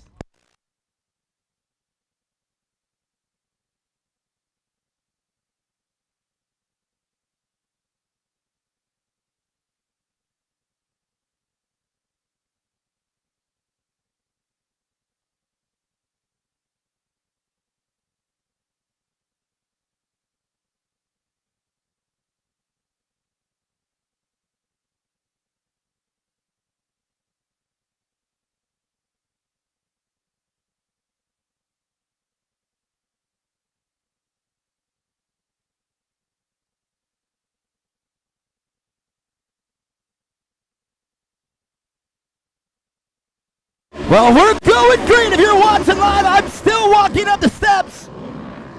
But Mia Chapman, you're up there, and what do you see from your vantage point?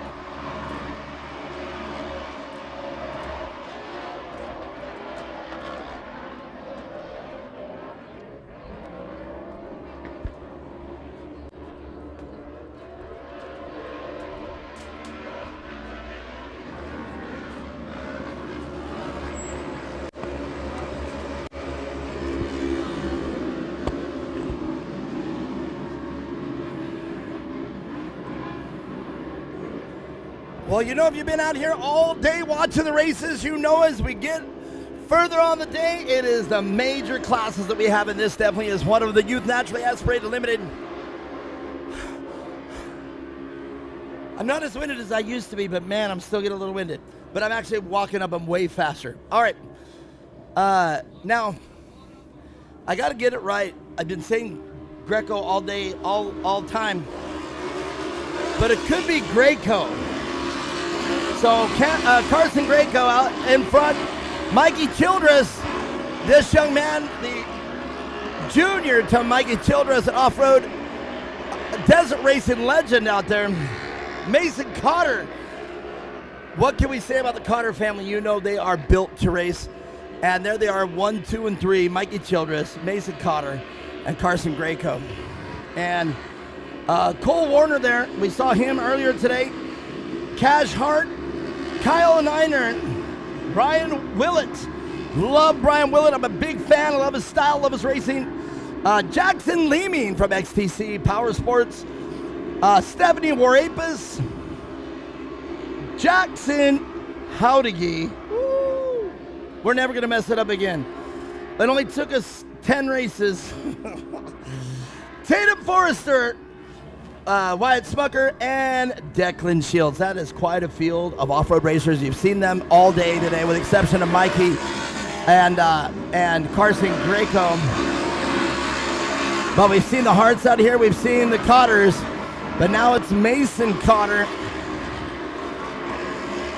And what a race we got. And look at how close they are. This is the Youth Naturally Aspirated Limited.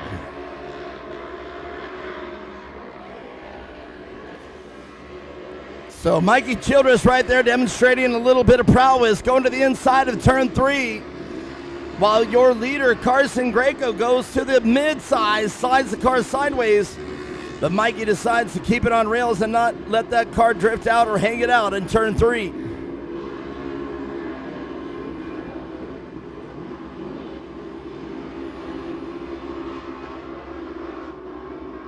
I can see these cars, Mia Chapman, they're getting tighter and tighter here where the course narrows down, and they're kissing the walls, and they're just getting a little faster. They're trying to pick up speed anywhere they can on the track. Whoa, Carson and Mikey Childress bump coming down the straightaway, but they stay together. Wow. I'm gonna watch this again here on the replay. I'm wondering, I hope they get that. I wish I could see that from the drone shot. And now, Cotter and Grayco get a little bit lined up. And what a race we have here. No respect. These top 3 drivers, they want to win it.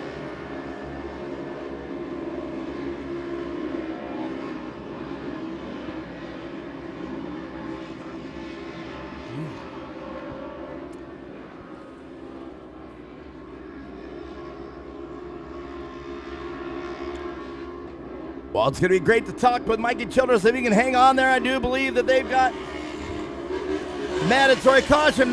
Now, Grayco having problems taking out Cotter. They touch. Wow. Mason Cotter, I applaud you. Unbelievable how you just showed your driving prowess, keeping that car on all fours. Wow. I hope you hear me clapping, Mason Cotter, when you go back to watch this race. That was an amazing feat of driving into turn 1 right there. In fact, I can safely say I've never seen anything like that.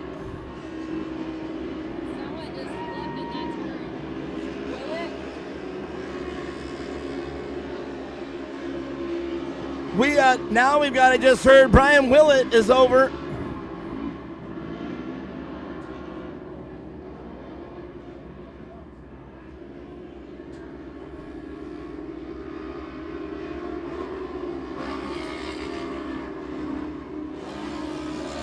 All right.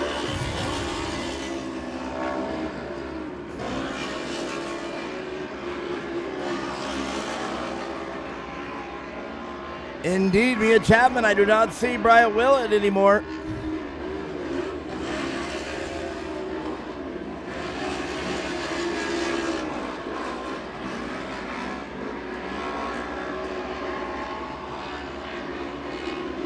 But back to live racing right here in front of us.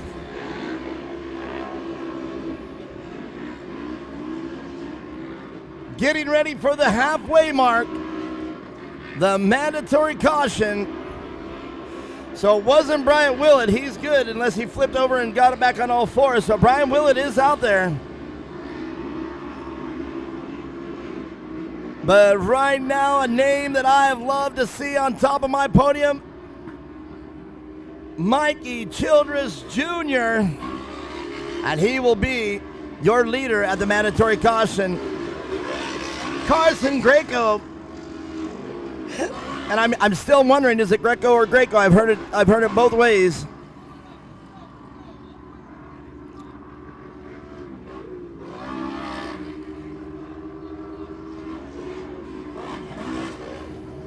All right. So what a stacked field still. Not a lot of carnage. Mia Chapman, looks like all of them pretty much made it through. So 13 cars.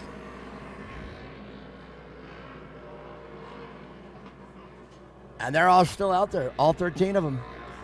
So, wow. And that's some close racing right there.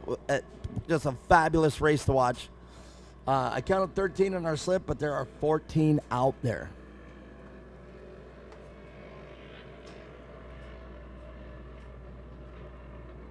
Oh, white balance. That's the change.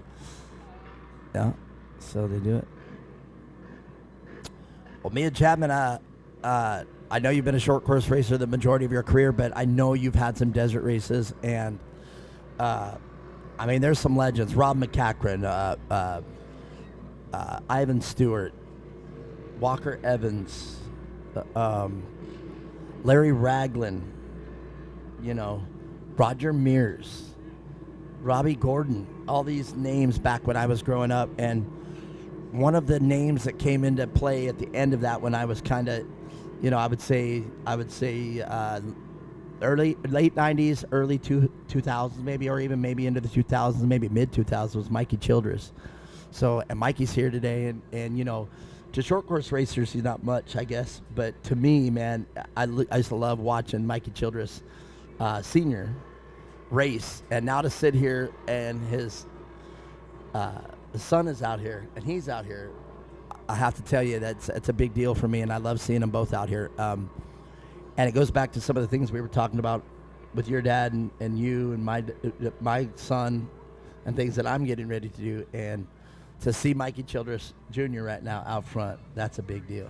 So definitely, yeah. I think it's awesome when we see the dads, the moms, and the kids out here, you know, racing and seeing that bond within them. It just brings such a cool element to the racing itself and makes it so much more fun and just, you know, relaxing, even though it can be quite chaotic at times. So I definitely agree with you there. I mean, funnier yet and crazier is during this and short course racing and desert racing, I always wanted to be part of it. I wanted to race. I started to race, but I had to do it on my budget, you know, and I had to do it at my dime, build the truck on my driveway. But now to sit here, to be a long-time announcer here at short course racing, I think I've made my legacy. And it's not crazy yet, but people know who I am, so that's good. You know who I am. You know who I am? That's a long time saying if you're out there and you know me. But here we go, Mikey Childress, though, going to have his hands full. Greco's not going to just let it easier. And Mason Cotter, Mason Cotter is not going to hand you a win and let you have it very easily. And you see Mason Cotter already slides out Greco, but holds it in. Cotter and them racing into turn 3. They touch again. Great racing and great drone footage right there as they come into the narrow part into turn 4. Oh my gosh, Mia Chapman, my voice is going to be hoarse tonight when we get done. This is such a great race. I told you they get better as the day goes on. Mason Cotter now into second place.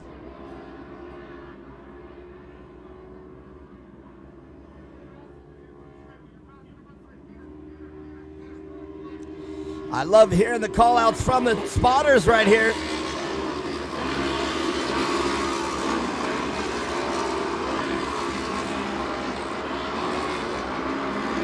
And look at this.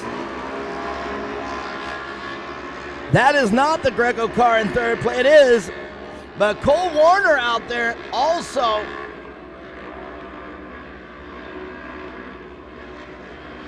And Cole Warner has not given up that 4th place or higher. Now it does. Jackson Leeming moving up one more into 4th place. Jackson Leeming, great job from XTC Motorsports. Right here in Chandler, Arizona. And look at this. Greco wants that spot back.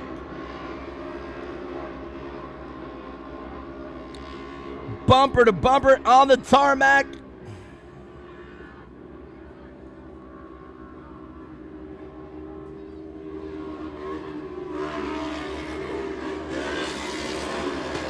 But now Mikey Childress starting to extend his lead and can pretty much take it easy from here, keep the temperatures down. But I love seeing that XTC Power Sports car of Jackson Leeming in 4th place.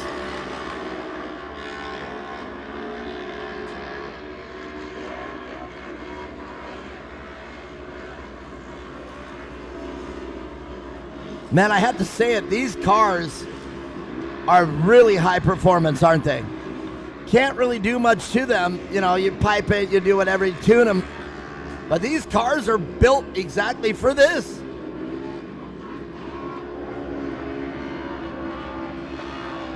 I think whoever was at Polaris and said we need to make a single-seater, I think is actually a genius, to be honest. Like, I'm surprised there is not for just, the racing aspect of it, yeah, that's what I'm saying. Not recreational, for the, probably not. yeah. But like this race right here, the RS1. Mikey Childress with problems into turn 1. I thought he was slowing down, but I didn't want to say anything. Oh! Greco, or is that Hart? I can't tell. Well, looky here. Mason Cotter, Jackson Leeming, and the number 119 car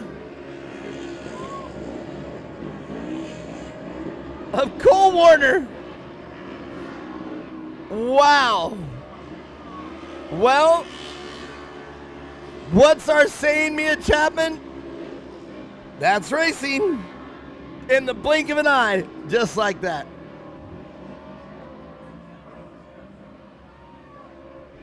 Well, Firebird International Raceway and Core, get on your feet, your winner, Mason Cotter. Jackson Leeming, I cannot wait, and Cole Warner. Wow, that race went top 3 to next 3. Well, congratulations to our winners out there. What a race. Well, now Corey Weller's up here, and the rest of the Wellers coming up here. That means, Jason Weller out on the track with the Pro Turbo. Yes, indeed.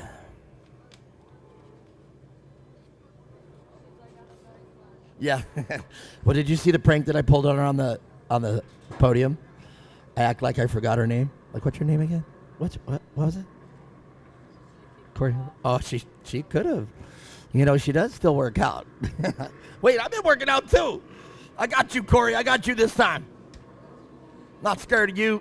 Okay, yes, I am. Yes, I am, Corey. I am. Oh, yeah. Dude, she's a badass.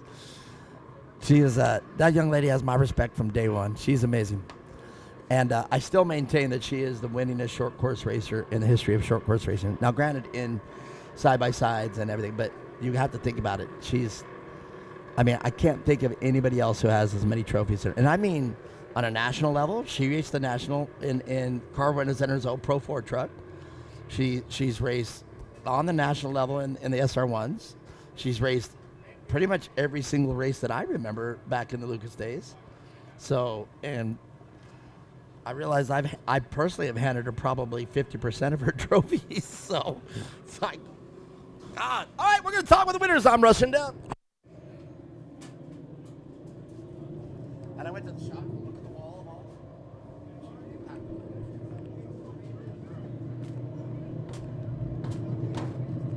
I got you. I can arm wrestle. I am talking shit. Wait. Yes, I am. Yes, I am. Ah! My hands might be a little sticky. I had a hot dog. That's all right. I am talking a little bit of trash bin.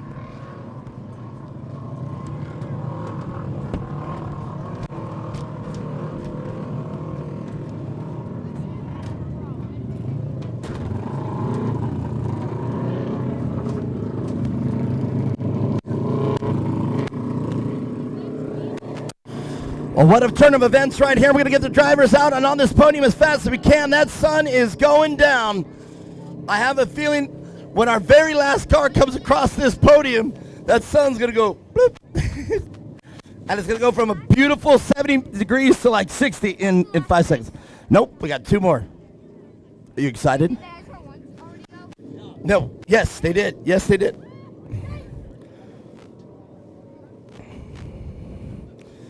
Cole Warner, 3rd place. Jackson Leeming, so proud of you, my man.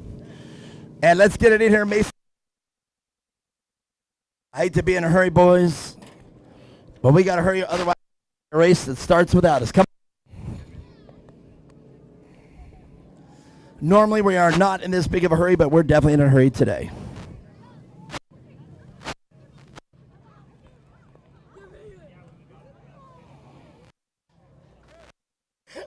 All right, Cole, come on up here. We're going to start with you, whether the other competitors are up here or not. And I hate to do it, but we are definitely in a time crunch because now we're in another race. We're racing the sun. Well, man, that was a crazy race out there. Lots of cars, lots of carnage out there. Everybody was kind of going crazy. The lead change, you probably watched it unfold a couple times. What did you see out there? There was a lot of crazy stuff, but it was really fun. Man, it looked like a lot of fun. All RS1s, and from your seat, you probably saw it all unfold. Yeah. All right, great job. Let's talk about the people that make your race program happen. My mom, dad, Jimmy from Extreme Machine Fabrication, Method Wheels. All right, Cole Warner, everybody, second time on our podium in 3rd place. On up there, Mason, you definitely earned it. But Jackson Leeming, I'm so proud of you, dude. I was announcing you were right there waiting for anything to happen. And look at that. It did, and you picked up that tab, and here you are in 2nd place. Yeah. It must have felt great. And tell us about what you saw from your vantage point. So starting with qualifying, it wasn't too great. We started 8th, and then from then on, we're just smoothly making it towards the front. Well, you definitely showed it, and you'll hear me announce it there when you go watch the replay. All right, hate to be quick, but let's talk about the people that make your race program happen. My mom, my dad, Mark, Braden, XEC, SGI, Sandcraft, Bikeman, and everyone else. All right, you better make some noise right there, Jackson Leeming, doing a great job. But this young man, Mason Carter, man, you were patient this race. You waited, then you made your move and checked out. Yeah, at the beginning of this race, like before we even went to the start line, my dad was telling me, don't go push. You don't want to wreck out and lose your points. I went out there and everyone just started braking. Yeah. And cars that came over that table came over and hit me. I'm so surprised I didn't flip.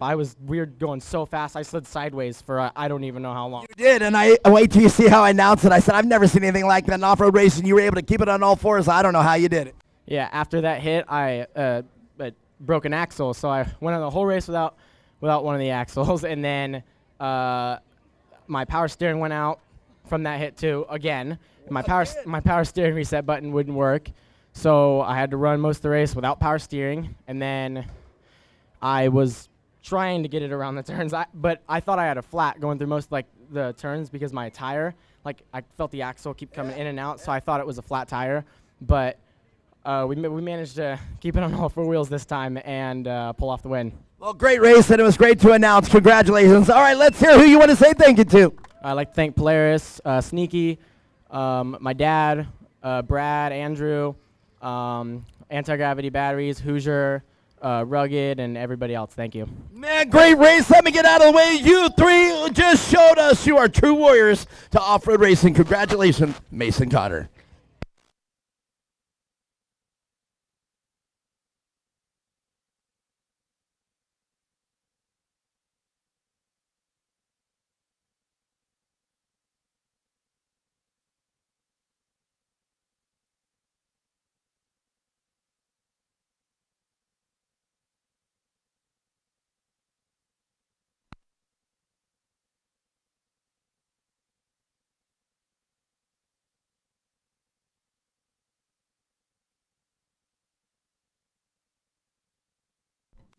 Well, me and Chapman, we just got a couple more races to go. This one right here, though, the Pro Turbo class.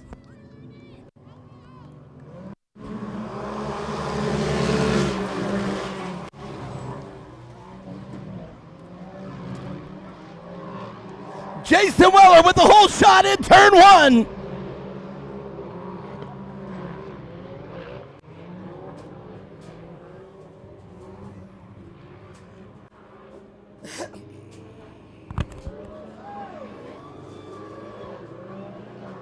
Bobby Van Beeken going backwards on the course, literally. A little crazy over the ski jump.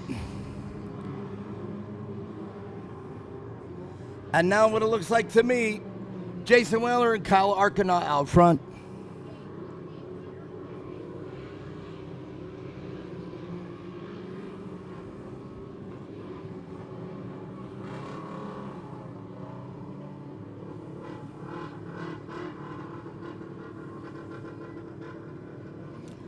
Well, we'll see this time around. Jason Weller, Kyle Arcana, and Connor Maxwell, top three. And right behind them, Ryder Van Beekem and Ryder Chapman in the amateur class, chasing down the top three pros. That's where I tell you, these two boys, they got to move up. That's all there is to it. I'm calling it. I'm the official for Core. Jason Ramsey, both these boys are pro tomorrow. They don't even get a race. They don't even get to finish the season. No? Me and Chapman say no. No. That's crazy. They're both doing amazing, both of them. And as you said earlier, they've raced together all the way since they were young enough, and man, it shows progression was equal to them. And look at them. They're right there chasing down the top three pros. They're chasing down Jason Weller, Kyle Arcana, and Connor Maxwell. Those are two very fast turbo cars. They've been fast all season long. Well, here they go. Jason Weller and Connor Maxwell got around Kyle Arcana, but look at this, the 64 of Ryder Van Beekem having to check up there by Kyle Arcana. Now they're teammates too. Kyle Arcana comes in from out of town, flies in, drives the car, and gets the race. I have to tell the entire Weller crew right there, Jason's car looks so incredible. Again, I've been talking about the stances and the way these cars fit. And again, that word symmetry, I've used it, the symmetry of Jason Weller's car. Again, perfect balance. Tires are right, the width's right, the A-pillar is correctly placed. Just everything looks great. And watch how this car jumps right here.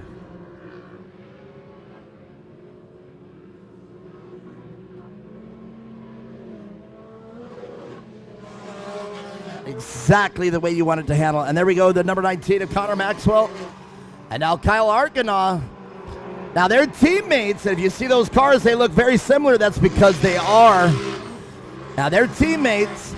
But Kyle Arcana is the last pro.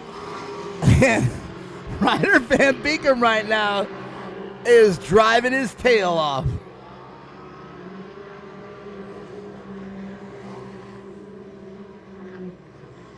It'd be safe to say that Ryder Van Beekem loves the turbo car.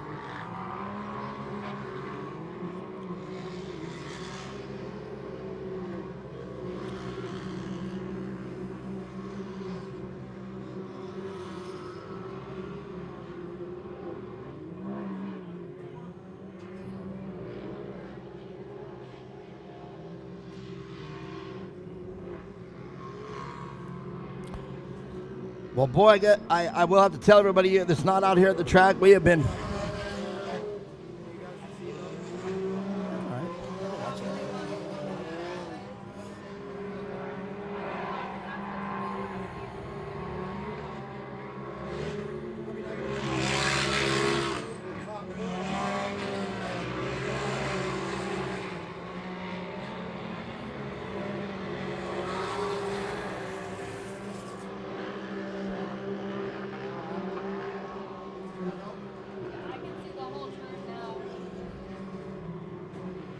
Well, all right, back to the pro and amateur turbo. Jason Weller in command of this race. He's led it from wire to wire with a hole shot, and he has not looked back. And I have a feeling when we bunch this field together again, you will see the pro. Oh, we have some ooze. I missed it on the monitor.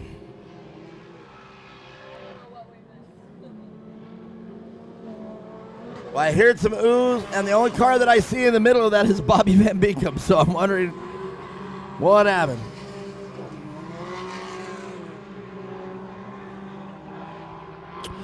One, two, three in the pros. Jason Weller, Connor Maxwell, Kyle Arcana, and then right behind them, the leader of the amateur turbo cars, Ryder Van Beekum. With Ryder Van Beekum, the Herlock car, Tyler Herlock, and he's one of the pros. So right behind Ryder Van Beekum in the amateur class is Ryder Chapman. No, it's going to be Ryan Denny. Yes, there it is. Ryan Denny behind, and then Ryder Chapman. And I'm just going by the overlay that we have here because now the cars are starting to blend together. Bobby Van Beekum heavy on the bumper.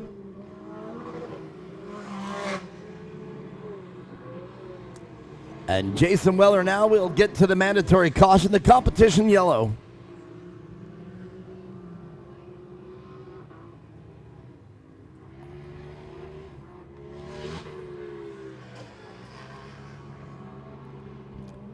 So Mia Chapman right now, fairly uneventful race. Not a lot of carnage. Looks like everybody that started is still out there on the track. Sight Lab Steve is still out there. That's a great accomplishment for him. Sight Lab Steve Hasselhoff. I didn't come up with that nickname. That's one. See, the cool. If it's a cool nickname, I didn't come up with it. See what I mean? See how that works? If you didn't know that, though, if I would have told you, yeah, that was a nickname I gave Sight Lap Steve because he rolled on a sight lap, would you believe that? You would? All right. Well, I didn't give him that name, but he did roll on a sight lap. He really did. That's where he got it from. Sight Lap Steve Hoffman. And then they started calling him Steve Hasselhoff. So I just put them both together. Sight Lap Steve Hasselhoff. His name's actually Steve Hoffman, and he's actually he's so much fun. He's a great guy. And he is the first to support Core, and he's with us, and he's just all-around great guy right there. And you can see him in turn 3. And it is good to see him have good luck out there at racing. I really do wish, there's certain racers you just kind of want to have a good weekend, and he's one of them. I always want to see Steve have a good weekend and have a fun weekend. Well, all right. I got a prediction. I bet you Jason Weller leads it from wire to wire. Oh, that's a good question. I don't know. That's weird. Look at the seconds. Jason Weller's ahead by 6 seconds, 7 seconds actually. All right, I'm not sure what's going on with the overlay, but I think it'll be worked out by the time they come around this lap. I'm very certain that the overlay is incorrect. Yeah. And if you guys are wondering what I'm talking about, if you look at your overlay right now, well, I hope they didn't put him a lap down. Yeah, they did. Look at that. Well, he's not a lap down, so he must have missed a lap. I hope his transponder is working. That can cause some serious problems right now. Hey, Weller crew. Guys, one of you, somebody from the Weller crew. Tim, come here real quick.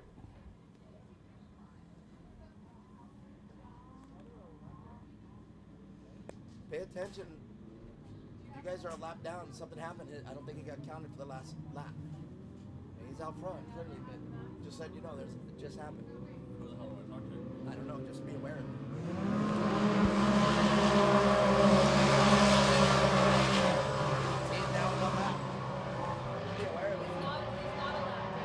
He's not a lap down.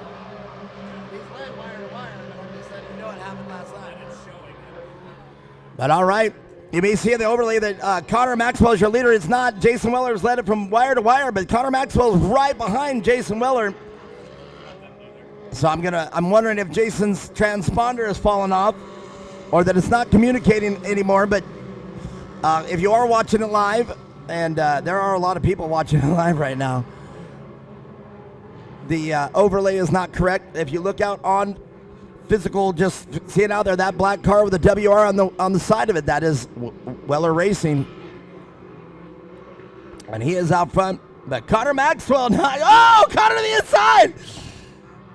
The Jason Weller with the speed to the outside. Connor and them dumped. Coming down the front straighter, they are rubbing. And there we go, I think we got it back to fixed. Jason Weller out front, Connor Maxwell letting Jason know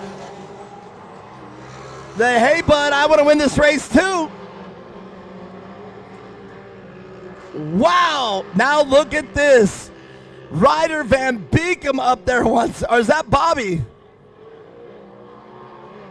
So hard to tell, but the difference between Bobby and Ryder's car. Ryder, Bobby, Kyle. Oh, wow. Oh, wow.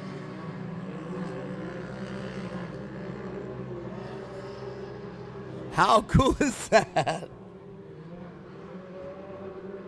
That's got to feel really good right there. Bobby Van Beekem right now battling it out with his son in two separate classes. So your eyes are not deceiving you. Two cars with 64. Ryder Van Beekem's supposed to have the Y. And he does, but it's so small you can't tell. Bobby is out front. Ryder, wait. No, it's the other way around. There you go. Now it's Bobby Ryder. Wow. Well, what a great way for Bobby Van Beekem right now, because that puts him up in the top three, battling it out with Connor Maxwell right now. So Ryder Van Beekem on the top of the box here so far in the amateurs. Ryan Denny doing a great race out there. Fonz, if you're out there, congratulations.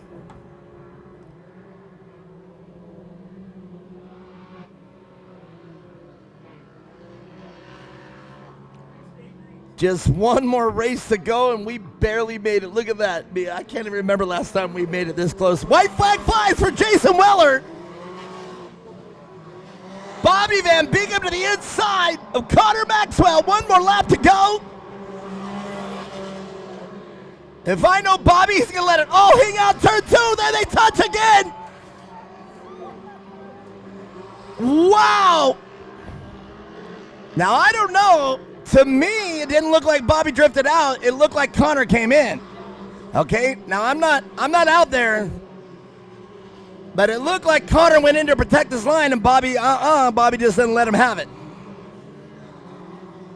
And I hope at the end of this race they say that was a good move. Oh, but Bobby messing it up in turn 5. Wow. Bobby, come on. Just a couple more turns. All right, there it is, everybody. Jason Weller, your unofficial winner. Connor Maxwell. No, Bobby Van Beekem, then Connor Maxwell. Sorry about that. And then Kyle Arcana finish it up.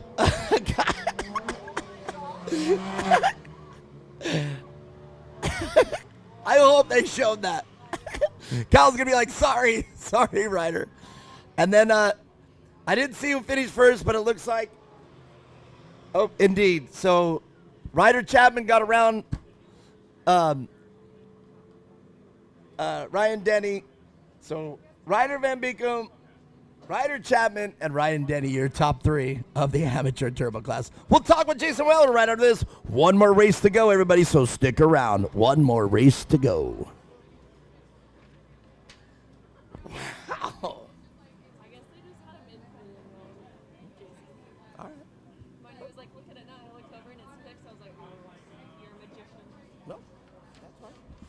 letting them wear it. Bobby stresses me out. I do.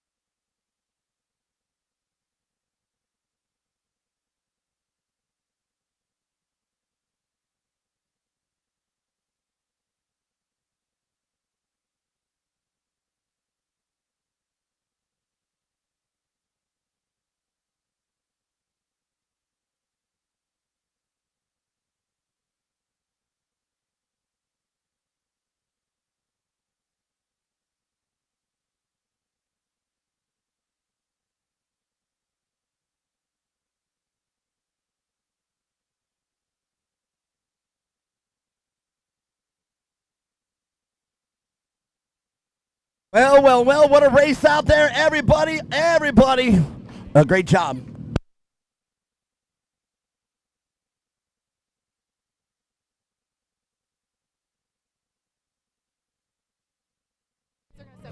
All right, so, well, guys, I don't know if you heard that. We're holding trophies. We'll do the whole amount after this next class, so that means I got to run back up there. But while the class gets up here, you ain't protesting nothing. I heard that already, Connor Maxwell. Hey, yeah.